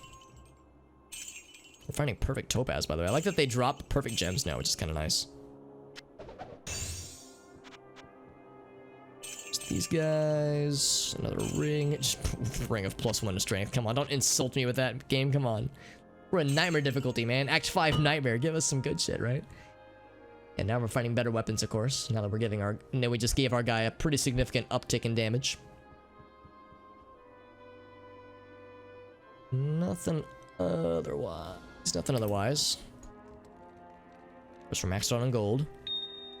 Plus sapphire. It's another perfect topaz in the making right there. Very good, very good. They're, of course, all very stackable, which is just a thing of beauty, honestly. Love it. Even notice that guy hiding down there, that little ring buddy. Turned into the Hammer Bros, I believe it. Yeah, we turned him into a Hammer Bro by force. Yes, we have room in our stash again. Isn't that great? Isn't that a thing of beauty? We have room to store things instead of just fucking potions in there constantly. Although we're in the throne room now, so I'm probably gonna need more potions sooner than later. I'll go ahead and stock back up on those puppies real quick before we re-enter. Salutations. Alright, so same situation with the ancients. One man enters. Well, one man plus like a fuck ton of monsters enter. And either a fuck ton of monsters will exit or one man will exit. We'll find out because we're doing the throne room tonight, boys and girls. We'll see how it goes. These guys aren't dead yet. This ilk have not been dealt with. There we go.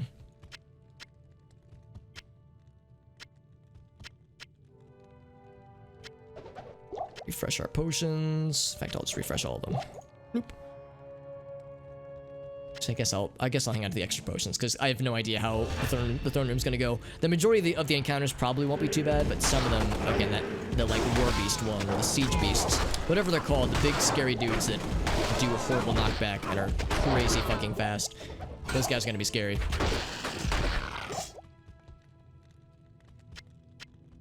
The last wave of bad guys that he spawns, that big man spawns. Before absconding to his portal like a chump.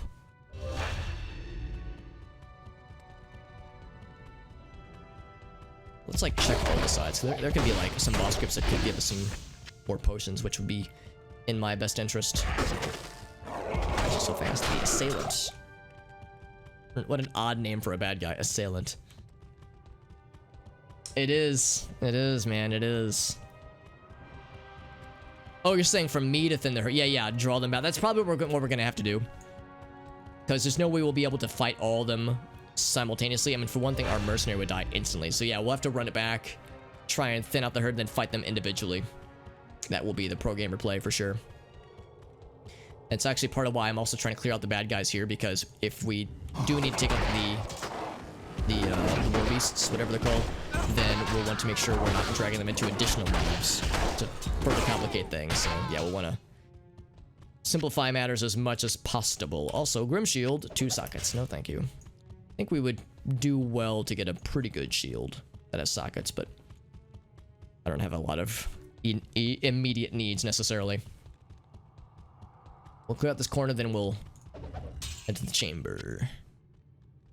He is assailing me, yeah, or us rather. He's assailing both me and our buddy. It's an appropriate name. There's a boss group down there where they're all huddled together is not encouraging. We thought we were done with these Oblivion Knights, at least for the time being, in this difficulty. But here they are still, being a bunch of nerds, casting Decrepify like a bunch of goobers. Oops. Lightning damage, my favorite. Alright, I have delayed as much as I can. We got a level earlier, which is nice. Level 65. Pretty good hit points. Oh, never mind, we're not done yet.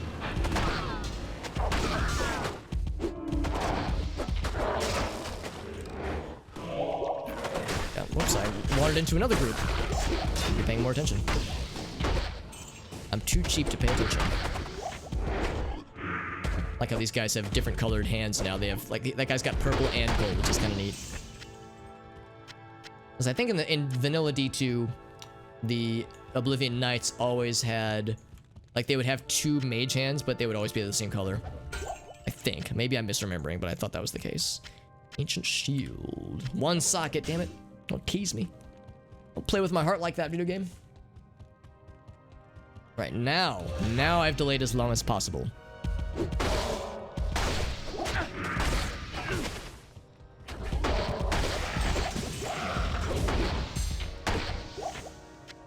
Incoming obnoxious laughter from big man on campus over here.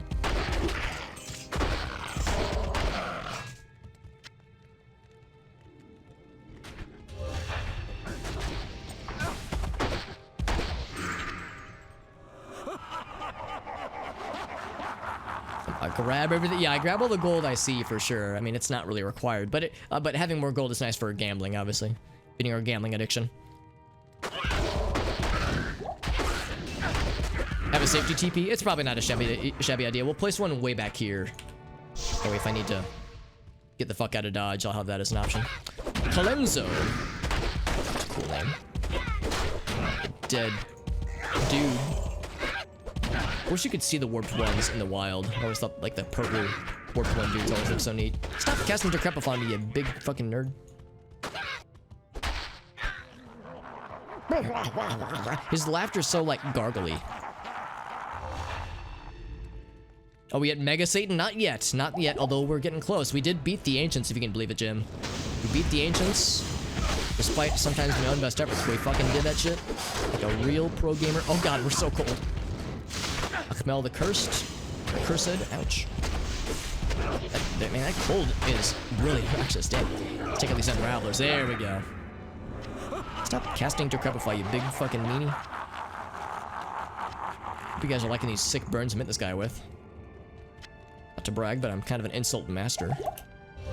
You win! You're the insult master. Stay alive, please. Stay alive, my mercenary friend. We need you for the big scary fight. This coming up. I think now, actually. Oh god, that's a lot of painful fire. Here we go, friends. Yeah, we did the Ancients. They were kind of devils. Now I got... Oh, okay, I was wrong. These guys, I mean, they're still scary, but not quite as scary as fucking giant war beast lads that are not nice and make me sad and pee my pants. Oh, he's stuck on them. Oh, wow, he's so fast. Oh my god, they're as fast as I charge. These are other large lads. Got his ass. Like how we chased his ass down and fucking spanked him into oblivion like a real gamer. Alright, backing up. These guys, these fucking guys, yep. Just nope, run it back, just nope, we're running it back, nope, just keep going, stay alive, please. I don't actually know where he is. He's getting health back. You okay, homie? Emund? You with us? Sorry, ladies, one at a time, please, please. Yeah. I don't know if they're ladies, but they are big scary things. Big scary monster friends. Here's one. He's already taking a lot of damage. Oh, they are susceptible to... Oh, they're susceptible to knockback. That's much less scary. Minions of destruction. Now, granted, it's easy for me to say, oh, that's not so bad when there's only one at a time. Where'd our dude go? He's just fucking gone. Our dude just fucking despawned. I would like for him to respawn back at me. I think he might have glitched. Or something. I'm gonna go through the portal just to force him to respawn. I've never actually seen the mercenary just disappear. I've seen them die, obviously. Let's get back in here, dude. Don't run away. I need your help. There we go. Yes. That was so weird. Where he hadn't died. He just was like stuck in purgatory or something. Who's the actual boss, by the way? Yeah, the actual boss isn't too bad. Spectral hit, extra fast. Not too shabby. Got his ass. Alright, let's go clean up the rest of them, fam. Then Baal, your ass is on my list. Because your ass is on my list. See, Hall & Oates should have just gone with that instead. Your kiss is on my list? Nah, man. Who's got time for kisses when you got time for asses? Okay, although I am gonna run away like a chump. Actually, you know what? No, I'm not. Fuck that. Fuck this running away like a chump bullshit. These guys are the chumps. We're not chumps. We're champs. Hell yeah. Walking stick. Gamer mode activated. It's okay. We'll sell it. They could, yeah, they could be late. Yeah, I'm not gonna ask in the heat of battle. The improper time. There's a time and a place for everything. And it's not when you're killing demons. So, all that's left is Baal, and I've been perhaps overly confidently stating that Baal is gonna be an easier fight than his summoned ilk. Let's see if I end up eating my words, because in normal difficulty, he was a complete walk in the park. And in vanilla Diablo 2, he is oftentimes a walk in the park, but I have no idea what to expect. This isn't your granddaddy's Diablo 2 anymore. This is my grandson's Project Diablo 2. Which means it has a different balance, different monsters, different everything. Well, I mean, not different monsters, but rebalanced monsters. So the whole thing is all very different. Alright, so I'm kind of curious. Yeah, that could be really good if we identify that. Any other potions I want to take with me? I'll actually take some mana potions. We could use more mana, maybe. Except never mind, because our inventory is full. Here, let's put more shit into her. There we go. Mana and mana. Any other potions I want to nab before we get the fuck out of Dodge? And then get the fuck into Dodge? No, sir. Alright, Baal. Hope you've enjoyed being not dead, because I'm about to stop that. Wow, Alex, your trash talking game is so good. I know, right? I just impress myself sometimes. What can I say? What can I say? Baal, you fucking nerd, give me my lunch money. Or give me your lunch money. Ouch. Alright, I need to, like, maybe not use charge, because we don't really get as much bang for a buck. I think he just drained a bunch of my mana. You know what, Baal? I was about to apologize for calling you a nerd, but you know what? Fuck that. Fuck that and fuck you, Baal, you big meanie. For pot addiction, yes. Diablo 2 got me hooked on my pot addiction that's lasted me all my life. My degeneracy game with my anime body pillows, my harem of anime body pillows that I may or may not sleep with. Citation needed. I mean, you can't see any in the background, so I can't promise you that my anime body pillow addiction is or is not real. So it's almost like the less or more, the less I say leaves the mystery up for debate. Also, Baal is like not easy. He's doing some dammy dams to my face. But the ancients were so much scarier. I mean, Baal, when you've got the ancients, who are such a fucking like paragon of terror for hardcore players, hardcore melee characters in particular. And then Baal's out here with like, here's a melee attack, half dam or half health. It's like, dude, the ancients could have whipped this guy's ass. How did he get past the ancients? Maybe he just like broke the gate or what have you. But it's like, dude, if we had to go through so much trouble and fight something that's way harder than this guy to get to him, it's like if you're fighting a boss and the bodyguards for the boss are a harder battle. That kind of thing. It's like, why are your bodyguards so scary? They should be the boss. The ancients should be the ones calling the shots, honestly. And it's not just me. Look, I haven't even had to use a single healing potion on Eamon. Of course, he's focusing me, and he hasn't done his bullshit duplicate thing yet, and so maybe things will get weird.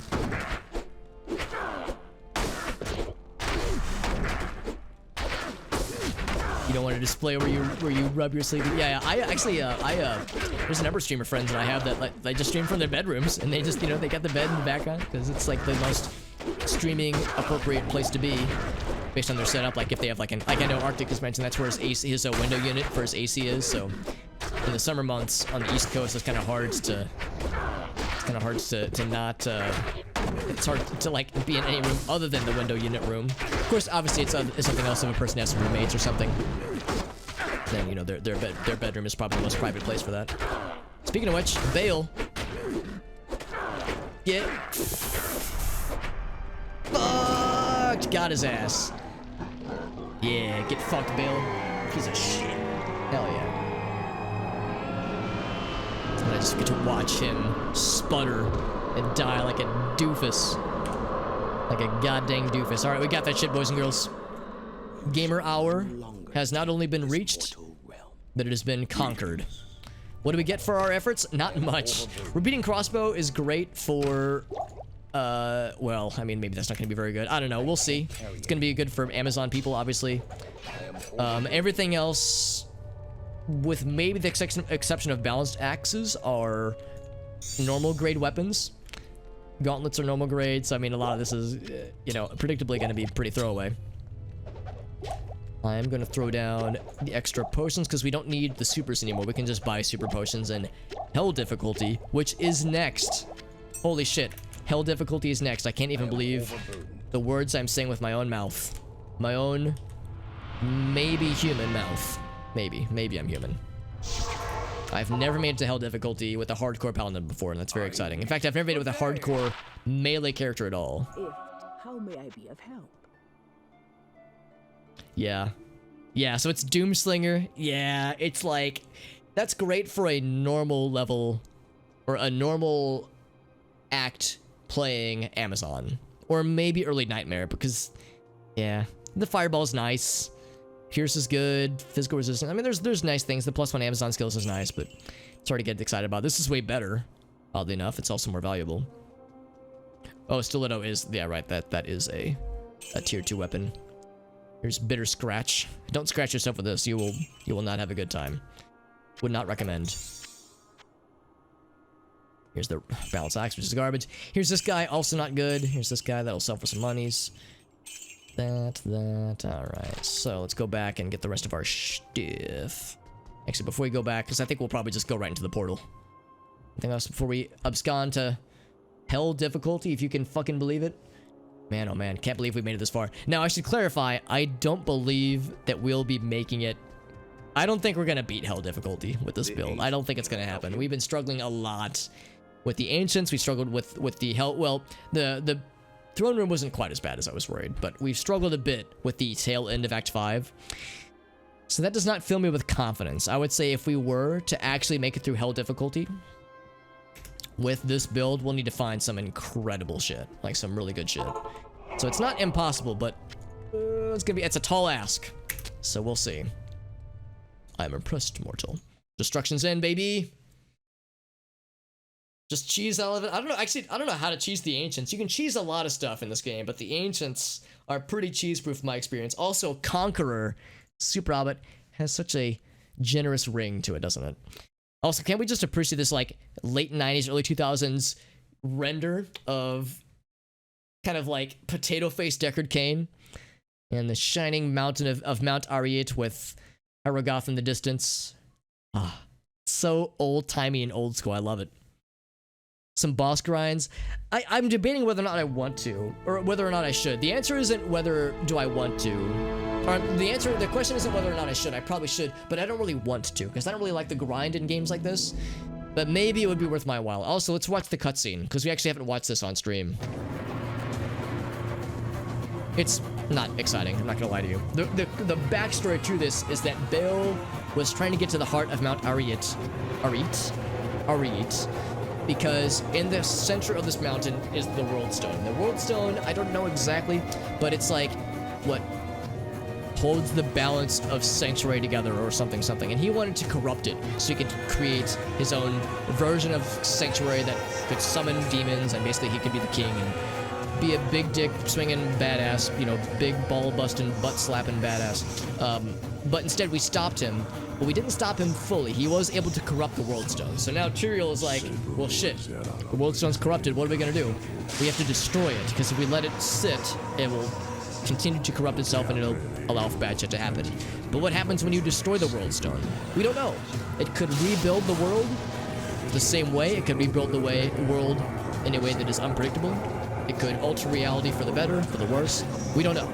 So this is basically like a hard reset on, maybe not a hard reset, but a questionable reset of what's this gonna do? We don't fucking know, but the unknown is better than a corrupted World Stone reality. So that's why this shit has to happen. So it's neat, but I don't know. I don't really feel that after how cool the ending to Act 4 is. I always feel like the ending to Act 5 is like, yeah, alright, the thing happened. That's neat. So it splinters into a million pieces.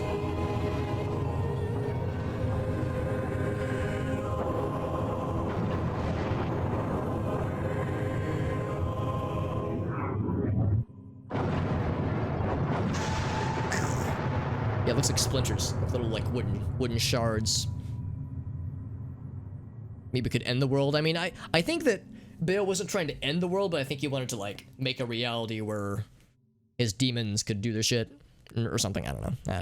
I can't pretend to know what exactly was going down there. But look at that, hell difficulty. Hell yes. Oh, gotta run in circles. We made it. Wariv, what's up? He's like, hello, humble, noble paladin, level 1 adventure. Oh wait, I'm sorry, you're actually level 65. But again, these are, you know, slightly different times.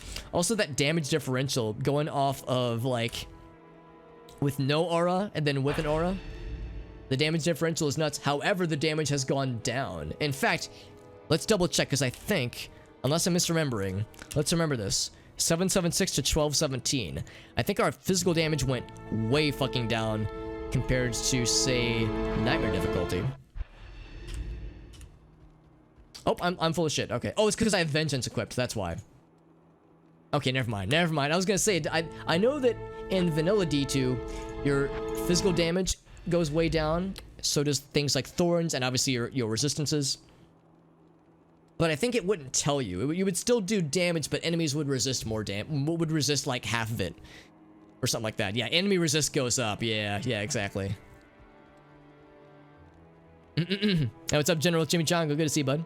Was it looking at the merc? No, I was looking at the... Because I had the wrong skill equipped. That was my issue. Because, yeah, it's like I was looking at more or less, you know, normal attack stuff. So, I mean, obviously, Vengeance is better than normal, but not much. Because I only have the one slot into it. What could a demon do with it, though? Well, I mean, Baal's not just any old demon, though. He's one of the prime evils. So he's like, you know, he has powers beyond just plain old demons. I mean, I don't exactly know a ton about the in-game, like the meta game lore necessarily. I bet the books probably delve into maybe some of it. Or the gauntlets. Yeah, I mean, they're okay. They're all right. And then the axe, military axe, it's okay. It's hard to get excited. Hard to get that excited. But yeah, there was some grand plan behind what Baal was trying to do. I don't know what it was, but it wasn't just him wanting to end the world. I think he had other means, or other goals, rather. Oh, really, Chimichanga? That's exciting. I hope it goes well for you, my friend. I mean, regardless of how it went, the fact that you asked it means you got the guts, man. That shit can be harrowing to do. I bet that was stressful. But yeah, congrats on at least pulling the trigger on it, so to speak, making it happen. Also, I think I'm going to probably sell as much as I love the name of this weapon, the Doom Impaler. The weapon we gave our lad is, I would say, better across the boards. We'll just sell this one. I was thinking we could try to corrupt it, but I don't think it's gonna be worth it. Hi there, I'm Charcy.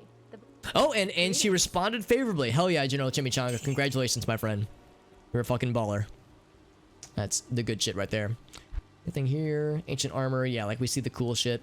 So let's do a quick test run to see how down bad we are right now. So the beginning of Nightmare is always a little bit clunky because, you know, when you're used to one-shotting everything in normal difficulty. But in Nightmare difficulty near the end, it was still kind of a struggle. Let's see if like killing normal bad guys is gonna kick the shit out of me like I'm expecting it to. Because with hell difficulty, we're gonna have to be very careful. We're gonna have to play a lot slower. because it's a whole different ball game now. Enemy damage is way higher. They resist a lot more. There's a lot more boss groups, and the boss groups are going to be disgusting and silly with their density and with the number of modifiers that they have attached to them. Most bad guys are going to have some kind of resistance, so we're going to see a lot of immune to cold, immune to physical. It's going to get weird. We're actually doing all right now. Like, obviously, I'm going to wait till we see a boss group before I speak to how confident we are, but we're not, like, getting completely body. Here we go. Here's a boss group. So he is demon, it's cursed, cold enchanted, mana burn. So it's like, yeah, you see it at minimum 3 modifiers for a lot of these guys. Oh, here's an experience shrine. I gotta use the experience shrine, man. We'll play until the experience shrine wraps up, then we'll wrap up the stream, because it is getting late. It's not getting late, it has gotten late. But yeah. Yeah, so we're not completely screwed. We'll save the den for next time. Yo, holy freeze, that's a cool spell. Watch me fucking die to this second boss group, because he knocked me down to half health. A good demonstration of what I'm saying, where it's like, we gotta be careful. I can't play reckless like I used to. I like to think I was never playing reckless, but I certainly wasn't as careful as I ought to have been. So now I will need to, you know, entertain some degree of hesitation or just willingly flinging myself into a boss group and hoping for the best. I say as I continue to bounce off these guys. Because yeah, these guys do a lot of damage. Ooh, buddy, yeah, it's like I gotta be careful. There's also multiple boss groups. So, thank goodness for Holy Freeze for being a pretty good crowd control device. Gut Eye, by the way, good name. Still scary though. Give my guy a healing potion to keep him alive. Yeah, I need to be more. Oh, they killed his ass. I thought for sure he was fine. And then he wasn't anymore. Well, good example of what I'm saying, where this shit is still goddamn scary. They just ate his ass alive, didn't they? Ate his ass. Oh, they almost ate my ass for breakfast. Holy shit. It's because I'm cursed with amplified damage. That's why. And also they're healing. Because they got health regen. Yeah, so that is scary, man. That's a good example of, like, it's still scary and dire. Black Blister. What do you have? I'm guessing extra strong and cursed. What does he have? Magic resistance, extra strong, yep. And I think, yeah, and spectral hit too. Oof, that's gross. That's the opposite of what I like. Of course, I could just run away. I don't have to fight them. But now I need to exact revenge. They did my buddy dirty.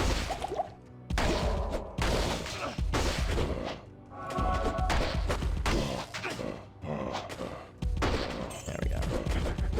Now the rest of it. Juggle him into infinity. Heavy gloves, though. I think we've seen those heavy gloves before.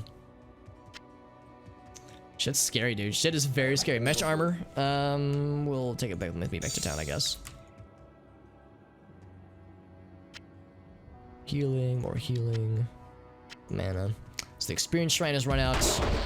One less minion to round out that particular group. That is very satisfying, by the way. Oh, that's very fun. Another rejuve. Probably just end up having more slots for rejuve potions, honestly. Let's gotta get that far, honestly. Okay, let's go sell the rest we got. Do I have a point to cleanse? I do not. Maybe that'll be worth my while. Because, yeah, curses are gonna be scary. Oh, God. Speaking of which, yeah. Yeah, man. My resistances are pretty good, but they're not amazing. So I will need to up the ante for curses and such. Oh, man. That is scary. Oh, fuck. Let's go ahead and use a rejuve. Yeah, and damn, we might die before we get very far into Act 1. I might die before I get back to town. Damn, dude. I want to, like... Maybe I should just run. Here, let's try nickel and dime these lads. Immune to physical? You shitting me? See, that's the kind of shit that you're gonna see in Hell difficulty. With untold... Oh, come on. Oh, I hate getting stuck like that. It sucks. That could cause some serious problems in this difficulty, too, for that matter. I have no potions, that's why. There's a level up, by the way. So we'll definitely be leveling a bunch.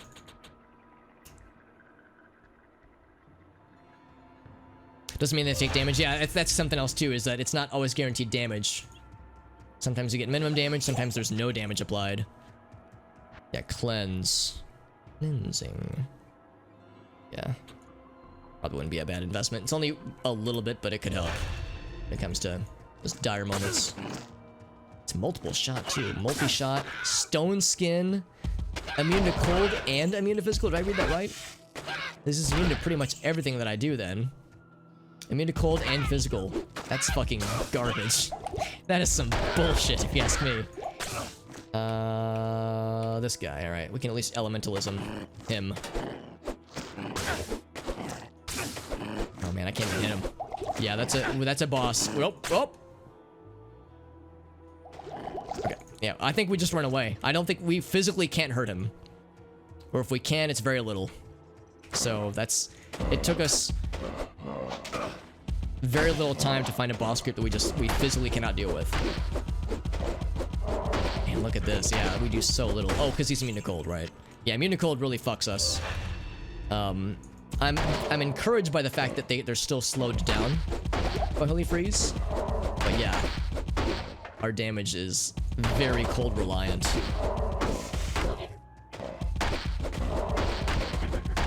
Yeah, this does not give me a lot of confidence, but like I've said before, anything beyond this, honestly, we're playing on borrowed time, as I was not expecting to get past the Ancients. Yeah, they do decurse. They do. They definitely do. They heal all unsavory effects. Thank goodness.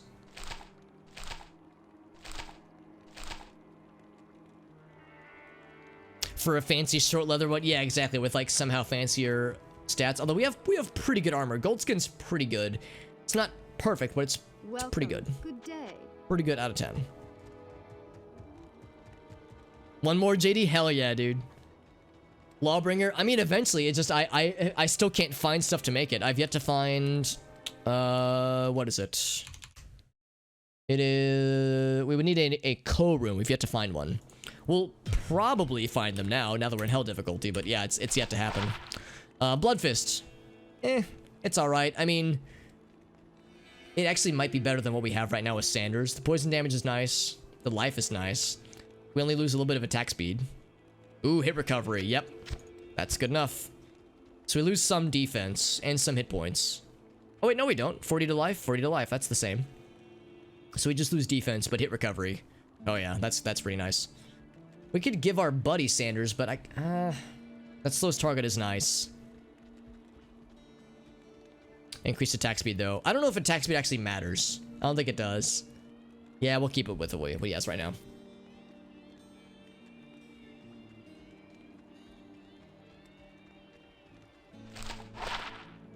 Lawbringer. Wait, that'd be for my mercenary though, right? Would I give Lawbringer to myself? I thought we were saying Lawbringer would be for the merc. I need to re-look at the rune word. I keep Sanders. I think Sanders isn't that good. The rest of it isn't. Really cool boots. I mean, good defense. How much of a difference would that make? 91% versus 89. 88%. Yeah, defense just doesn't do much for you, does it? Actually, I probably won't use Vidalis. I would probably use... Actually, those resistances are really good, but the durability of 7, that's just gross. Probably give this to this guy, actually, instead.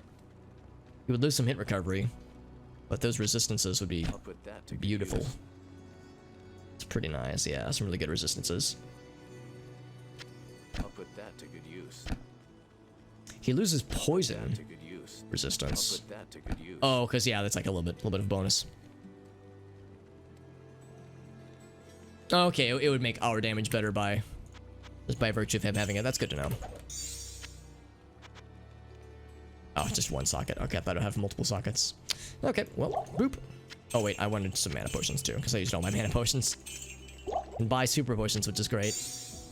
Oh yeah, I'm already resigning myself to the fact that there's a significant chance that the next time we play this, we are gonna die in the Den of Evil. And it's gonna be embarrassing. Not that embarrassing. I won't be shocked by it. I am getting ready to accept my fate with dignity. I'm not, resigning myself to saying it's gonna happen, but I'm getting ready to accept reality that we might not make it very far, because this is rough already. Yeah, putting the point into cleanse to dealing with curses will help for sure. Whereas I could always spec out. I could always spec out of meditation. Oh, because we have something that gives a bonus to it, I guess. Yeah, that guy right there. We could always spec out of Holy Freeze. I mean, it's been really good for us, and the crowd control is great, but the damage might become an issue. If we spec out of Holy Freeze, the only thing I could think of would be Conviction, and then we would lose the we would certainly lose the bonus of the slowdown animations. You could find kill possibly if I grinded for it. Yeah, I mean, it's sounding more and more like if I wanted to really take this seriously, I would need to grind. And I'm very averse to the idea of grinding. So I think that's part of why I'm just kind of like accepting the fact that we're probably not going to make it very far.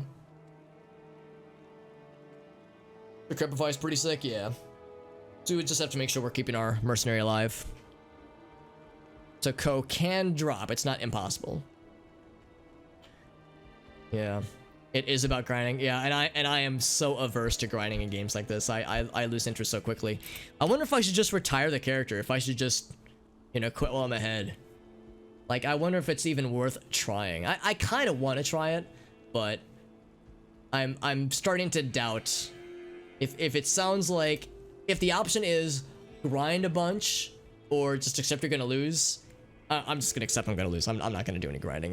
Back in the day when I was a more rambunctious and more virulent Diablo 2 player, I'd be more down for it, but now I'm just like, life's too short. I'd rather play other games. But now we'll do it for realsies. We'll next time we stream, I'll play this game. Well, maybe, I don't know. The next stream will probably be the bonus stream over the weekend, and depending on how late it is, when I start on the weekend, we might just go right to Jackbox games. But the next time I play like main stuff, we'll definitely do this. But yeah, there's a significant chance we'll die out.